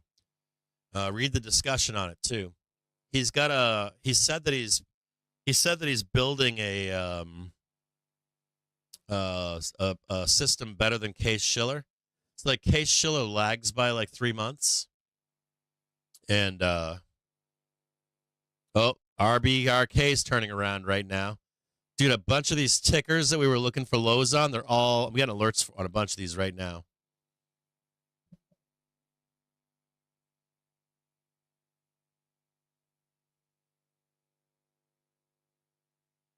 I think they can come down more. I think by like next summer, man. I think like next summer, the boat market's going to be on fucking fire.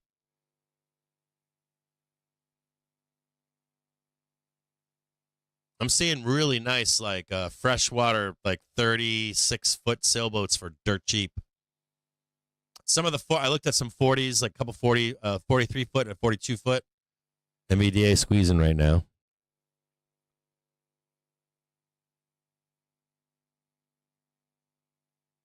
Trading 126.86. Shortly expecting Nvidia Q2 2024 earnings. You going to Vegas? Right on. 127.16, 127.23, 42, 52.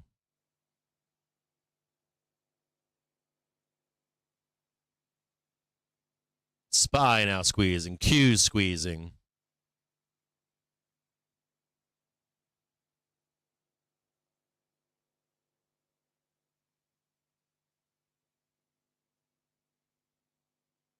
Trading 128 right now.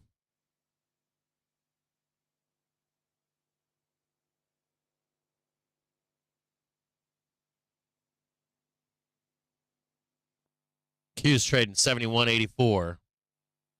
128.30. 128 some sellers. Nvidia earnings coming through now. Adjusted EPS at 68 cents, which is a beat on estimates of 64 cents. Revenue a beat at $30 billion on estimates of $28.86 billion. Gross margins are a beat at 75.7% on estimates of 75.5%. Data center revenue a beat at 26.3 billion on estimates of 25 billion. Nvidia maintains their quarterly dividend at 1 cent a share. Looking to forward guidance, they see Q3 revenue at 32.5 billion, which is plus or minus 2% from the prior estimate of 31.9 billion.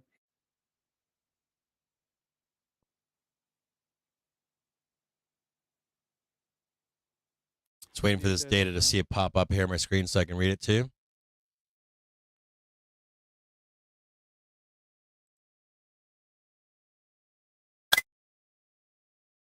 Estimates of 64 cents, revenue at 30 billion, beat estimates of 28.86 billion. Nvidia also approved an additional $50 billion in share buybacks, seeing more forward guidance come through now as they see their Q3 adjusted gross margin at 74.5 to 75.5%, which is within the prior estimate of 75%.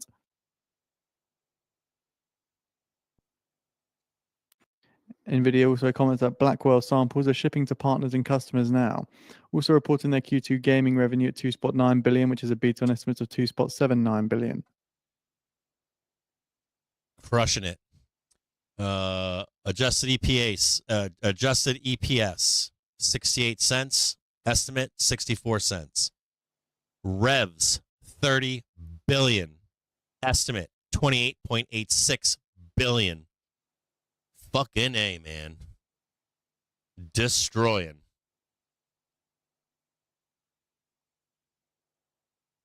Yeah, now we need the guide.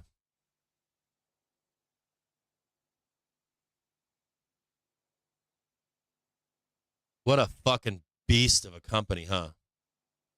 God damn. So again, Nvidia shares rising upward of 1% in post-market trade following the Q3 sales forecast topping estimates. Fucking A, man. They are a fucking monster. Adjusted gross margin, 75.7%. Estimate, 75.5%. Beat. Data center revenue, 26.38. Estimate, 25.088. Beat. Gaming revs, 2.9 billion. Estimate, 2.79 billion. A beat. C's third quarter revs, 32.5 billion plus or minus 2%. The estimate was 31.9 billion. Beat. C's third quarter adjusted gross margin, 74.5% to 75.5%. The estimate, 75%. Raising gains in line. Market down close to 1%. Maintains quarterly dividend at 1 cent per share. God damn. Fucking beast. Now waiting on guidance. We're going to want to hear what guidance has to say. I don't know if there's anything in that guidance that we don't know about yet. Nvidia week after that report. Stocks fluctuating here as traders tussle over this earnings print. Ooh, now I like that. Tussle. Traders tussle over the earnings print. Also note the downside move expectation in NVDA is, I believe, the downside expected move 3.5% in post market now. I believe is 110 or so, somewhere in there. Declines as well.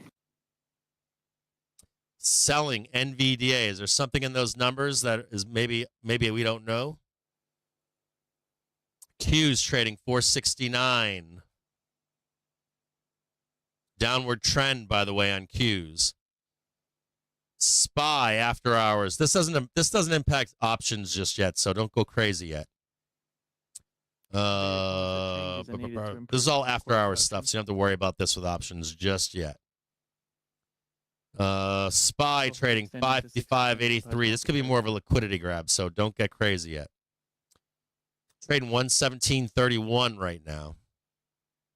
Good news is it's not 415, so your options are still technically safe.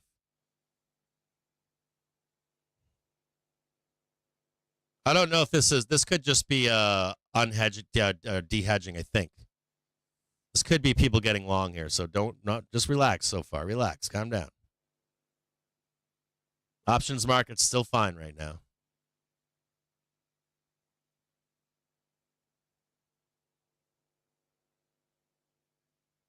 Nvidia shares down 8% post-market now. Yeah, Again, the S&P 10% is the bottom side print.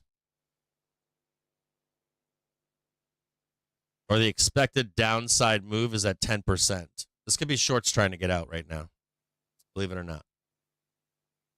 This could be like Slick's short NVDA. They want the print, then they bring it back up again. Nvidia also expects several $1 billion in Blackwell revenue for Q4. Woo! Several billion. They're beating all over the place.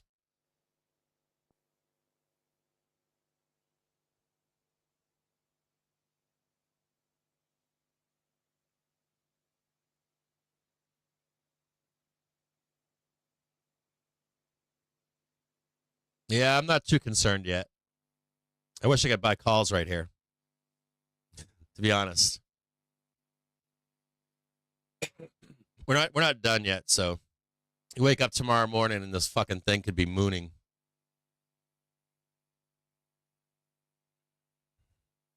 Do you want to stay up to date with the latest and be on the bleeding edge of news for non-farm payrolls? The rotation in IWM starts now, Nick, Or financial use for that end of month markup. Service for the price of 1 month. I was thinking maybe I could buy this right now. ARM and AMD shares also following Nvidia lower after earnings. I should have just bought some shares. I should have bought 100 pack of shares here, and I didn't. 3% on Nvidia shares. Bring it back down here again. I'll buy shares. Bring it back down here. I should have bought some fucking shares down here. God damn it. Why don't I think of this shit?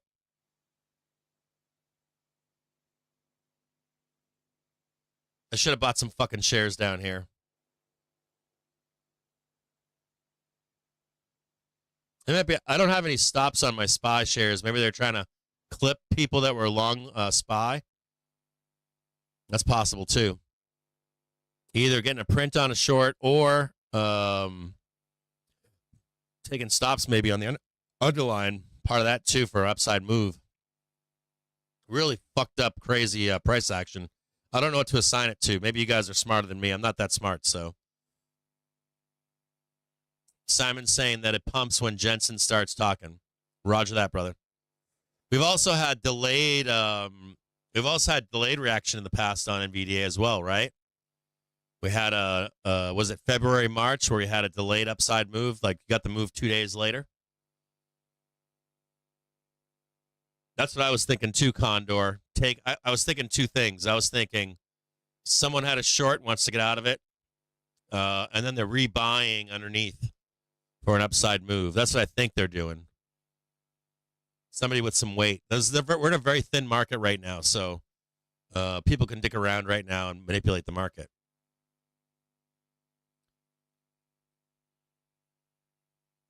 Oh, no, I think we could be green by tomorrow. This shit's all after hours. It's not, it's not in the options market.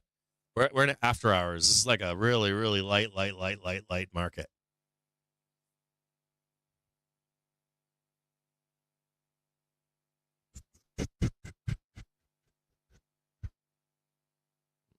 What time is he speaking? 5 p.m.? Should I stick around for 5 p.m.? Nah, fuck it.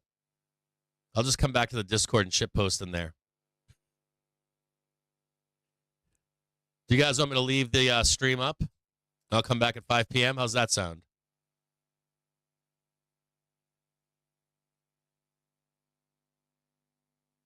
Oh, yeah, that's a good one, Nettie. Jensen has to steam his jacket. I like that one. They got beats everywhere, so now you just need them to come out and crush it, right?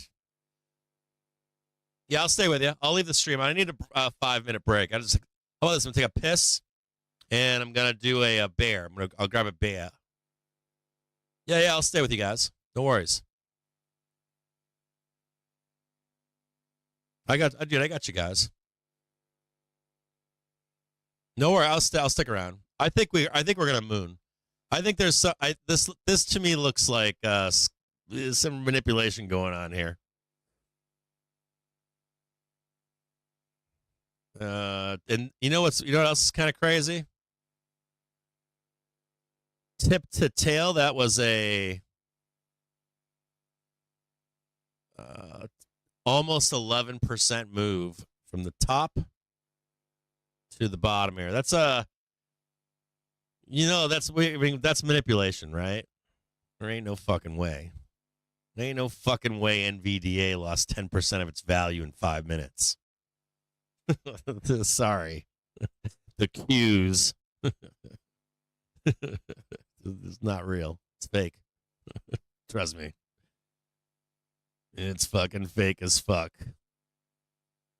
Whole goddamn market's fake as fuck. I wanted to buy them down here. I'm interested in buying down here. They get it back down here, I'll buy them. I'm down for it. I wanted to buy $80, but 114 bucks. I'll buy that shit. I think they'll give me a fill. Hold on. I tried to buy something bled out. One of these nice stocks bled out in the after hours, and I had an order in, and they never fucking filled it.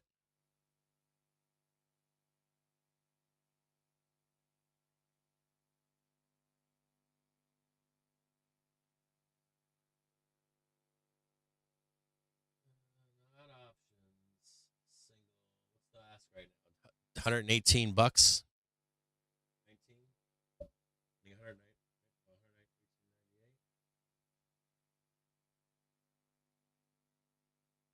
118 is the low bid right now.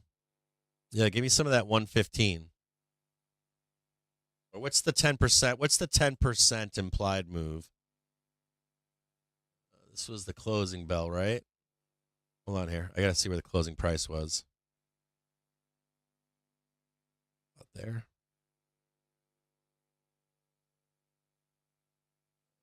Yeah, I got that right. $112.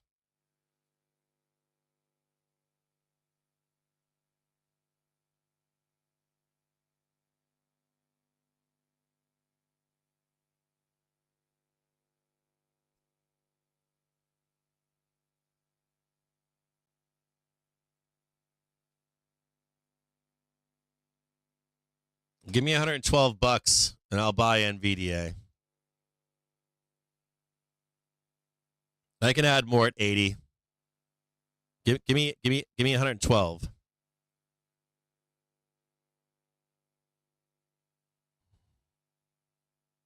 112, like how many? I have to do the math on how many racks I would need to lower the DCA to get it back down. I want it at 8. I want to own it at 80, but I got an order in right now. So if this comes down, I'll buy some.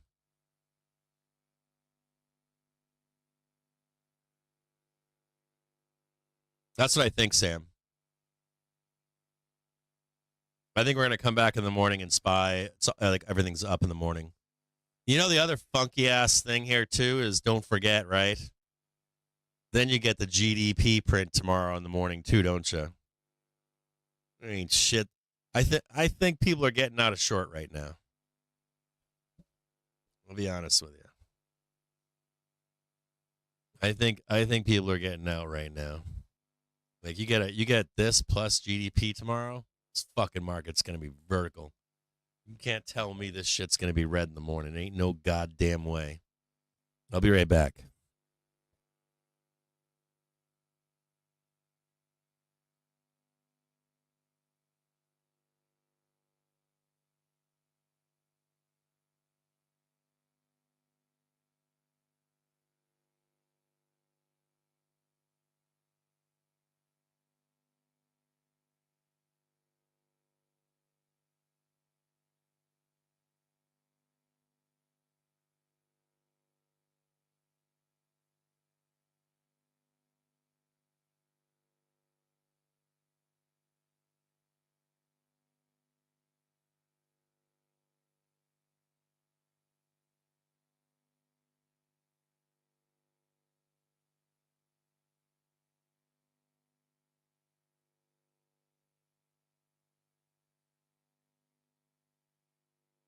So following the close of the US cash equity markets, just going to give you guys a quick market wrap of the session today.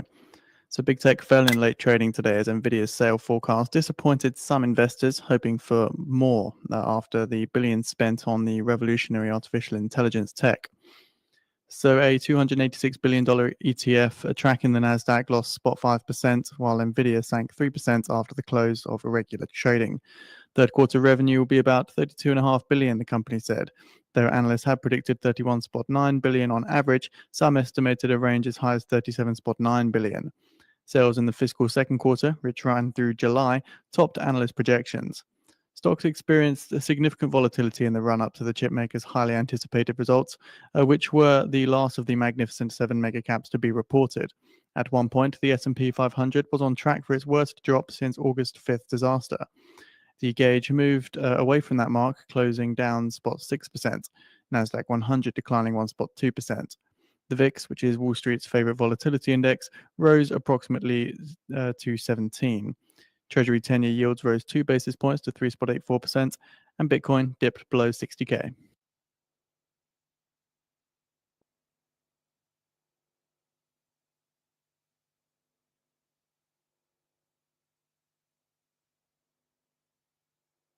All right, I'm back. I'm going to try to go to investor relations.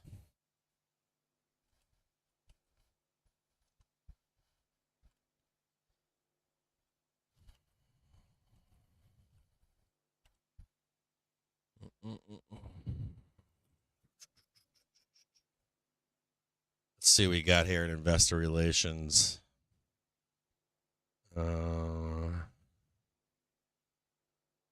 Webcast, maybe?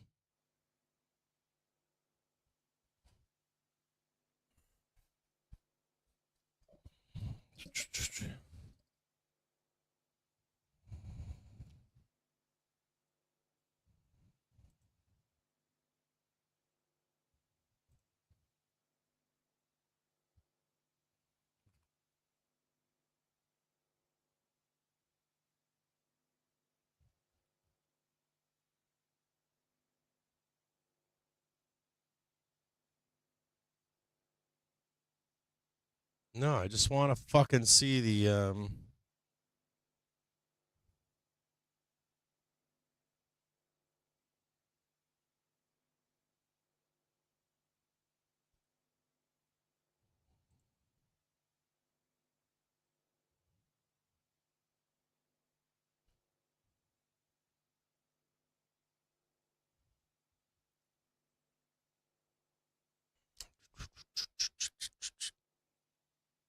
I'm reading through some of this stuff right now. Hold on here.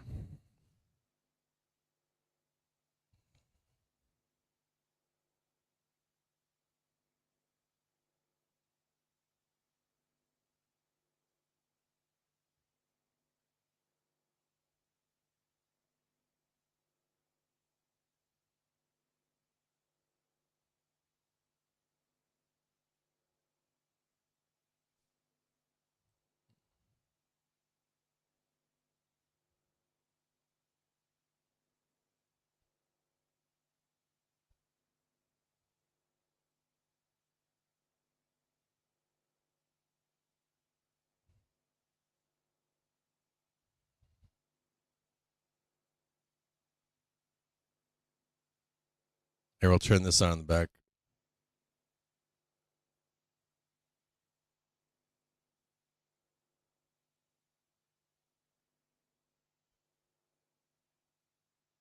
There.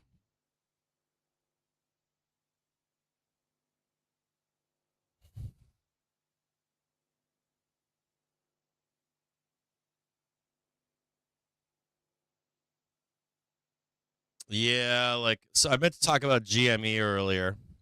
GME, I think I stopped reviewing it earlier. That rejection on the daily trigger was not good.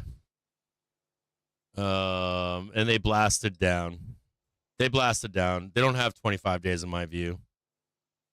Maybe. When GME rejected 22.95, bad fucking news. It needed to get above $23, and it did not. The moment that failed, it's going to go back down and get new lows, in my view.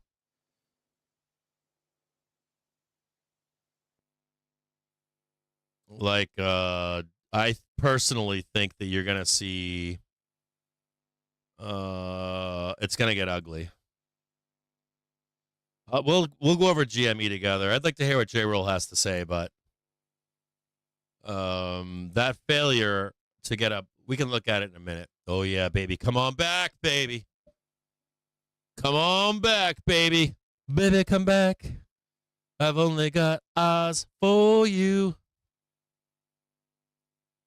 Look at this fucking just shaking people out, dude, like non-stop.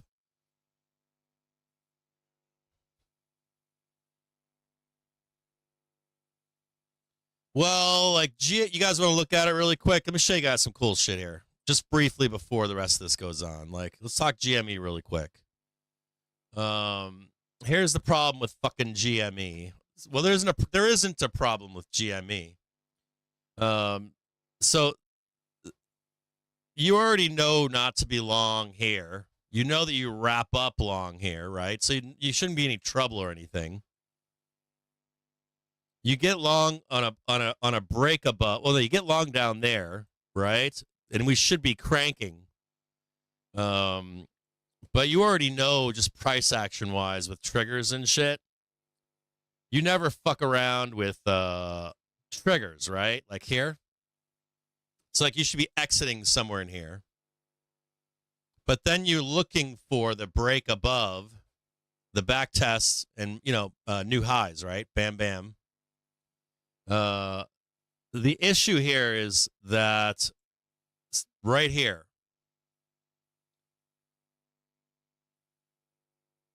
Yeah, you didn't get the high. The high is right here. That's one move right there. Right in there. That's one move right there. So you need to get above 23.44. Which you did not, or GME did not. That's bad. Now, the real problem here is that, wherever the fuck that is, the real problem here is that the thesis would be that you'd make a new low. Not this one. This is like me telling you that SPY would go to 500. Like, this whole move should get erased. This entire move should get erased. Should. Yep, that whole move should get erased. So you could be seeing like, $8.50. I'd like to know what J-Roll is saying, but that's not a good look. Now, I'll give J-Roll some credit here because just like Tesla, if they're able to squeeze higher, I guess they could be given another chance. But I wouldn't be long here. Like, I wouldn't be interested in buying any of this unless price was able to regain a new high over here. So now you've got no trade. It's kind of a funky place for I don't know how to word it properly sometimes, but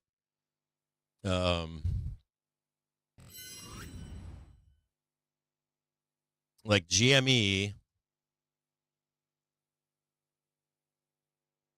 you shouldn't be long into a trigger. You already know that.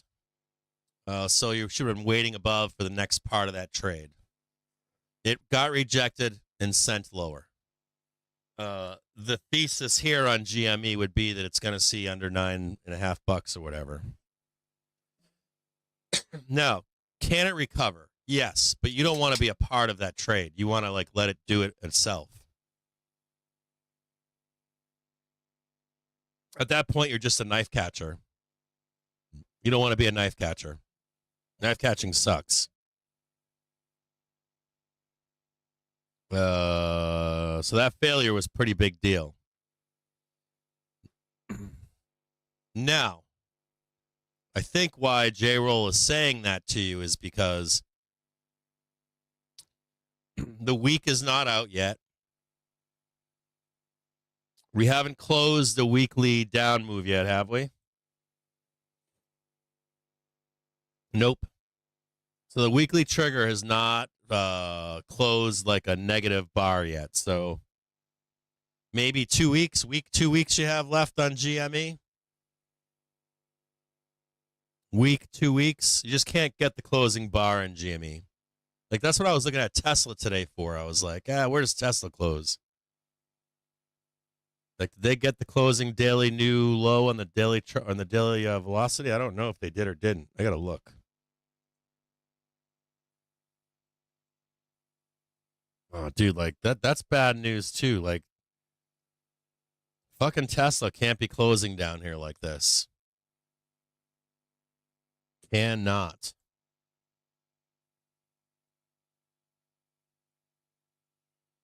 They got the daily trigger about to cross the monthly. It's got like one more day, 2 more days.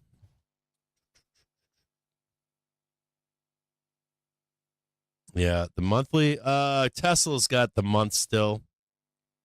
Tesla's got like 3 days left to turn around. I should buy Tesla here. I really should. I fucking should buy Tesla here. Tesla looks great right now to me. Prime candidate to squeeze the fuck up.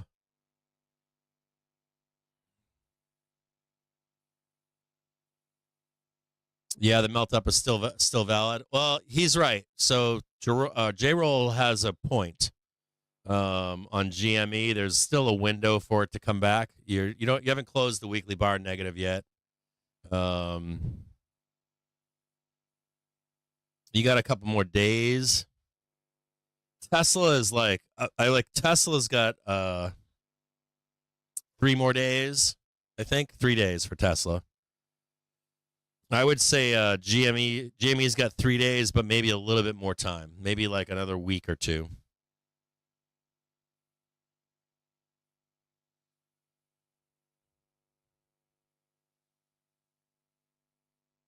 I was pretty bearish on Tesla, but watching that velocity, that daily velocity, not so bearish.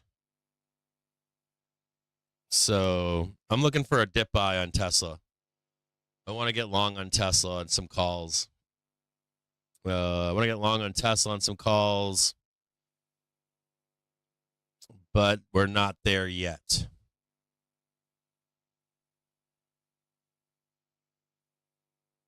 Not quite there. Come on down, bro. Bring Nvidia down. I'll buy that shit. Come on down.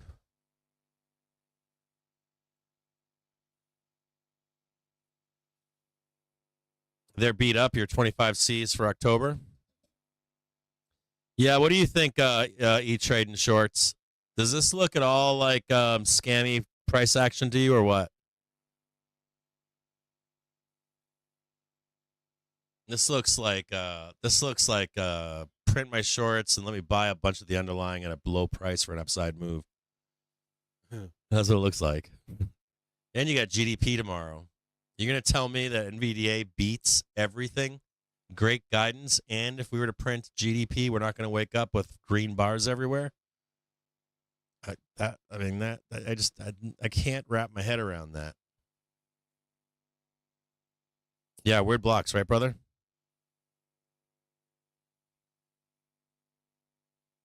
This looks like the inverse of selling strength, right? Doesn't it look like instead of taking the money and running, I'm trying to get underneath this thing? That's what it looks like. I don't know, I could be wrong, but this looks like to me like they're trying to get underneath it.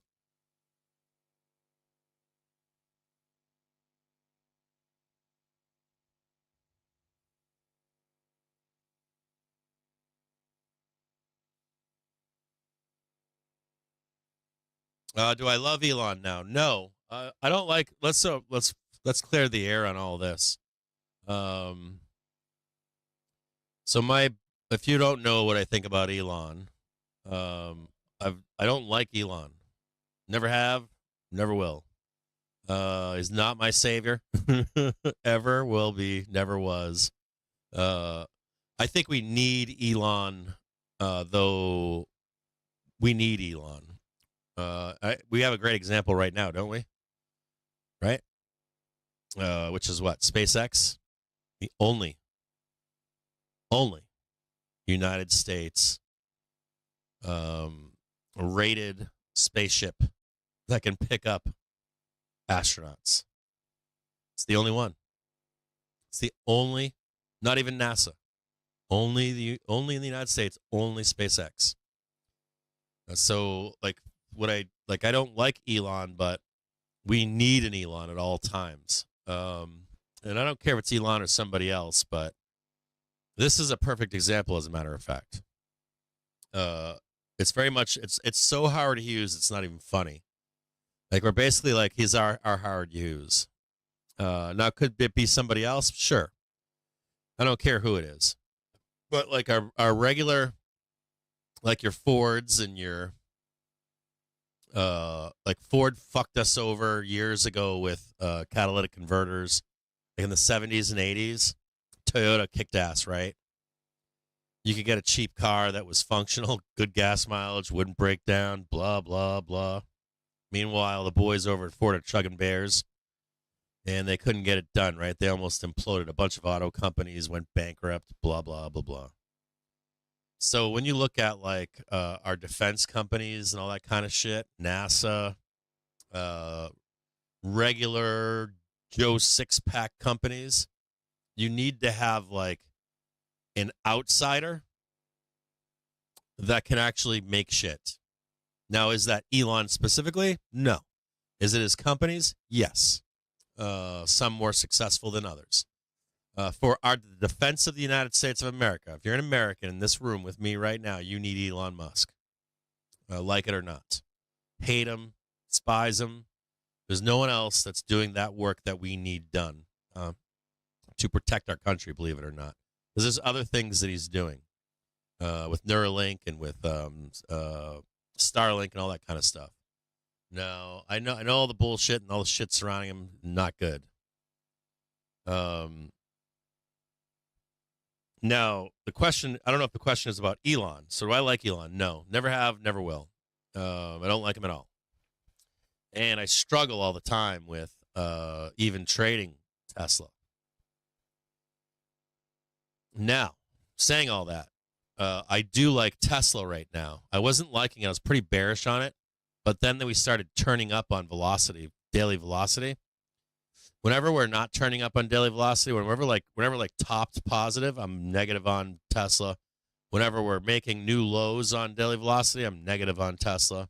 And that's what we had going on. But it started turning up in daily velo. So even though price is telling you doom and gloom right now, it's also telling you this is a bull trap or a bear trap. We're not going to $100. So I'm like, oh shit, I guess we're not going to $100. Okay. So if that window is closing, if the window to $100 is closing, then we're going to take a long on it. Not yet though. It's still not at zero velo from the lows, so it has to cross like zero. The moment that it does, we'll get long on Tesla then. But velocity is turning up in the face of the window to 100 being open. There's some kind of there's a trap, there's a trap. And other people see it too, like McGilligot sees it, Rubner sees it. There's a trap here. There's some kind of like bear trap. Doesn't mean it happens. It just means that it's there. It's like sitting there waiting to happen.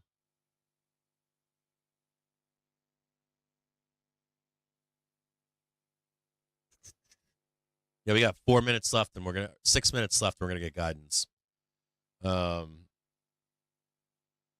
Like Tesla's got a window, I think, right now of 2 or 3 days to turn around. 2 or 3 days, so we'll watch it closely. GME's got a few days plus a week or two, I think, from the weekly trigger on that one. But this is where I try to buy, right? Doom and gloom. More doom, the better. Pour it on. You guys are always buying strength. I hate strength. I can't stand it. Hate strength.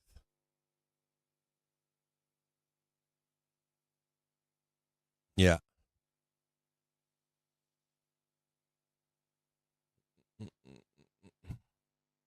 Do you think Tony the Trigger? Do you think that they run it up? Tony the Trigger saying he thinks they run it up tomorrow. Like they did this in February, right? February, March.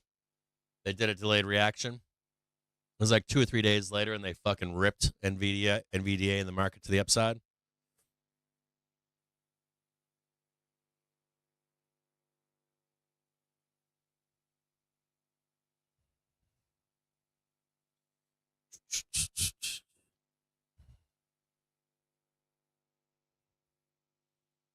Yeah, I'm with you, Tony the Trigger.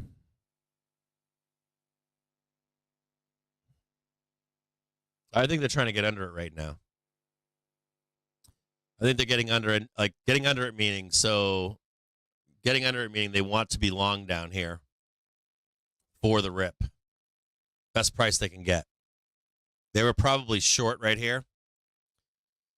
Got print on that. Now they're long for upside exposure.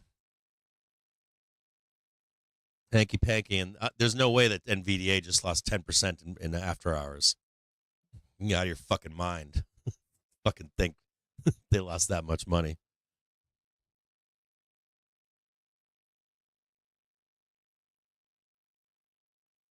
The only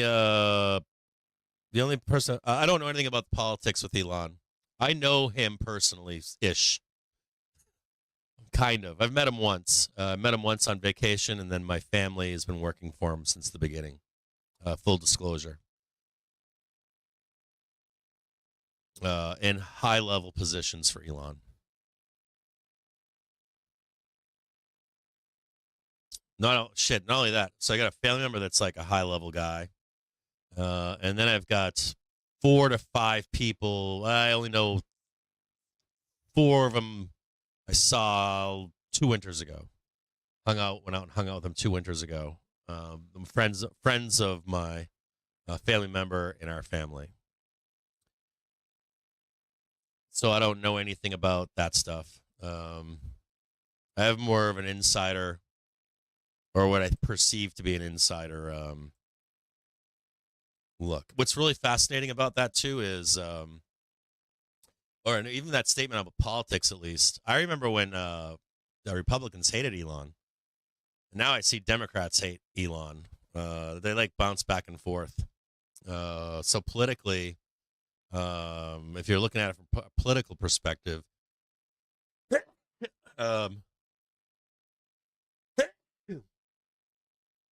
he tried to, in my view, this is just my view. So Elon, right, pushed like I want people to love me, right? I want Democrats to love me, and Democrats started getting angry at him for not producing what he promised.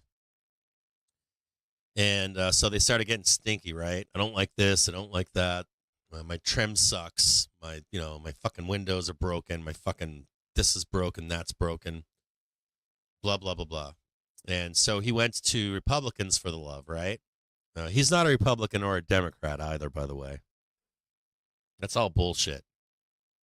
I don't know if you know that or not, but he's neither. He doesn't care about your politics. If you think he does, I'm promising you he doesn't. He doesn't care like Republican politics, Democrat politics, none of that. Anyways, the only thing that I like him for is the fact that the only thing that I like him for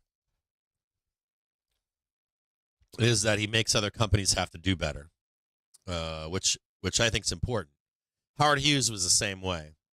You'd get you're gonna get the shitty jalopy airline or airplane, or you're gonna get Howard Hughes that's trying to press the envelope, help us win a war, right? World War II, Korean War, Vietnam War, stuff like that. So we need to have that. Like if I go to like 3 people and say, "Can you make me this thing?" and the standard is a square box or just a cardboard box, and Normally we accept like a shitty cardboard box, right? Because only these 3 makers do it, and this one outside entity says I can make that box better than both of those guys. So you always keep that third person around that's pushing the envelope, and the intent is to push the other 2 legit companies higher, right? So you get like a Ford that'll put out an electric truck, right? Ford otherwise wouldn't do that. Same thing. This same stuff goes for like. So I'm a sailor, right? If before Elon Musk did Starlink, your options for internet at sea was 0, literally, kind of. In you could get like snail email, text messages, still buku bucks, but very expensive. Spy squeezing right now. Spy now burning. Now you go to the ocean, try to have internet. Like 10 years ago, it cost you like $50,000-$60,000, insane, for like half an hour. Same thing with if you've ever lived. I've lived in places where there was no internet, like none. And I have family with they didn't have smartphones until recently in Montana. They had like Nokia type phones. But now with Starlink, they get everything. Like Starlink works everywhere, right? Not everywhere, but off grid cheaply.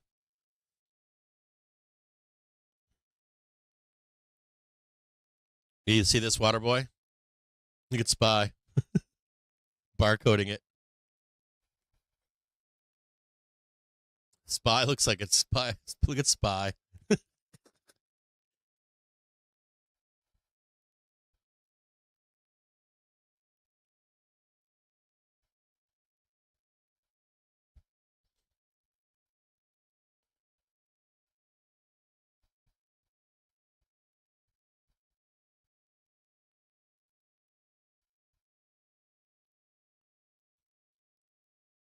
Now we've got guidance coming up right now, right? Is guidance happening right now? Did I miss something?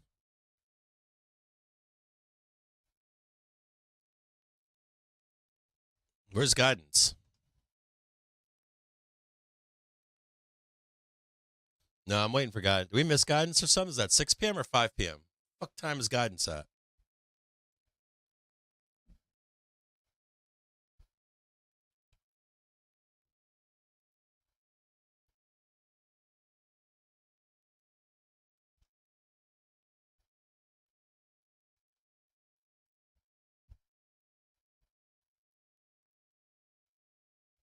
It's right now, right?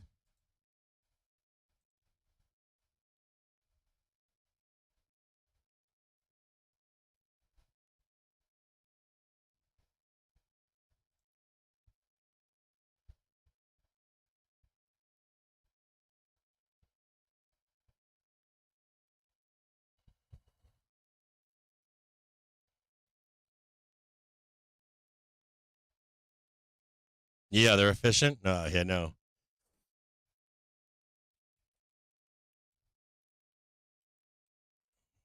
Markets are fake, dudes. You don't know that. Markets are fake. Oh, price is fake. Whole market is fake. Whole fucking thing. Fake, fake, fakety, fake, fake, fake.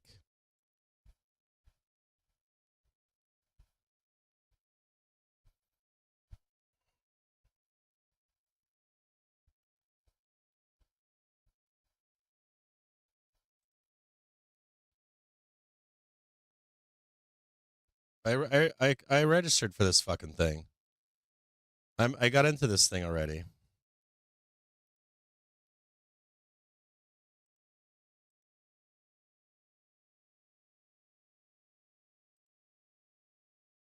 To Oh, there it is. 20 times more compute to train with significantly more data. Sweet, I'm in. Thank you. Is expected to continue. Over the trailing 4 quarters, we estimate that inference drove more than 40% of our data center revenue. CSPs, consumer internet companies, and enterprises benefit from the incredible throughput and efficiency of NVIDIA's inference platform. Demand for NVIDIA is coming from frontier model makers, consumer internet services, and tens of thousands of companies and startups building generative AI applications for consumers, advertising, education, enterprise and healthcare, and robotics.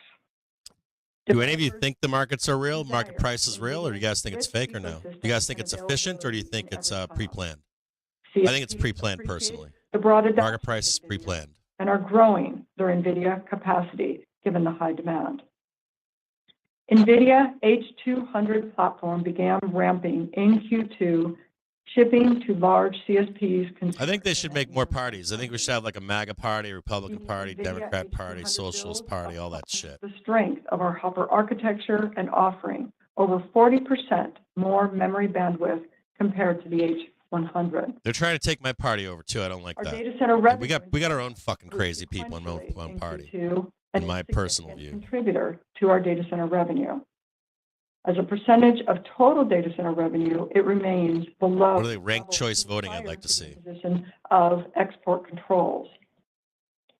We continue to expect the China market to be very competitive going forward. The latest round of MLPerf inference benchmarks highlighted NVIDIA's inference leadership with both NVIDIA Hopper and Blackwell platforms combining to win gold medals on all tests. At Computex, NVIDIA, with the top computer manufacturers, unveiled an array of Blackwell architecture-powered systems and NVIDIA networking for building AI factories and data centers. With the NVIDIA, is my screen blurry for you on Twitch by chance or no? Partners are building more than 100 Blackwell-based systems designed quickly and cost-effectively. The NVIDIA Blackwell platform brings together multiple GPUs, CPU, DPU, NVLink switch, and the networking chips, systems, and NVIDIA CUDA software to power the next generation of AI across the cases, industries, and countries. The NVIDIA GB200 NVL72 system with the 5th generation NVLink enables all 72 the audio is terrible. Single GPU and deliver up to 30 times. Make the world's best chips. Bring me the shitty microphone from the church down the street from 1970, please. Run trillion parameter models in real time. Hopper demand is strong, and Blackwell is widely sampling. We executed a change to the Blackwell GPU mass to improve production yields. Blackwell production ramp is scheduled to begin. It's like a fucking bingo hall. Continue into fiscal year 26. In Q4, we expect to ship B26. Hopper shipments are expected to increase in the second half of fiscal 2025. Hopper supply and availability have improved. Demand for Blackwell platforms is G34, and we expect this to continue into next year. Flo, did you get a bingo? 15% sequentially. Our Ethernet for AI revenue, which includes our Spectrum X end-to-end Ethernet platform, doubled. Gus, can you go check on Flo and see if she's got a bingo over there for me, please? Thank you.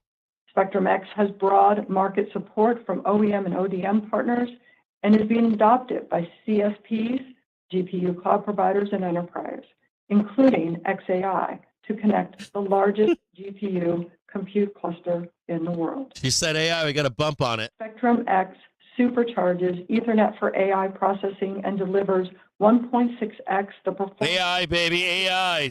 Maybe if I say it too many times, the SPY will go up. AI, baby, artificial intelligence. Woo! Support demand for scaling compute clusters from tens of thousands of GPUs today to millions of GPUs in the near future.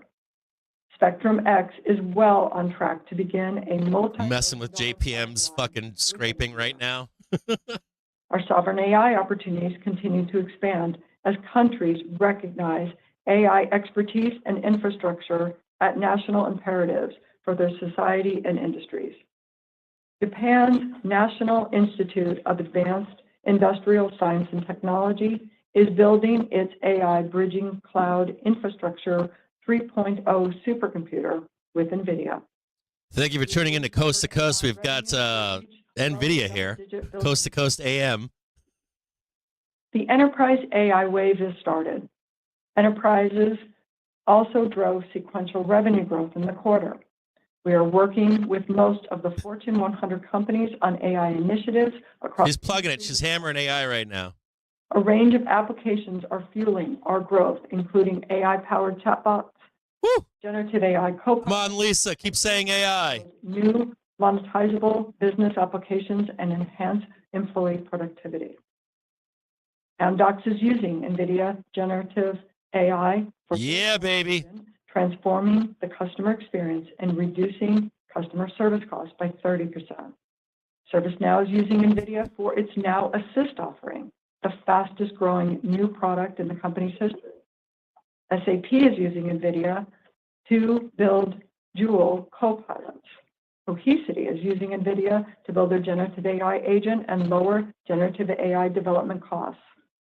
Up next, we'll get the crop reports by Stu Stevenson. Billion queries a day for over 10,000 enterprise customers is working with NVIDIA to build copilots. And lastly, Wistron is using NVIDIA AI Omniverse to reduce end-to-end cycle times for their factories by 50%. Automotive was a key growth driver for the quarter, as every automaker developing autonomous vehicle technology is using NVIDIA in their data centers. Automotive will drive multi-billion dollars in revenue across on-prem and cloud consumption, and will grow as next generation AV models require significantly more compute. Healthcare is also on its way to being a multi-billion dollar business as AI revolutionizes medical imaging, surgical robots, patient care, electronic health record processing, and drug discovery. During the quarter, we announced a new NVIDIA AI Foundry service to supercharge generative AI for the world's enterprises with Meta's Llama 3.1 collection of models. This marks a watershed moment for enterprise AI. Companies, for the first time, can leverage the capabilities of an open source frontier level model to develop customized AI applications to encode their institutional knowledge into an AI flywheel to automate and accelerate their business. Accenture is the first to adopt the new service to build custom Llama 3.1 models for both its own use and to assist clients seeking to deploy generative AI applications. NVIDIA NIMs accelerate and simplify model deployment. Companies across healthcare, energy, financial services, retail, transportation, and telecommunications are adopting NIMs, including Aramco, Lowe's, and Uber. AT&T realized 70% cost savings and 8 times latency reduction after moving into NIMs for generative AI, call transcription, and classification. Over 150 partners are embedding NIMs across every layer of the AI ecosystem. We announced NIM Agent Blueprints, a catalog of customizable reference applications that include a full suite of software for building and deploying enterprise generative AI applications. With NIM Agent Blueprints, enterprises can refine their AI applications over time, creating a data-driven AI flywheel. The first NIM Agent Blueprints include workloads for customer service, computer-aided drug discovery, and enterprise retrieval augmented generation. Our system integrators, technology solution providers, and system builders are bringing NVIDIA NIM Agent Blueprints to enterprises. NVIDIA NIM and NIM Agent Blueprints are available through the NVIDIA AI Enterprise Software Platform, which has great momentum. We expect our software, SaaS, and support revenue to approach a $2 billion annual run rate exiting this year, with NVIDIA AI Enterprise notably contributing to growth.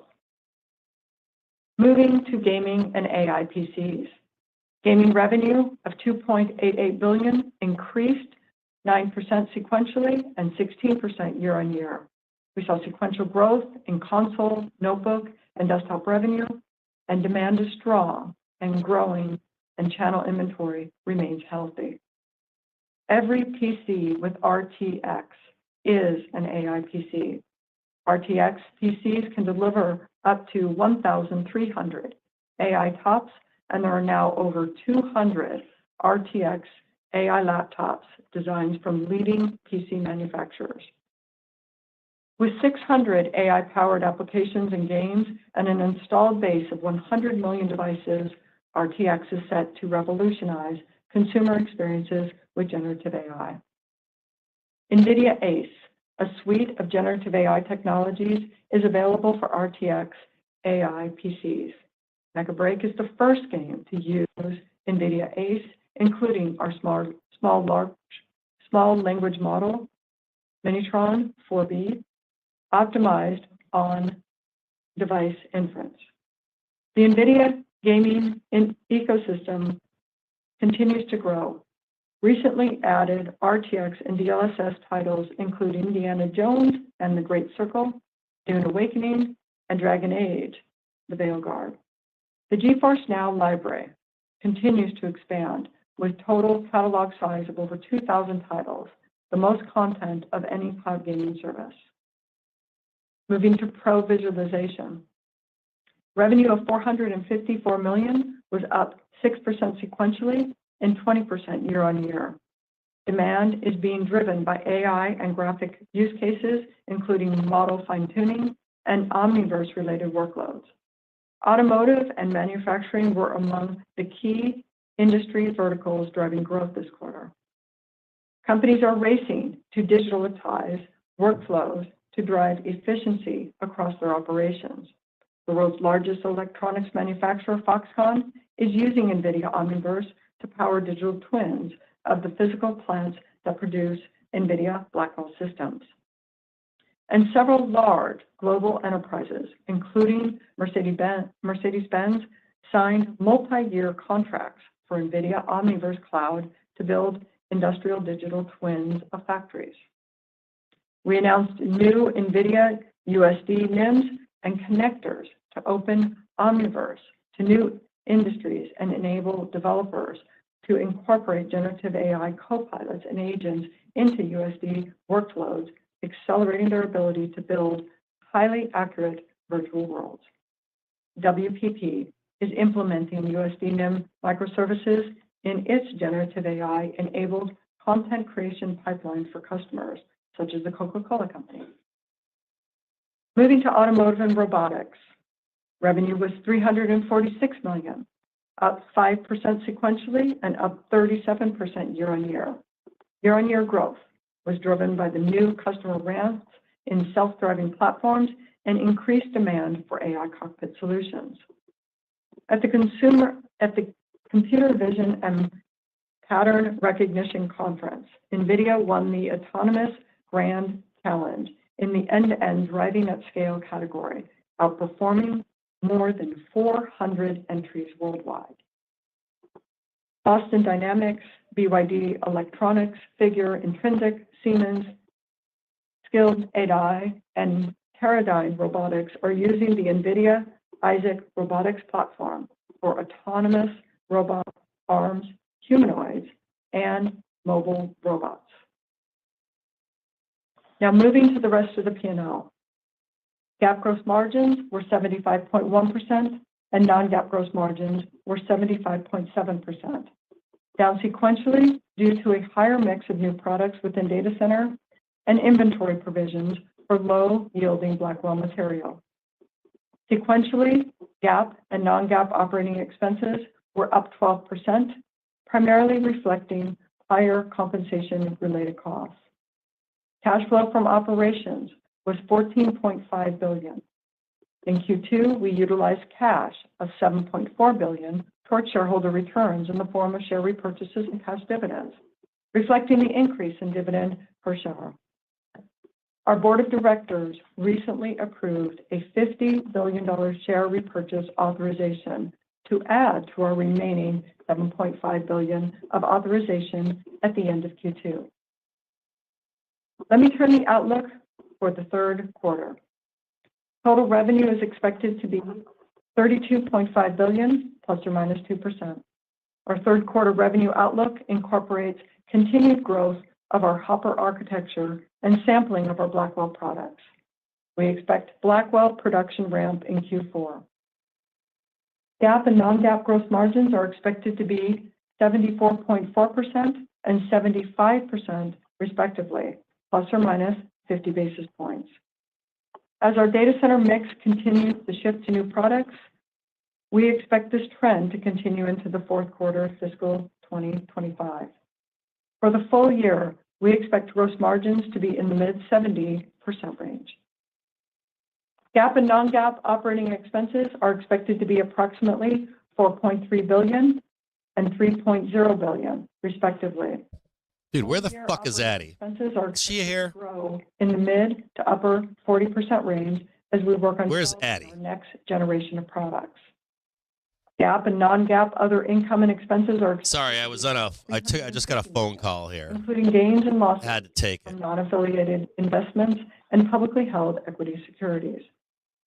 GAAP and non-GAAP tax rates are expected to be 17%, plus or minus 1%, excluding any 80. Where's 80? Further financial detail are included in the CFO 80. commentary and What other are you doing? information available on our IR website. We are now going to open the call for questions. I just saw that, 80. What are you doing? And poll for questions. Thank you. And at this time, I would like to 80 made bank today. ask a question. Press star and then the number 1. 80 made had a very good day in the market and just donated Q&A roster. And as a reminder, $1,000. to one question. You did not have to do that, 80. And your first question comes from the line of Vivek Arya with Bank of America Securities. Oh, I can't take. Well, I'll talk to you later. I gotta do something for you. Jensen, you mentioned in the prepared. There's no way you're doing that. Blackwell GPU mask. I'm curious, are there any other incremental changes? 80 made bank today. I'm not gonna tell publicly what she made, but suggested that you could ship several. she made a fucking killer bank trade today. Is it because all these issues will be solved by then? Just help us size what is the overall impact of any changes in Blackwell timing. What that means. 80. I'm gonna DM you. I'll talk to you about it. Customers reacting to it. 80 is a fucking baller, by the way. You know what 80 does? I gotta talk to you guys about 80 real quick. Is complete. There were no functional changes necessary. 80 is like, and so she's patient. Functional. You watch. She reads the briefs and she's patient. She follows David. She follows me. She follows like John L. and like all the gangsters in there. Winky. Are something like 100. You know, like when you're like new at something, you just like sponge. Blackwell That's her. Systems that are built that were shown at Computext. And I would follow her. I would specifically follow. You know, like new traders oftentimes are the functionality like they don't have any bad habits. As it is, and we expect she doesn't have any bad habits. Production in Q4. Like when I'm sitting here slamming, going, "Be patient." And she's like, "Okay."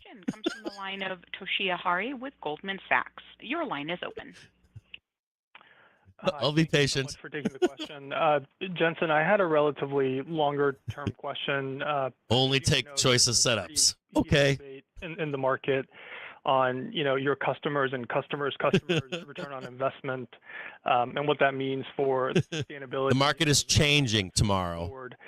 Heard. Currently at Nvidia, like what are you guys watching? What's on your dashboard as you try to gauge customer return and how that impacts CapEx. And then a quick follow-up. Dude, 80. I'm going to DM you later. I think your sovereign AI number for the full year went up. Maybe a couple billion.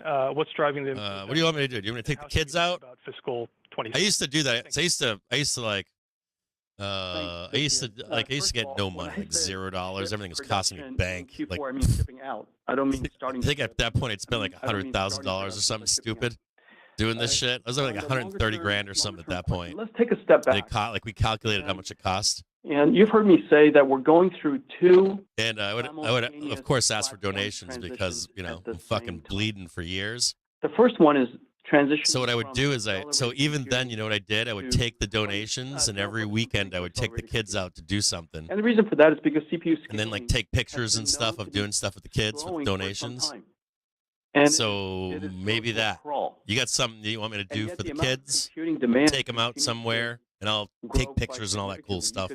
and I'll maybe even post it estimated to be publicly. doubling every single year. Yeah, well, not And publicly. so I'll if post we it in the don't have Discord. a new I approach, don't trust Twitter and all that shit. computing I'll bring them inflation into the would be show or driving up the something. cost for every company, and it would be driving up the energy consumption of data centers around the world. Yeah, I like 82. in fact, She's one of my favorite people the in the answer Discord. Is accelerated computing. She should be one of your favorite people too, right? Of course, She's always speeds up she's awesome applications. to be around in the Discord. It also enables you to You know, like people do you want to computing be at a around the much Discord. larger She's one of them. scale. For example, Who else? There's a bunch of you guys in there like that. Yeah, CaptainJimJames, Talking Monkey's awesome. Is lower cost. You're all in there right now. lower Super Gal's energy in there. And, Who else is cool as in fuck? fact, Like this week, C Tazo. I should say who else? Everybody. Like I'm reading through all these names. I'm like, that guy's cool. That guy's cool. He trading shorts. Condor's badass. Dan is here. Pesky Bo is in there. Like fucking Career Low's in there. Portrayer Podcast. Pretty much everybody. I think our Spicy McHaggis is in there. Someone saved 90% of their computing cost. But like our community is awesome. And, I think our community is awesome. And the reason for that, Addie, you're like a shining star in our set up community. an application 50x. So, you would expect the yeah, I think everybody likes her. to decline She's quite cool. significantly. Super Gal's cool. We got a bunch of women in there too, don't we? By accelerated computing because we got a bunch of women in our Discord. That's large unusual, by the language way. models Did you know that or not know that? So it's very unusual to have so many women in a Discord that it is now for possible financial stuff. to Usually all have dudes. gigantic scale models, multi-trillion Smells in there models, usually. It's and pretty train it raunchy on- and mean. retrain it on just about the world knowledge corpus, and let the model go figure out how to understand.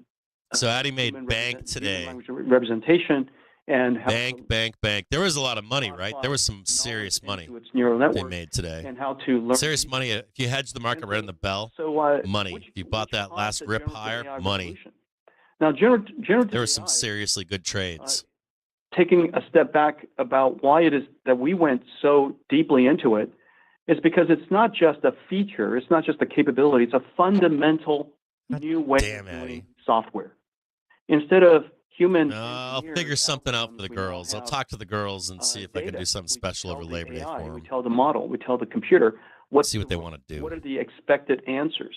What are our previous observations? And then for it to figure out what the algorithm is, what's the function. It learns a Are universal. you playing WoW right now, AI is a Shelton bit of a John? Universal function approximator, and it learns the function.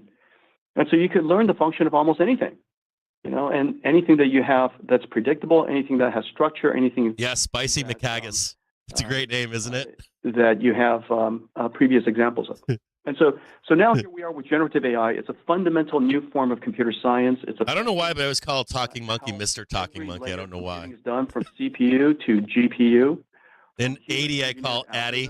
To machine learn algorithms. Who is the type of application front row you could Alpine? now develop and I just call him like Photon Altrip or something. Fundamentally remarkable. And there are several things that are happening in generative AI. So the first thing that's happening is the frontier models are growing in quite substantial scale. And we're still all seeing the benefits of scaling. And whenever you double the size of a model, you also have to more than double the size of the data set to go train it. And so the amount of flops necessary in order to create that model goes up quadratically.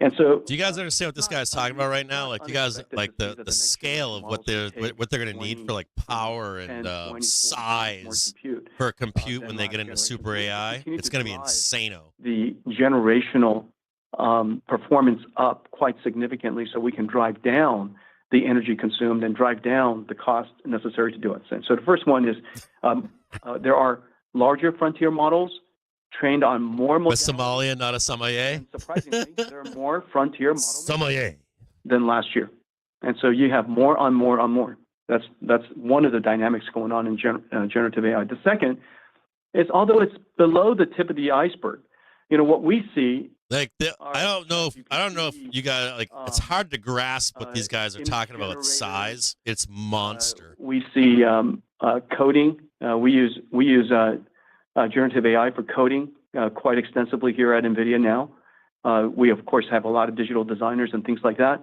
But those are kind of the tip of the iceberg. What's below the iceberg? We do free coding. Largest systems, no labor. Largest computing systems in the world today, which are, and you've heard me talk about this in the past, which are recommender systems moving from CPUs. It's now moving from CPUs to generative AI. So recommender systems, ad generation, custom ad generation, targeting ads at very large scale and quite hyper targeting, search and user generated content. These are all very large scale applications have now evolved to generative AI.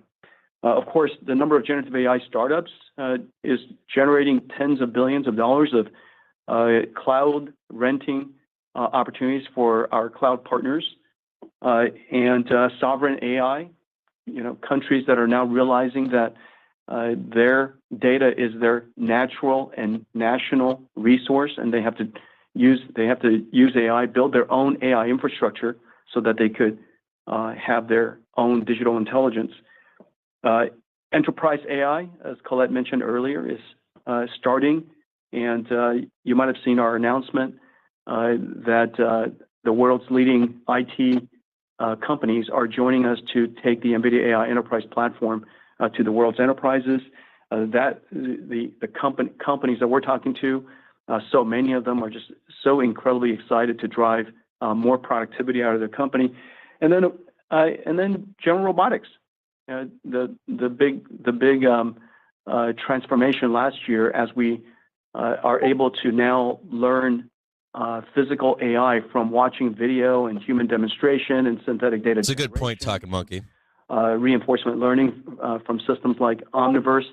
We are now able to work with just about every robotics companies now to start building general robotics. And so you can see that there are just so many different directions that generative AI is going. And so we're actually seeing the momentum of generative AI accelerating. And Toshiya, to answer your question, you want to hear him say something like super AI, like super, AI, anything like that. Our goals in terms of growth, in terms of revenue, it certainly is a unique and growing opportunity. Something that surfaced with generative AI and the desires of countries around the world to have their own generative AI that would be able to incorporate their own language, incorporate their own culture, incorporate their own data in that country. So more and more. So they're talking about NIM microservices for generative AI in Japan and Taiwan. Specific for those countries. You guys know about that stuff? We're seeing some growth opportunity in front of us. Sovereign AI to produce AI using their own computing infrastructure, data, workforce, business networks. This is insane. Great, thank you. Jensen, in the press release, you talked about Blackwell anticipation being incredible. In the Asia-Pacific region alone, generative AI software revs are expected to reach $48 billion in 2030. Up from $5 billion this year. And can you talk about the transition to Blackwell? Do you see people intermixing clusters? Do you think most of the Blackwell activities, new clusters? Just some sense of what that transition looks like. Yeah, thanks, Joe. The demand for Hopper is really strong. And it's true. The demand for Blackwell is incredible. There's a couple of reasons for that. The first reason is if you just look at the world's cloud service providers and the amount of GPU capacity they have available, it's basically none. And the reason for that is because they're either being deployed internally for accelerating their own workloads, data processing, for example. Data processing, we hardly ever talk about it because it's mundane. It's not very cool because it doesn't generate a picture or, generate words. Mm-hmm. But almost every single company in the world processes data in the background. And NVIDIA's GPUs are the only accelerators on the planet that process and accelerate data. Listen to this closely. This is what Winky talks about. Pandas data science toolkits like Pandas, and the new one, Polars. These are the most popular data processing platforms in the world. And aside from CPUs, which, as I've mentioned before, really running out of steam, NVIDIA's accelerated computing is really the only way to get boosting performance out of that.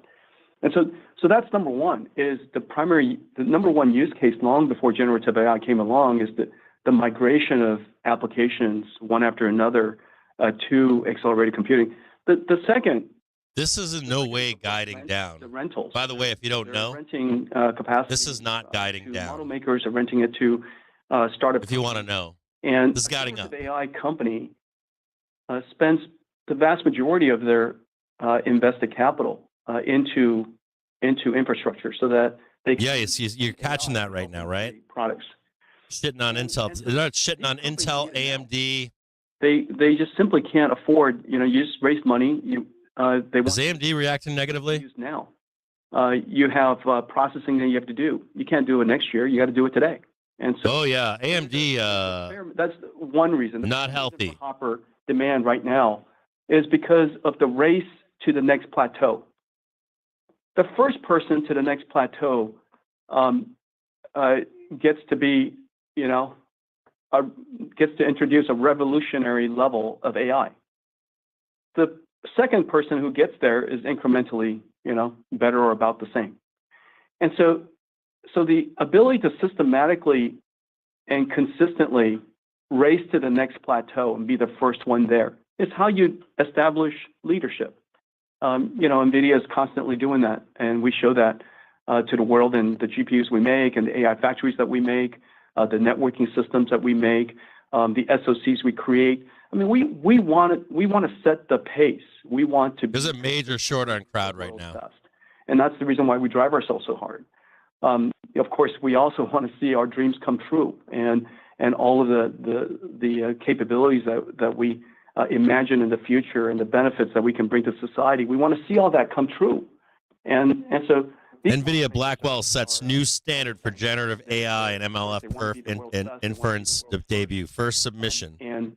God damn. Although Blackwell. Using IDIA Blackwell GPU delivers up to 4 times more performance on Llama 2. The standing up of the capacity is still probably, weeks and a month or so away.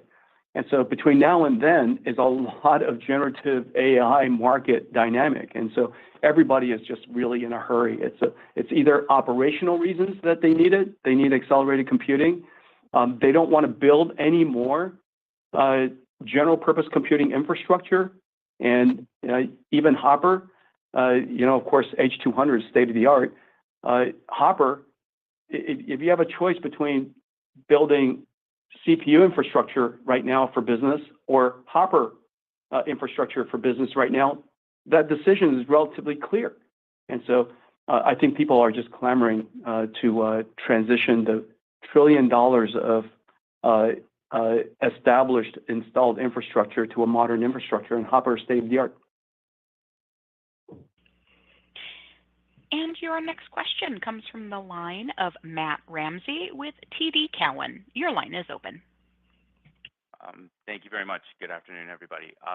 Yeah, I got a link for some stuff for you guys. Want to read some cool shit? Hold on. Back to an earlier question about the debate that investors are having about, the ROI on all of this. So if you want some written context of what they're discussing right now, I think it'll make some sense. But here's a link for you guys. What I'm having discussions about is with the percentage of folks that you see that are spending all of this money and looking to sort of push the front. I'm reading through it right now. AGI convergence, and as you just said, a new plateau in capability, and they're going to spend regardless to get to that level of capability because it opens up so many doors for the industry and for their company, versus customers that are really, really focused today on CapEx versus ROI. I don't know if that distinction makes sense. I'm just trying to get a sense of how you're seeing the priorities of people that are putting the dollars in the ground on this new technology and what their priorities are and their time frames are for that investment. Thanks. Thanks, Matt. The people who are investing in NVIDIA infrastructure are getting returns on it right away. It's the best ROI computing infrastructure investment you can make today. He just said you don't need fucking humans to do fucking coding. Probably the easiest way to think through it is just go back to first principles. You have $1 trillion worth of general purpose computing infrastructure. And the question is, do you want to build more of that or not? And for every $1 billion worth of general purpose CPU-based infrastructure that you stand up, you probably rent it for less than $1 billion. And so, because it's commoditized, there's already $1 trillion on the ground. What's the point of getting more? And so the people who are clamoring to get this infrastructure, one, when they build out Hopper-based infrastructure and soon Blackwell-based infrastructure, they start saving money. That's tremendous return on investment. And the reason why they start saving money is because data processing saves money. Data processing is probably just a giant part of it already. And so recommender systems save money, so on and so forth, okay? And so you start saving money. The second thing is... which you can charge for. Are going to get rented because so many companies are being founded to create generative AI. And so you're saving companies money. Gets rented right away. And the return on investment of that is really good. So you want to cut every goddamn company out there. You want to either create the next frontier yourself or your own internet services benefit from a next generation ad system or a next generation recommender system or a next generation search system. So for your own services, for your own stores, for your own user generated content, social media platforms, for your own services, generative AI is also a fast ROI. And so there's a lot of ways you could think through it, but at the core, it's because it is the best computing infrastructure you could put in the ground today. The world of general purpose computing is shifting to accelerated computing. The world of human engineered software is moving to generative AI software. If you were to build infrastructure to modernize your cloud and your data centers, build it with accelerated computing NVIDIA. That's the best way to do it. And your next question comes from the line of Timothy Arcuri with UBS. Your line is open. Thanks a lot. I had a question on the shape of the revenue growth, both near and longer term. I know, Colette, you did increase OpEx for the year, and if I look at the increase in your purchase commitments and your supply obligations, that's also quite bullish. On the other hand, there's some school of thought that not that many customers really seem ready for liquid cooling, and I do recognize that some of these racks can be air cooled. But Jensen, is that something to consider, sort of on the shape of how Blackwell is going to ramp? And then I guess when you look beyond next year, which is obviously going to be a great year, and you look into 26, do you worry about any other gating factors like, say, the power supply chain, or that's my big one. At some point models start to get smaller? I'm just wondering if you can speak to that. Thanks. I'm going to work backwards. I really appreciate the question, Tim. So remember, the world is moving from general purpose computing to accelerated computing, and the world builds about $1 trillion worth of data centers. $1 trillion worth of data centers in a few years will be all accelerated computing. Did you see the WAPO story yesterday about this, about the power needs in the next 10 years on AI? Every single data center will have GPUs. And the reason for that is very clear, because we need to accelerate workloads so that we can continue to be sustainable, continue to drive down the cost of computing, so that when we do more computing, we don't experience computing inflation. Second, we need GPUs for a new computing model called generative AI that we can all acknowledge is going to be quite transformative to the future of computing. And so I think working backwards, the way to think about that is the next $1 trillion of the world's infrastructure will clearly be different. Biggest energy. And it'll be vastly accelerated. They're turning on a new nuclear power plant in Michigan because of it. Of our ramp, an old plant. They shut it down. Of Blackwell.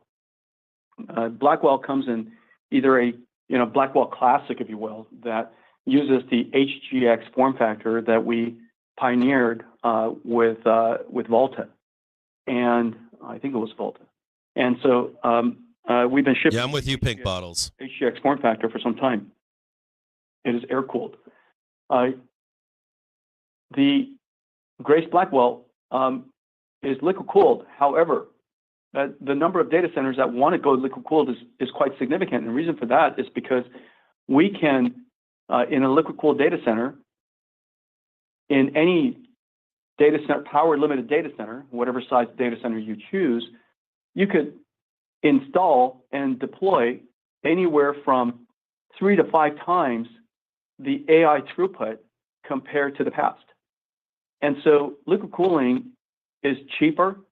Liquid cooling, our TCO is better, and liquid cooling allows you to have the benefit of this capability we call NVLink, which allows us to expand it to 72 Grace Blackwell packages, which has essentially 144 GPUs. And so imagine 144 GPUs connected in NVLink, and that we're increasingly showing you the benefits of that. And the next click is obviously very low latency, very high throughput, large language model inference. And the large NVLink domain is going to be a game changer for that. And so I think people are very comfortable deploying both. And so almost every CSP we're working with are deploying some of both. And so I'm pretty confident that we'll ramp it up just fine. Your second question out of the third is that looking forward, next year is going to be a great year. We expect to grow our data center business quite significantly next year. Blackwell is going to be a complete game changer for the industry, and Blackwell is going to carry into the following year. And as I mentioned earlier, working backwards from first. We might squeeze here.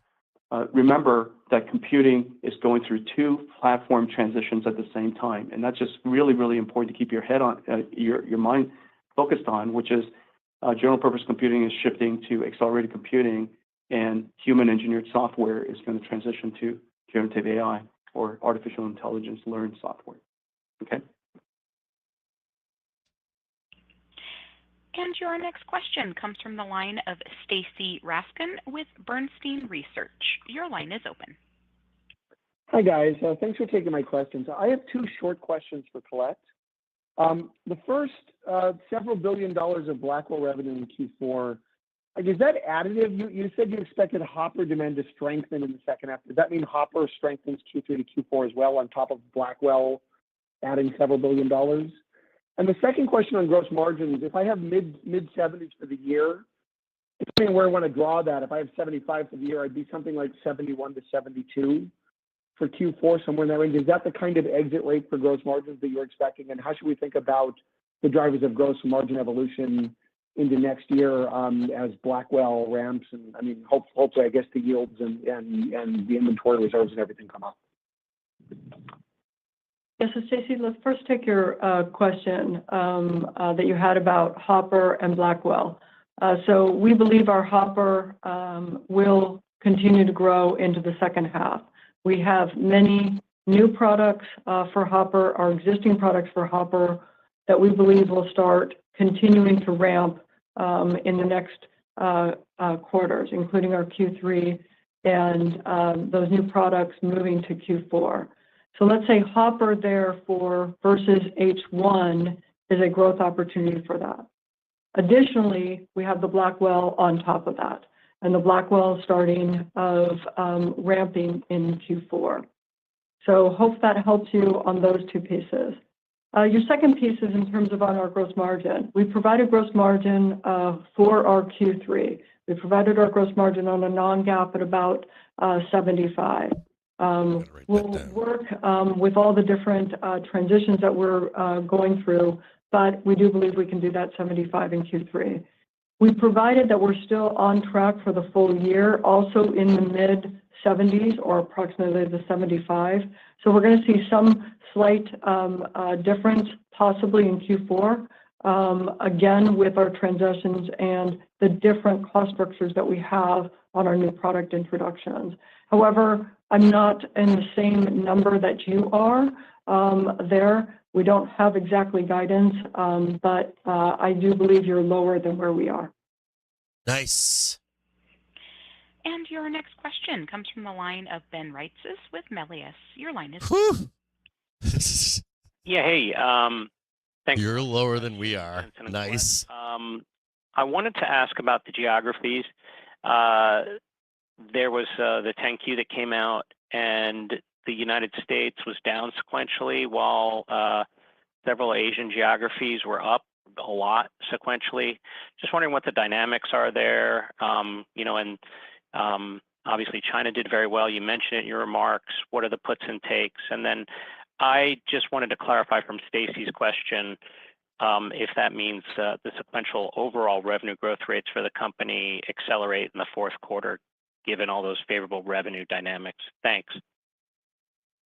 Let me talk about a bit in terms of our disclosure in terms of the 10Q, a required disclosure in a choice of geographies. Very challenging sometimes to create that right disclosure, as we have to come up with one key piece. Pieces in terms of in terms of who we sell to and or specifically who we invoice to. And so what you're seeing in terms of there is who we invoice. That's not necessarily where the product will eventually be and where it may even travel to the end customer. These are just moving to our OEMs, our ODMs, and our system integrators for the most part across our product portfolio. So what you're seeing there is sometimes just a swift shift in terms of who they are using to complete their full configuration before those things are going into the data center, going into notebooks and those pieces of it. And that shift happens from time to time. But yes, our China number there, our invoicing to China, keep in mind that is incorporating both gaming, also data center, also automotive in those numbers that we have. Going back to your statement in regarding gross margin and also what we're seeing in terms of what we're looking at for Hopper and Blackwell in terms of revenue. Hopper will continue to grow in the second half. Will continue to grow from what we are currently seeing. During determining that exact mix in each Q3 and Q4, we don't have here. We are not here to guide yet in terms of Q4. But we do see right now the demand expectations. We do see the visibility that will be a growth opportunity in Q4. On top of that, we will have our Blackwell architecture. And your next question comes from the line of C.J. Muse with Cantor Fitzgerald. Your line is open. Yeah, good afternoon. Thank you for taking the question.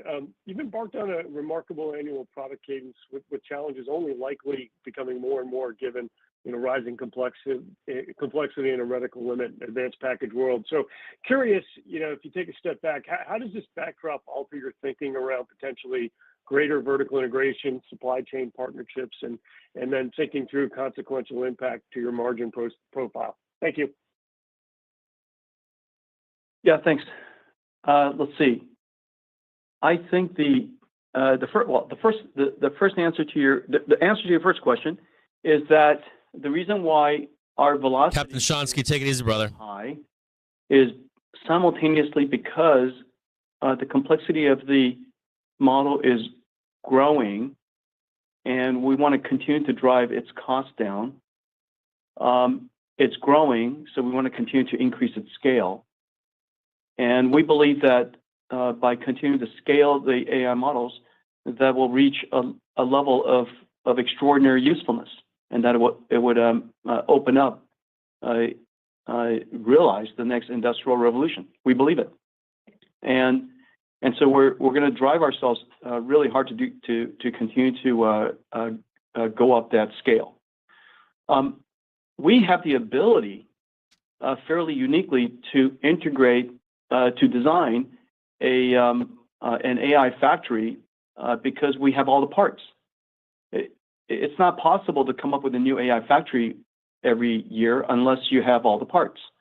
And so we have next year, we're going to ship a lot more CPUs than we've ever had in the history of our company, more GPUs, of course, but also NVLink switches, CX DPUs, ConnectX CPU for East and West, Bluefield DPUs for North and South, and data and storage processing, to InfiniBand for supercomputing centers, to Ethernet, which is a brand new product for us, which is well on its way to becoming a multi-billion-dollar business to bring AI to Ethernet. And so the fact that we could build, we have access to all of this. We have one architectural stack, as you know. It allows us to introduce new capabilities to the market, as we complete it. Otherwise, what happens is you ship these parts, you go find customers to sell it to, and then somebody's got to build up an AI factory. And the AI factory's got a mountain of software. And so it's not about who integrates it. We love the fact that our supply chain is disintegrated in the sense that we could service, Quanta, Foxconn, HP, Dell, Lenovo, Supermicro. We used to be able to service ZT. They were recently purchased, and so on and so forth. And so the number of ecosystem partners that we have, Gigabyte, ASUS, the number of ecosystem partners that we have, that allows them to take our architecture, which all works, but integrated in a bespoke way into all of the world's cloud service providers, enterprise data centers. The scale and reach necessary from our ODMs and our integrator supply chain is vast and gigantic because the world is huge. And so that part we don't want to do, and we're not good at doing. And but we know how to design the AI infrastructure, provide it the way that customers would like it, and lets the ecosystem integrate it. So anyways, that's the reason why. And your final question comes from the line of Aaron Rakers with Wells Fargo. Your line is open. Yes, thanks for taking the question. I wanted to go back into the Blackwell product cycle. One of the questions that we tend to get asked is how you see the rack scale system mix dynamic as you think about leveraging NVLink, you think about GB, NVL72, and how that go-to-market, dynamic looks, as far as the Blackwell product cycle. I guess, put succinctly, how do you see that mix of rack scale systems as we start to think about the Blackwell cycle playing out? Yeah, Aaron, thanks. The Blackwell rack system, it's designed and architected as a rack, but it's sold in disaggregated system components. We don't sell the whole rack. And the reason for that is because everybody's rack's a little different, surprisingly. Some of them are OCP standards, some of them are not, some of them are enterprise. And the power limits for everybody could be a little different. Choice of CDUs, the choice of power bus bars, the configuration and integration into people's data centers, all different. And so the way we designed it, we architected the whole rack. The software is going to work perfectly across the whole rack. And then we provide the system components. Like, for example, the CPU and GPU compute board is then integrated into an MGX. It's a modular system architecture. MGX is completely ingenious. And we have MGX ODMs and integrators and OEMs all over the planet.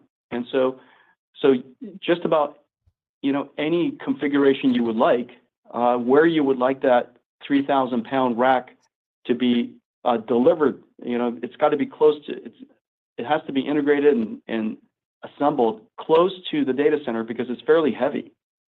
And so everything from the supply chain, from the moment that we ship the GPU, CPUs, the switches, the NICs, from that point forward, the integration is done. Oh, I think they're going to leave you behind tomorrow. I don't think you get the chance to buy NVIDIA calls tomorrow. The data center. I think NVIDIA will be up by open. Imagine how many data centers. I think the market will be up by open tomorrow. Logistics hubs. I don't think you're going to get the chance. Scaled out. I think we squeeze up with our ODM partners. We got GDP print tomorrow in the morning too. I think that because we show it as one rack, and because it's always The only thing that I can see here that was possibly negative. We might have left the impression that we're doing the integration. Our customers hate that we do integration. The supply chain hates us. Let me mute this for a minute here. Hold on. They want to do the integration. That's their value added. if there was anything here that could be construed as negative on NVDA, it would be that their expected revs 32.5 billion. No, wait a minute. No, their expected revs are 31.85 billion and 33.15 billion. And that's just slightly above the consensus estimate, which is 31.7 billion. There could be an argument made that that is priced in, so you don't get like the jump. That's possible. But the other thing here too is you've got GDP. So what I would expect is maybe like slightly weak on GDP overnight, but by open 9:30, I'm betting that it's up. They'll probably sell into you. That's what I think. As long as they get a good GDP print in the morning. I'll put it back on right now, but I don't think you wake up with. I don't think we wake up down tomorrow unless you got a bad GDP print, possibly. I would doubt that they would allow you to buy calls at this low of a price. On how low are we right now? Yeah, we're down like. I would be shocked that I'd be shocked if you were waking up tomorrow morning with NVDA down 10%. I find that so hard to believe. Pretty hard to believe that they'd be down 10% in the morning. I could be wrong here, but I think you wake up with it mooning. I'm looking at it right now. I'm like, 10% down tomorrow. Find that hard to believe. I could be wrong, though. We are at the beginning of our journey to modernize $1 trillion worth of data centers from general purpose computing to accelerated computing. I got an order in right now for $112. I don't know if it'll get filled or not. Over Hopper. Blackwell is an AI infrastructure platform, not just a GPU. And we are retesting the lows right now, too. Infrastructure platform. 115.04. More of Blackwell and sample systems to our partners and customers, the extent of Blackwell's leap becomes clear. The Blackwell vision took nearly 5 years and 7 one-of-a-kind chips. I find it very hard to believe. This happens a lot, right? You'll see like bulls or bears will be like, package. End of the day, you're like, woo, yeah, we're going to make money tomorrow, right? Bluefield stocks mooning, wake up first thing in the morning, and storage flat. NVLink switch. So I would think that you're gonna. This is the inverse of that, I think. So I think you wake up tomorrow and it's gonna be fucking. You're gonna have all these bears like, I'm gonna print all my puts this morning. Get out of bed. They ain't printing shit. Factories are building sized computers. Nvidia designed and optimized the Blackwell platform full stack, end to end, from chips, systems, networking. Even structured cables, power and cooling, and mountains of software to make it fast for customers to build AI factories. These are very capital-intensive infrastructures. Customers want to deploy it as soon as they get their hands on the equipment and deliver the best performance and TCO. It's kind of like the good news is that they did this after the bell too. A power-limited data center than Hopper. Because if they'd annihilated calls before the bell, fuck. It's all-to-all. You'd be super fucked. Is game-changing. The Blackwell system lets us connect 144 GPUs in 72 GB200 packages. Like this blooded at. When did we buy calls? I bought calls right here. NVLink bandwidth of 259. No, I bought calls down here somewhere. To put that in perspective, that's about 10 times higher than Hopper. So I got calls. 59 terabytes per second. I don't remember where I bought them. I either bought them here or I bought them in here. Of multi-trillion. I either bought calls right here or I bought them right here. I know it like blooded. And so that natural amount of data needs to be moved around. Could be this one right here I bought. For inference, NVLink is vital for low latency. So let's see where that is. Somewhere in here. Model token generation. I fucking forgot. We now have 3 networking platforms. Yeah, we'll be green in the morning. I think we're green in the morning. Quantum InfiniBand for supercomputing. That yellow line right there, I think, is where most of us bought calls for the close. somewhere in there. So we're pretty close. NVIDIA's networking. I bet you wake up with a fat fucking print tomorrow in the morning. Generative AI momentum is accelerating. Yeah, we bought the dip either right before, like either in after hours or right before the rip higher into the bell. And IQ. And that's right about where this yellow line is. So we should be good in the morning. Text, images, and video. That's what we gotta break above that 557.20 area. Biology. Chatbots, coding AIs, and image generators are growing fast, but it's just the tip of the iceberg. Way better to trade the indexes than any like NVDA. Ad targeting and search systems. AI startups are consuming tens of billions of dollars yearly of CSP's cloud capacity, and countries are recognizing the importance of AI and investing in sovereign AI infrastructure. And NVIDIA AI, NVIDIA Omniverse, is opening up. Yeah, I think we move higher tomorrow. I think we wake up tomorrow and it's not the same picture.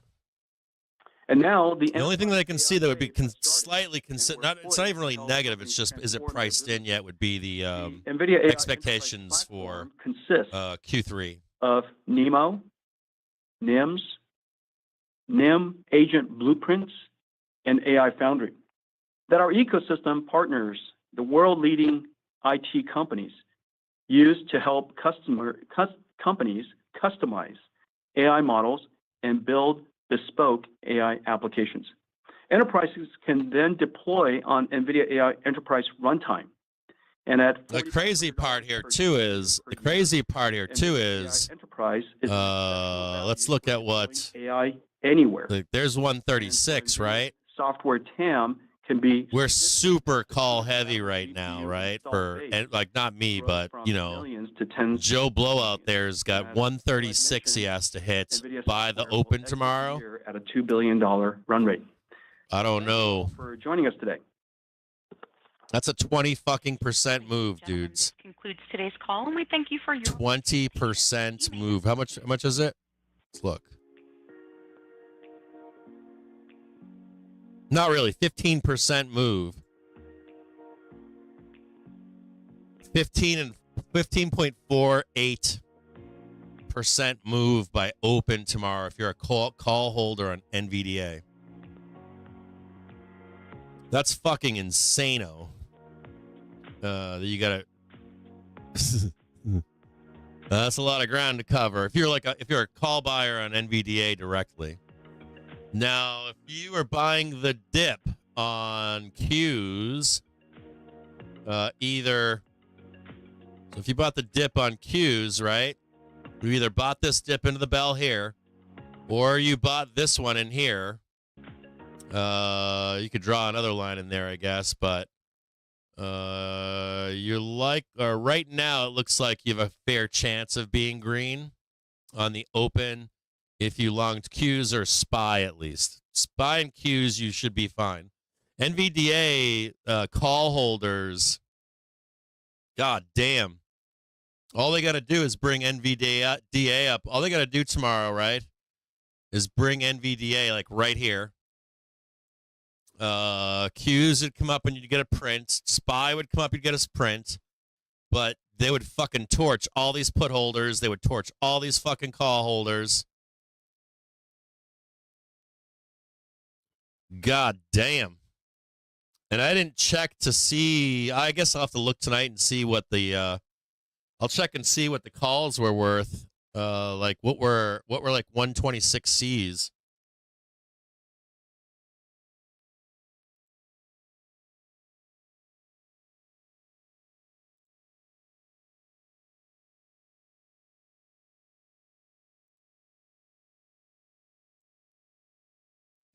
Let's see, 126C for the 30th.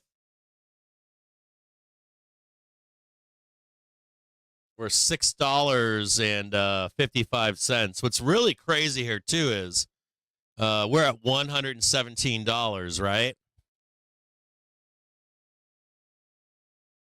Those calls were $10.30 into the bell today. So if NVDA opened anywhere down here tomorrow, they're fucking like zero. They're not zero, but they ain't gonna be worth shit. These things are gonna be worth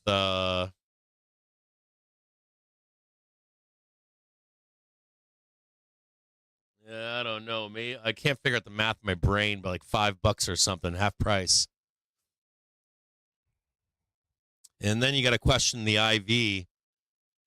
The IV is going to get annihilated. So maybe $1, something like that. It could go that low. They're going to murder and it has to move at least $125 for calls to print on SPY and Qs, or not just NVDA, but the market would need to. That's a big ask, though, for them to trade 15% to the upside. What's even crazier too is you didn't get near 10% on the implied move to the upside. I would have at least expected you to, at least at minimum, to like slam up into 136 and then maybe slam down by open. The fact that you didn't even do that, or Nvidia didn't do that, is bullshit. I would be pissed. As a matter of fact, I had 136 as the target when I bought Nvidia, and I got out at 130. I was even on the stream and said, I'll leave it to you fucking savages. And you didn't get, and this is the 10% move to trade 136. So there's probably a lot of angry underlying holders out there. Like if you just own the stock or whatever, 136 was about the target 2 weeks ago. So I don't know what to say about that. I would hope that by Friday or something, Tuesday, you get that 136 print, because if you don't get that 136, 80 is the target, which would be crazy if it goes all the way down to $80. Yeah, you guys get that though, right? If you don't get the squeeze up to 136, you're gonna be going downtown, baby, on NVDA. I wouldn't care about this right now if I were you, though. Don't get panicky. We're in fake market right now, so none of this is all bullshit in here. This is all bullshit pricing. There's no way that they dropped 10%. There's no way that maybe they lost 10% of their value between 4:20 and what time? Fucking 4:20 and fucking 4:30 in the afternoon, I bet. If they did, you guys got, or someone got fucked. Fucked. I wouldn't sell. If I was trapped in there, I'd just wait till it comes down to $80, buy it again, because the next move after 80 is expected to be like 180 or 200. About 200, about what, 180? I want to say on the low side, I would get out at 180. But you could possibly like attempt or attack 200. So it'll be fascinating to see in the morning. If it was me, I would find people that have puts and then roast their asses in the morning if it's up. What else? I didn't give you guys a preliminary expectation for tomorrow. Expectation is moon. Still, we're like still on moonshot. They have destroyed a bunch of the call market, which is good to see. That's positive for bulls, believe it or not. They did some good destruction today. You saw the gamma market 2 nights ago in the market brief, right? Showing that we were way too call heavy. So in the morning, we'll check the gamma. If we've got a bunch of like people all bared up, loading the fuck up on puts and shit, if like people like panic buying puts at the end of the day today, the gamma situation should improve for bulls by open tomorrow morning. So I'll see you guys a little bit later. I got to take a quick break, eat some dinner, and then I'll have a report out for you this evening. So I'll see you guys soon. I'm interested to see what this does overnight, because they're gonna fuck some people. God damn! If I was like if I owned I would say I wouldn't care about the options if I was in Nvidia options, but if I owned Nvidia and saw this, I'd be pretty fucking pissed. I'd be upset. I'd be upset that it at least didn't hit my target of 136. I'd be quite fucking angry, to be quite frank and honest, because they did great reports. There's a great call just then. They have some big expectations coming out. Well, one thing about NVDA is one other just anecdotal note. Joe Harper and I were talking about NVDA when we had right before we had the AI singularity. Right, this is when pre the ramp on AI was going on, and we had a private call, and he was like, "How much do you think? How much do you think NVIDIA will go to?" And we're right where I thought it would go before the split, right into the split, I should say, when we actually split. But I don't think people. But the point behind this is, I don't think people can grasp, even like researchers, like people that do research on stocks. I don't think it's. How do I explain this better? Apple moved into services, and their first ER they had, where they gave guidance on the future of services and how much money it would make for them. Like, these are old men, These guys aren't scientists. They're not. They want to hear, like, we're making 1 million cars, and in 10 years we're going to make 10 million cars. That's what they want to hear. And if you try to, like, tell someone, like, well, our services are going to cost us nothing. We're making a hamburger once, and we're selling it again and again and again and again and again, right? They can't wrap their heads around the scale of the profit from that. So it took like 2 quarters for these old men to price in what services actually brought for revs to Apple. And I have a hard time believing that some, old man from Morgan Stanley asking a question like, hey, like, scale-wise, humans have a hard time doing that as it is. Even a scientist, like, even if it's in your field, people have a hard time to grasp, like, size and scale. A good one is like restaurants. Like, how many restaurants are there in the United States? If you're top 10, you've got, I think there's 450,000 restaurants. If you're top 10 in the United States, like, how infantilely small that is of a percentage. And so, like, just to grasp that concept or something like that, it's hard to wrap your head around those kind of numbers. And the same thing applies, I think, to AI. I think that people have a hard time grasping where we are in AI and the scale of it. I think a lot of people don't want to believe the singularity either. I think some people do, but I think that humans have a hard time when you tell them, hey, when we hit the singularity, things are going to get fucking crazy. And I really believe in that. I know that Elon Musk is scared shitless of it. And some people at MIT that I follow, like, I watch these programs on science or professors at MIT that are working on robotics, and like the fear that they have, the real true fear that they have of what's coming down the road.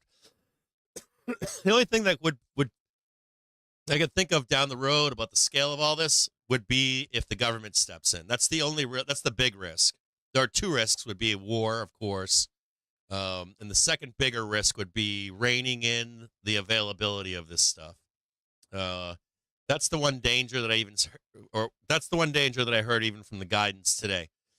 NVIDIA was very or stressed today their global market for other countries. And it's a very dangerous, like, not dangerous, but the U.S. would likely want to limit. That's like saying we're going to give nukes to every country. Basically, that's what you're saying. We're going to give nukes to every country in the world. And you don't want that, do you?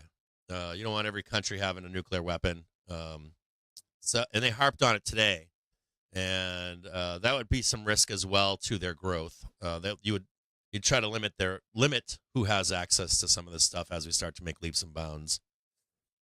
Because we have, like, a friendly country now. They're going to be friendly in 50 years, 100 years, that kind of stuff. It comes into play behind the scenes. You guys all have a great evening. I'll see all of you. I'll see all of you tomorrow, 9:30. I'll be here tomorrow. Tomorrow's Wednesday, right? Yeah, I'll be here tomorrow. What else? If the market does burn, I told you I'd be here. So if something goes really fucking crazy, I'll stick around Thursday and Friday. What else? I do expect up tomorrow. I expect this to be weak in the overnight, but I do expect an upside move at 8:30. Is that 8:30 when GDP comes out? And I do expect the gamma to improve for bulls overnight. I'm hoping that today people bought protection. That's my hope, is that like people are just loading up fear, all that kind of shit. That's my hope here. I don't know that gamma profile, that picture yet. The data really sucks during the daytime. It looks like garbage, and it doesn't get better until like 8:30, 9:30 in the morning. So what else? Let me just check the calendar and make sure I got the time right for tomorrow. So GDP is at 8:30 in the morning, so sweet. Yeah, we got claims in the morning, too. We've got initial jobless claims. We've got advanced U.S. trade balance and goods, retail inventories, wholesale inventories. We actually got a lot of fucking data coming out tomorrow. So if all that data is banging, I'm hard-pressed to see why it wouldn't be mooning before 9:30. I'm scratching my head here trying to find a reason why it wouldn't moon before we even get to cash market. I'm kind of offended here with Nvidia being down this much. It's kind of wrong. It's kind of shitty. So if you're an Nvidia stakeholder, sorry. That's got to suck.